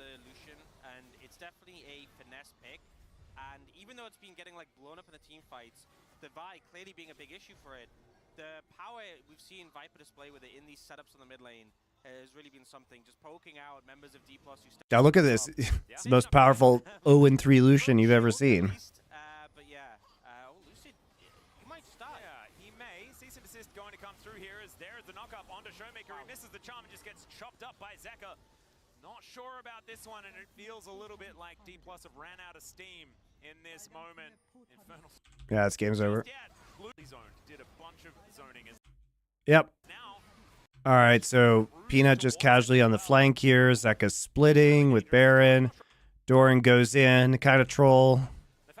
He's like, look at me, my Megadar is expiring. Here I am, gnawing into the wall. Nobody. Not even sure what that... He's like, I'm here, and I'm doing things. Peanut too good on Maokai, man. Oh, gets onto Aphelios. Viper just flashes forward. It's alright. Viper's purpose is just to absorb cooldowns this game. He's just a pressure beast. Doran did fucking nothing this game, but he ends up 5-2 and 3. He literally just died in the laning phase and then took all of Viper's kills. Showing back up again though, that should be enough. Look at all these cannon minions. There are 5 lining up to take down these turrets. And to be able to take the first one is Peanut. It's going to be difficult for him to be able to get out as Tidal Wave just... How it ends up going for a flank angle or something overextended, but then Showmaking really structurally sound right now. No, not so much. We'll see a replay, and Lucid just ends up, I don't know, maybe looking for a flank angle or something overextended, but then Showmaker's the one who ends up paying the price. I mean, D+ was trying to make a play, because otherwise, if they don't make a play, they just lose the game, right? So, it's whatever. It's just like permanently right where he needs it. Finding great angles with that here. You know, aiming gets chunked out. How much do you think it will cost us as the esports league community to pay for all 4 major regions to show us gold difference and damage numbers at all times? Well, we could crowd fund Riot's replay system so we could actually fucking see professional replays. You know, throughout this game, and he has kind of stuck to that so far. If that was his goal, he has achieved it. So I guess, you know, Lucid can feel happy about that. Take the Elder, and you just fall Bar there with The Aphelios, but still able to cut down. Yeah, the damage has now been done, though. Going to be... it's just... Find a pick in the lead up for this Elder. The problem with aiming is the juice just isn't worth the squeeze, right? The amount of resources he takes is not worth the performance you receive in response. It's not a good trade deal, having aiming on your team. Okay, well, this gets CC'd forever. Oh my god. Yone ult. Okay.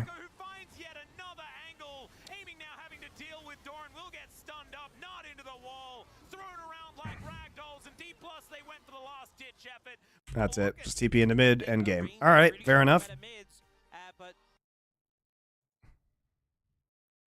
D+ once again getting pretty solid advantages in the laning phase and then Giga throwing.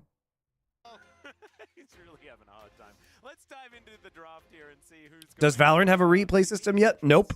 in this game. Absolutely psychotic that they do not have a replay system. A little bit of extra flexibility when it comes to these bans. Already they're exerting that with this Poppy being taken away, and Humble Life Esports will pay the Senate tax. Where is the Smolder going to be this time around? Of course, was completely ignored in the previous game. Who do you think will be the MVP and rookie of the split in LCK? MVP probably Chovy at this stage. On the back of this one, I do feel like, you know, Do you usually stream in the afternoon when I'm back in America? I'll probably stream in the mornings when I'm back in the States in May. Rookie of the split? The Poppy for Peanut has been huge. Poppy, Talia, a pretty massive combo. So Maybe perfect now. still, like a ton of AD carries open. They will actually ban the Varus. Kalista still open and available. Lucian's still open and available. Yeah, I don't really want to see aiming on Lucian. I believe that the Callister is what they're sort of aiming for, and so Okay, we're just going to first pick Lucian here. Nope, we're going to first pick Vi. Got to keep it away from Peanut, of course. I mean, Lucid had a pretty good Vi game. They just were, you can't, you need to make picks with the D+ composition that they had last game. You can't just front-to-back team fight against that much crowd control. All right, so we're just going to take Zeri, Rel super early on. Renekton, Talia, pick Ari. Okay, we're going to just ban Smolder now. We're going to ban Lucian, and we're going to ban Rakan. Okay, we don't know whether it's support or jungle on R5. Buying Cassante. All right, we're going to take Jinx, which is an aiming classic. Finally, we get to see the Jinx into the R8. Jinx Thresh. All right, so we do flex Rel into support, and we are going to take Nocturne, which makes it very easy for Zeri to team fight. Yeah, I mean, there's so much dive threat on this composition, and it's not that easy to peel, you know? There's a lot of peel tools on the side of D+, but one of the issues with Thresh and a Nocturne is if you're at a good distance to lantern someone, you can't actually see them. Yeah, true. So, you know, against Nocturne, the tendency is for teams to come together, stay close. That's perfect for Rel and bad for Thresh. Still, I do think that a lot of the picks for D+ positions for both of these squads, if you do manage to get that first little bit of lockdown, and there's a lot of that available here for D+, if they can get their cards in the right position. You can get, what replays? You get in-client replays? Not for pro games. Lock them down, get the Jinx excited, make things happen. However, on the other side of things, Peanut, he dives in, and then we'll see whether the Zeri fans cheer for their teams here on this. I mean, Lucid has a chance to do some work early. Like, this synergy of Vi Talia at diving, I mean, you've got great pick potential here. You've got a great 2v2 in the top side, much stronger 2v2 with Renekton Vi than Cassante Nocturne. So I think, you know, Lucid can get some work done. He has kill set up in every single one of his lanes. Vi Talia synergy is very strong because hitting Q or R with Vi makes it very easy to set up a W with Talia.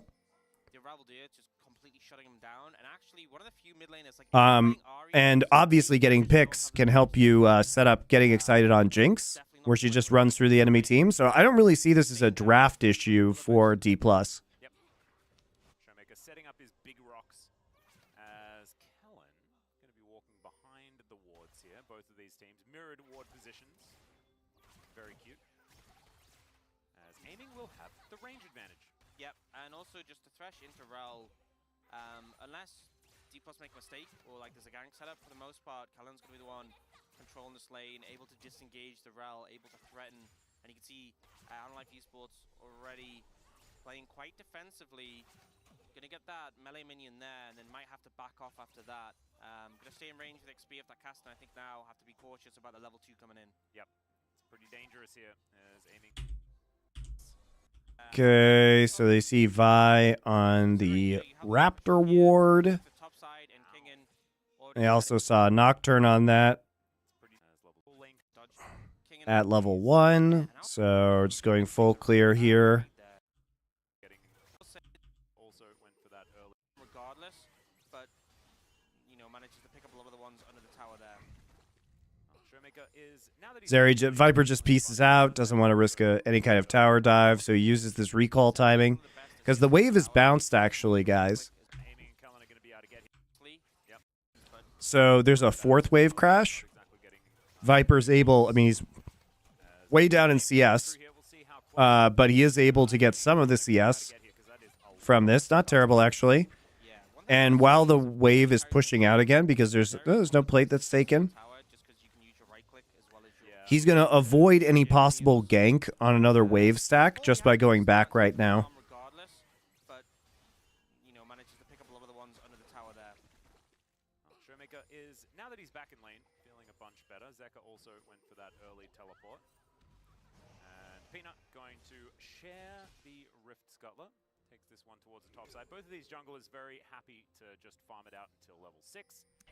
I feel like, honestly, you get a lot of power from the Vi after level 6, but I feel like if you can find an angle pre-6 to gank, it's really fantastic because, you do at least have some form of engaged CC. Yeah, the Nocturne gets more from his level 6 than Vi does. So pretty, he's just going Cull. So going to be a very, Viper just went back, picked up Cull, so it's going to be a very passive game in the bot lane from him. That's a really easy, far easier target to take down. We'll see whether they do actually go for something like that. You can see Delight. Good opportunities to potentially kill this area, though. Post 6 for Showmaker and Lucid. Delight's on the roam. Nice stun. Has to flash.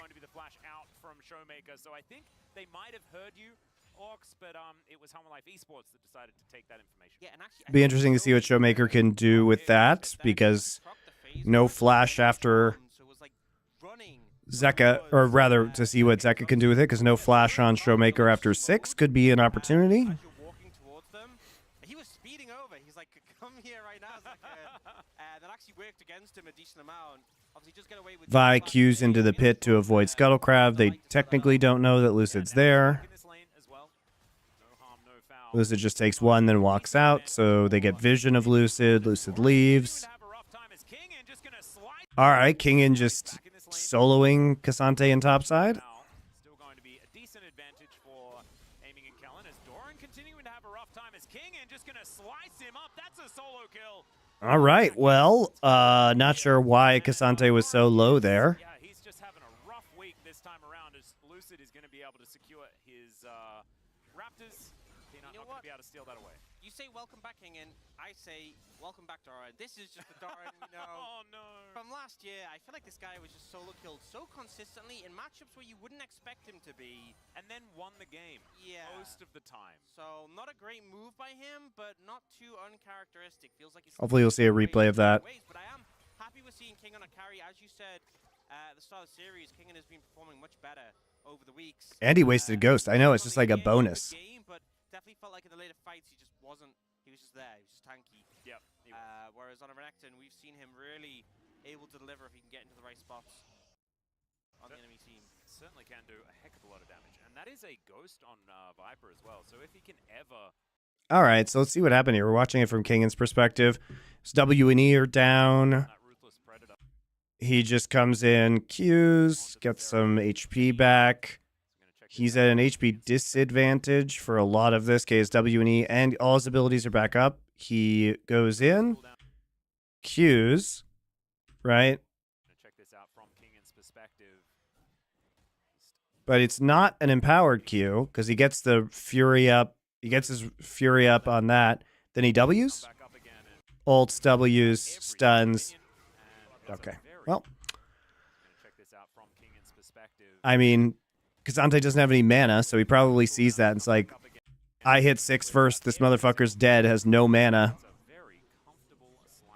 Yeah, so the Q just to clear the minion wave and immediately get the level 6. Like, he even saw the experience bar. He was so far away, one-shots the whole wave, and very clearly caught Doran off guard. It's a nice job of just leveling up, knowing his XP, that wave would be enough to get him to level 6. I can't fight Kazante ulted, I'll back off.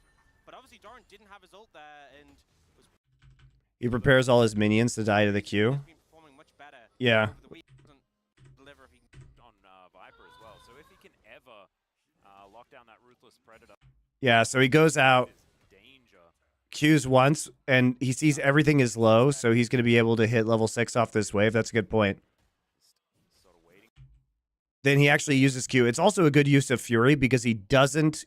First off, he hits him with the Q, right? But he doesn't use it empowered. So therefore, he's able to hit 6, very quickly level, right? You can see it on his screen. Hit R, and then immediately uses Fury on W, and then uses his Fury also on... Right. Uses his Fury on W, and then uses his Fury on E. Super nice. yeah, so the Q just to clear the minion wave and immediately get the level 6. Like, he even saw the experience bar. DC's AS performance on TF, yeah. The whole wave and very clearly caught Doran off guard. We've seen so many Kasantes where like ult for ult is traded. T1 finally realized that you could play champions besides Aatrox and top lane, and Zeus is good. Who could have guessed? But obviously Doran didn't have his ult there and was pretty free pickings for Kingan. Well, now you got Life Esports doing that thing where they take dragons. That is going to continue here as they'll lock this one down. I kind of thought that maybe Zephyr would have this conversation with his players about dragons are kind of good. Maybe we should do more killing of dragons, but perhaps that is more of a second dragon focus or a third one. They did hover Smolder, so... true. Maybe that's what they were thinking about. But then they decided against it, so they were like, you know, dragons are all right. Lucid going to go for a little bit of denial here as Kingan moving into the river. You can see Lucid just wanting to get over, continue farming his jungle as much as he possibly can. As Viper is going to get himself out. It's a decent... Whoa, nice play into Jinx traps. Viper does do a lot of upfront damage to aiming. Good job by Viper. He just pops Ghost there and ults to discourage them from going in. The Ghost as well taking down. Honestly, the ult for Zeri at level 6 is like such a massive all-in threat. I feel like a lot of Zeri lanes, you see them just kind of do nothing. They hit level 6 and suddenly the all-in potential's there. So the fact you burn it and force the light to go back, I think D+'s pretty happy with that one. 100%. And so still a 22 CS advantage here for aiming and Cullen. Peanut level 6 now, though. Them thus far. And I think with a Jinx, They're really just going in for the invade. Aiming and D+ in general, as far as like feed aiming all of the money, it feels a lot better when it's onto Jinx, right? Yeah. Unless she's got 6 items and they're the optimal ones, in which case, stop taking farm. Mega Death Rocket just barely misses onto Viper. Bit of adrenaline, you could imagine. As now Lucid gets the flash off. That's just not spell shieldable. They chain this. Oh, that's a Peanut moment if I've ever seen one. Like, what the fuck, man? Like, what? They can literally see Peanut. Buddy, you took the red buff. Okay, here's what they know. Viper is recalling. They know that. They can literally see your mid and support in the mid lane. And you're like, do. I'm going to go over here and take these Waptors. And actually, Lucid just flash ults him, so he has 0 time to spell shield. And then it's just straight into the hook. So he actually can't spell shield anything, so he just dies. And he has no smite. Yes. Clueless Clown. No smite. That is Giga Troll by Peanut. He does this. He loves dying at enemy raptors, dude. He fucking loves it. This is his favorite place to die. It's so stupid. Doran cues the wrong way, doesn't use ultimate in that fight, so ends up having to ghost away, but we'll just get out of it. But yeah, Lucid, when he's played Vi, has been so crisp on this, you know, not allowing spell shields to really have any impact against him, or even against things like Seeker's Arm God of Zhonya's. By comboing the flash with the ultimate, you just don't give the opportunity.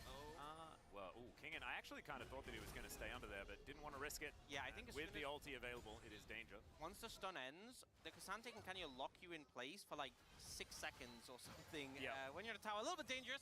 You know, if he gets the Q3 into W, into R, you're just going to take a million tower hits and die. So Kingen makes the right move to back off. But yeah, I mean, Lucid's just been so good at, like, you know, typically the Nocturne doesn't feel much threat from the Vi, which is why I think Peanut was so confident there. And he does end up getting punished. Yeah, and so now... I mean, credit to Lucid, though. His Vi mechanics the last few games have been pretty clean. Look at this from Kellen's perspective. Right, that's the right sequence into a Nocturne to avoid Spell Shield and get Chain CC. And unfortunately, Kellen takes the kill. Thresh carry. 80 Thresh, you know. Yeah, no, it's... Hey, it was a thing. You get that extra flay damage. Oh, baby. Those autos? Blood Song Thresh? I used to have... I remember a friend of mine used to just build only Bloodthirsters on Thresh over and over again. That was his build.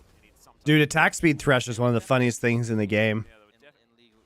This was a while ago as well. Yeah. I think attack speed Thresh is fucking hilarious because of his passive, and he just sits there and just like whips you over and over again. Paranoia comes down, Peanut looking for some revenge, and he'll get it.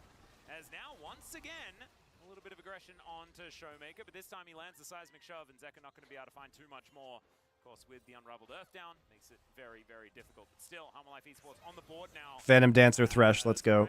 All right, forces flash again. Showmaker needs to be careful. Oops. But he does have support from Lucid. Oh. The flash out from Zeka, and Peanut does find the fear. Is now going to be Some devious people. Yeah, in League of Legends. This was a while ago as well. Yeah, I feel like there is the. There's some people in the depths who just have this is what they play every game, and that's what they do. You know, I'm not sure this is where I'd be using my paranoia, but I guess we get Viper fed, so it's okay. Ooh! Wow, Zeka, 1 HP. Oh man, he was definitely dead. Really, really nice flash. Yeah, and he knew that Zeka would survive that ult. Yes, yes. Dude, Hail of Blades Thresh. Hail of Blades attack speed Thresh, or lethal tempo attack speed Thresh is where it's at. I'm telling you guys.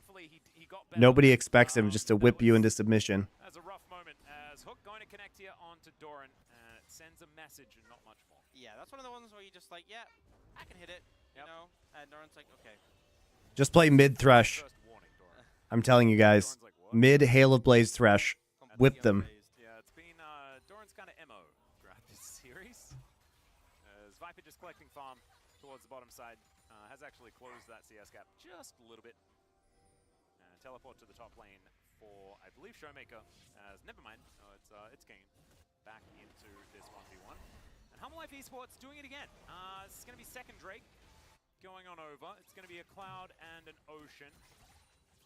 And we'll see what soul it's going to be. Mountain Soul. Pretty good. Just the Mirwin played 80 Nico top today and dominated. I haven't watched those games yet. I'll probably watch them on stream tomorrow. Both Showmaker and Lucid kind of positioned together, but then Lucid starts to move top to try and help with that play, but it's already over. Yeah. Zeka finds a really nice trade onto Showmaker, and then it gets very scrappy here. You know, forces a flash, but this knockback from Showmaker is so good. Allows Lucid to find the vial, and just really Summoner's Burn on the back of this play, because Zeka loses his flash. Then we see Delight going in. Yeah, his laning phase has been pretty shit from Hanwha, honestly. From aiming, Peanut does have to flash that, although Zeka almost pays for his sins. Absurd from Peanut. Oh! Yeah, wow. That's what I expected. Yeah, it's a big wow. D+ fans devastated. I know, but aiming. Did you see Rogue going double support on him only to realize it doesn't work anymore and sell it on first base? No, that sounds so funny. I can't wait to watch that game. He lined it up so well, even with a flash, he still hit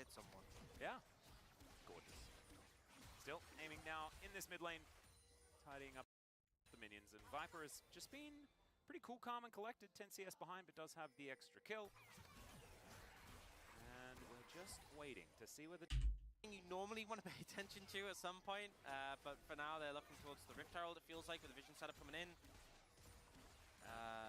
The Void buffs were actually just kind of ignored this game. 3 of them were picked up by DK, but otherwise the rest were just left. Yeah, I think those ones were quite late, so the follow-up spawns were later. Kingin. Oh, this is a bit dangerous. Kingin is very strong. Zeka is just going to get dashed on. Look at that. The Eclipse complete. Eclipse pretty good first item on Renekton these days. Doesn't get the charm, though. Well, if you weren't sure matchup, Thornmail not so good against rocks. No. As that is a decent charm, but Lucid just seems unfazed by the whole situation. Delight moving on over. Kingin is here, though. So I don't think that they're going to be able to defend this turret. Yeah. Shock horror, I know. But Kingin is going to be able to just take that one down. That will be first turret blood going over to DK once again. And the thing that worries me, if you are a D+ fan, is that we saw this kind of happen in the last game. Yeah, this is like a shot-for-shot repeat. D+ get the early lead. They don't get any dragons. Something, they lose. Yeah, something, the soul's good and they lose. Yeah. So it's about this next fight, right? This composition. See whether Delight can find that angle. Viper actually completely caught up now. Finished his call. Rocket launcher very comfortably able to take down. Actually has a kill. Clock ticks down to 1 minute, and the vision is being cleared out by Hanwha. If Peanut hadn't trolled early, this game would be very different for Hanwha. They have a Rift Herald that this time they're going to use at pretty perfect timing as aiming. I guess maybe clicked it by accident. Nah, he decides to bail out. Going to use at pretty perfect timing as aiming. I guess. Yeah, I think he gets scared of. They have a Rift Herald that this time they're going to use at Maybe he did click it by accident actually, They have a Rift Herald that this because he's trying to like kill this minion wave, and maybe he just accidentally sidesteps onto it. And if you know, he could absolutely get knock ulted there if he pops out of the back. Not sure about that, but thankfully didn't just pilot his way in, and they don't get the charge, and it's just. It's not as bad as the other one he did, where he ulted all the way bot, and then they lost mid-tier 1 because he went bot with it, and then Showmaker also died. And Showmaker looked the angriest I've ever seen him, and we've all seen that clip where he wants to punch the camera. So, you know, he was. It was worse than that. He was not happy. Ooh, nice little charm there onto Kingin, who does lose half of his health bar, almost. It's alright, he's Renekton, he just gets it back, don't worry about it. Is otherwise going to be fine. Peanut going to be spotted on this ward as in comes Lucid. Peanut can of course get out the spell shield, but this is going to be dangerous. Great crash down from Delight as the paranoia comes on through. There's the slice and Oh, Peanut. on top of Peanut. And of course, At least he has backup this time, but this is pretty silly. I mean, he decides to face check again. He's like, I must destroy the pink ward 7 seconds before Drake. He actually just forces Delight into this engagement. And he's like, oh, I've got paranoia. Surely I will get out of this one. Viper literally has to use all of his sums to get into this fight. Just use his ghost. And then he flashes forward to get the kill. It's kind of silly. But Kingan's on the flank, so he's going to die. he finds a big cull to make, but it is not enough to lock down a kill, and the crocodile is turned into a handbag right when the Drake has spawned. 30 seconds. He does have teleport, but I just don't think they're going to be able to stop this dragon from going. It happened again. So the script 100% being followed as the Drake does go over. Soul point now. I guess it technically worked because Hanwha got the Drake again. Yeah. Even those extra resists, you know, we've seen times where a few mountain dragons on top of an 80 carry who goes even just like GA, you can put them. Solid bait as Hanwha's bot lane was closer, I guess, but you had to use all of your sums on Zeri to get that. I mean, I guess you get the objective and you get the kills, so it's okay, but still feels a bit dicey. I mean, Viper's able just to dash over the wall, immediately ults, and then follow up. He forces Showmaker's flash too, which is good. Doran also low-key here. Look at this. Look at this. Look at this, guys. The blast. This is actually hilarious. Oh, fuck. Look at this. Okay. Watch. Watch this blast cone. See, it's not there. He's CPing in. And then look. It's suddenly there. And look at this. He gets hooked, but then he's like, but what if I just hit a blast cone and knocked aiming out of this fight? And then he just runs away. The blast cone spawn troll. It actually spawns during his TP channel. And then he's able to use it to eject aiming from the fight. That's so funny. That's why I love doing these VOD replays, guys. Like, I would never catch this stuff in live, but it's so funny when you have a chance to go back and, like, look at all aspects of the fight. For that top lane role, but it just kind of put into context. No one else really has a significant lead for D+, and then aiming is behind 800 gold. So it is all about the Renekton. And in the last fight, you know, in the cluster... Hanwha blast cones. Confirmed. Carry out the fight. So Humble Life Esports do, which is taking as much money from the Rift as possible. Showmaker up here towards the top side. Haven't seen too much from him outside of just narrowly avoiding death a great many times. Does not have his flash. Be up relatively soon, as aiming will help secure this red buff as it ticks over 20 minutes. So collecting that one for everyone. Yeah, I think Hanwha Life falls away from it. Will push towards Baron instead. They'll try and drag the enemy team up towards Baron. It's such a common play where, like, Peanut will head over to the dragon and be like, oh, they're not on this side of the map. Let's just start. Oh no, they're going Baron. Then they'll have to run all the way over, and then they're hoping for a fight to start at Baron that they can win. Aiming with the 0 KP. I mean, there's only been 3 kills on his team. It's not that bad yet. Oh, Kellen hooky hooked the wrong target there. All right, Zekas does a nice sidestep. Peanut just eats it. Viper 100% KP, 3 out of 4 kills. Giga Big Zeri. Yeah, the by himself. Ideally, you'd want someone else to, like, be face checking the threshold to land them out. But once having summoners, Uh-oh. All right. Okay, Peanut has flash up for the Drake fight. It's coming up right about now. Doran has pressure in the top side. They just pushed out bots. Zeka has TP. This is vision control. Not great for Hanwha, though. They're going to wall now? Oh my god, he hit Showmaker with the fucking charm. Okay. Talia wall is something you probably want for this next fight, guys. I think you save the wall for the Drake fight and not to take tier 1 in mid. They have good vision control, though, so maybe the call here from D+ is just, okay, well, we need to maintain vision control, so if we take mid turret, then we can push up mid lane. But they don't have side lane control right now, and they just lost a bunch of minions into top lane turret. But very good vision. They're trying to set up a pick before doing it. But there's so much time, and he doesn't care about hooks because he's Cassante. it's back up, you know? In 30 seconds, it was basically all back up.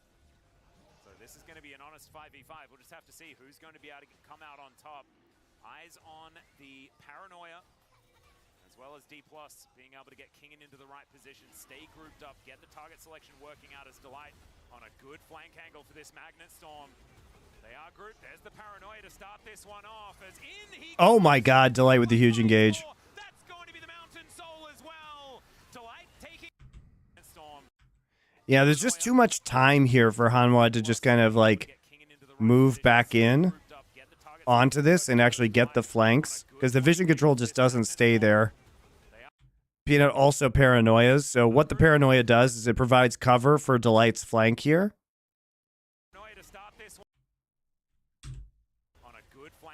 And Kingan's here, but he basically just gets R3'd and then pushed out, and Zeka hits Charm on him from the pushback, and everyone else is just absolutely slaughtered. Force flash onto Jinx as well. And they try and go in, but Zeka dashes back, unfortunately. Wow. Really good team fight. I mean, I'm impressed by Hanwha this series, guys. They're playing out their team comps really well. Some really shitty lane play from them this game, but in terms of executing comp win conditions, that was a beautiful paranoia into flank from Rel.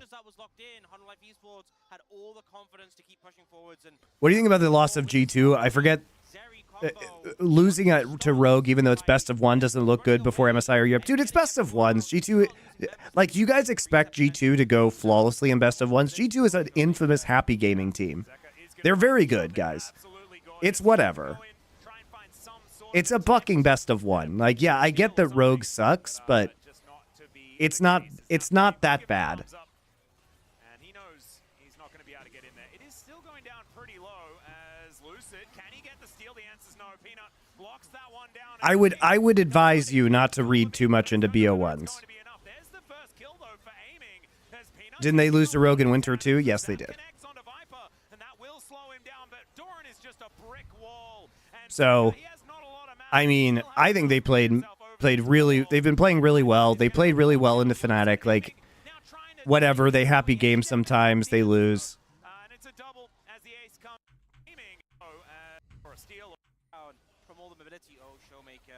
Showmaker's coming in. He's got his Q straight. He just walks straight into a charm and then dies.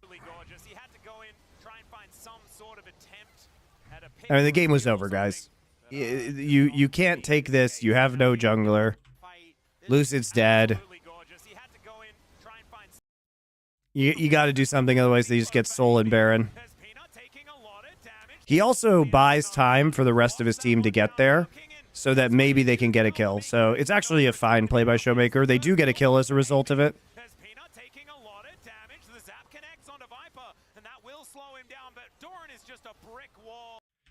It is what it is. I mean, game is over.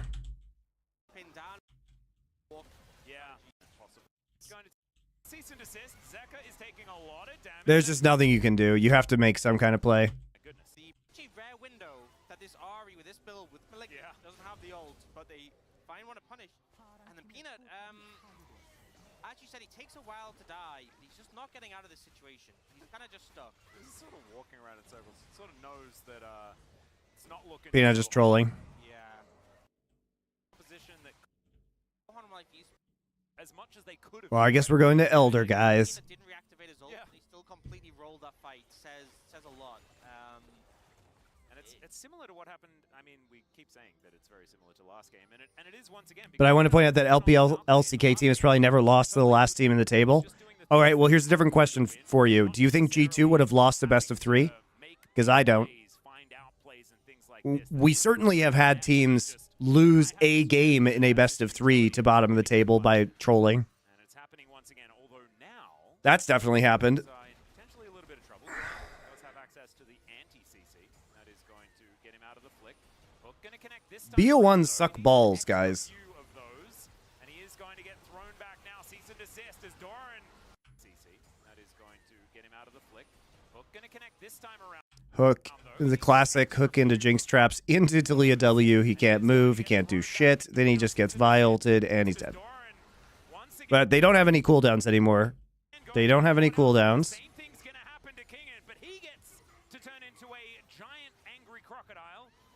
Zeka still has ult, Peanut still has ult. Doran still has ult if he can. I mean, this is probably going to be dragged out long enough for him to TP back in, but all ults up for Hanwha.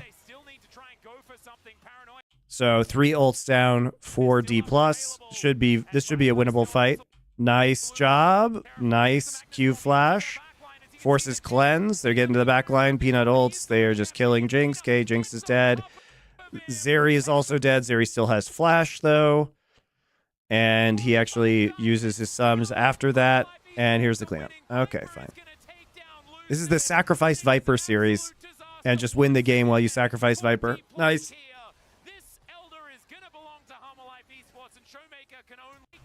Stalling for Viper flash. Oh, yeah, that's true, actually. Viper's flash isn't quite up yet. He uses Ghost, and they do all in But he has GA, so he knows he's fine. As long as they kill Jinx, he'll be able to flash after he revives. That's actually so sick. Good eye. Zelgius. Erudite elucidation from Twitch chat. Thank you. Good eye on that. He gets his flash up.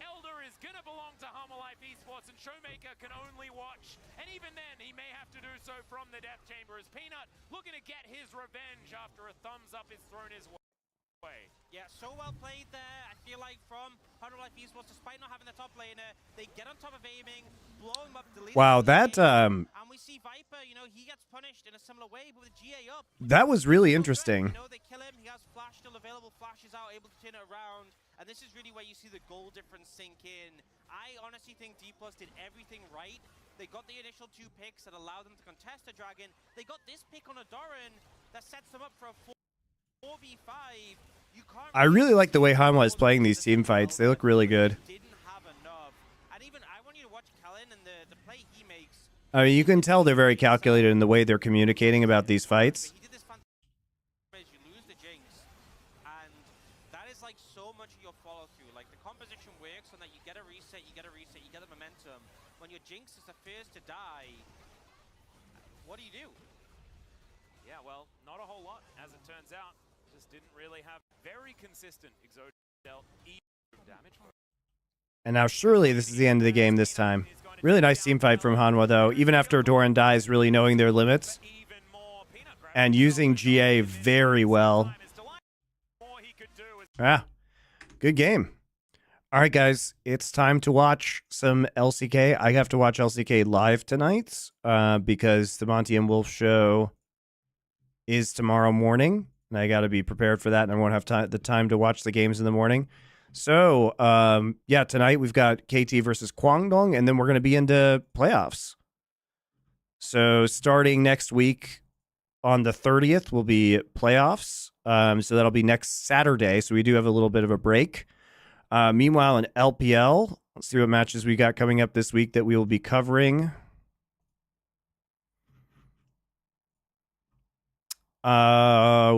Top versus Absolute Legends might be good. And then we're wrapping up over the next few days. Top versus NIP might be decent. We might check out, even though Thunder Talk isn't good, FPX is really fun to watch right now. So we might be checking that one out. And then we've got a lot of LEC games to cover. So I will be back probably mostly with LEC tomorrow. Mostly with LEC.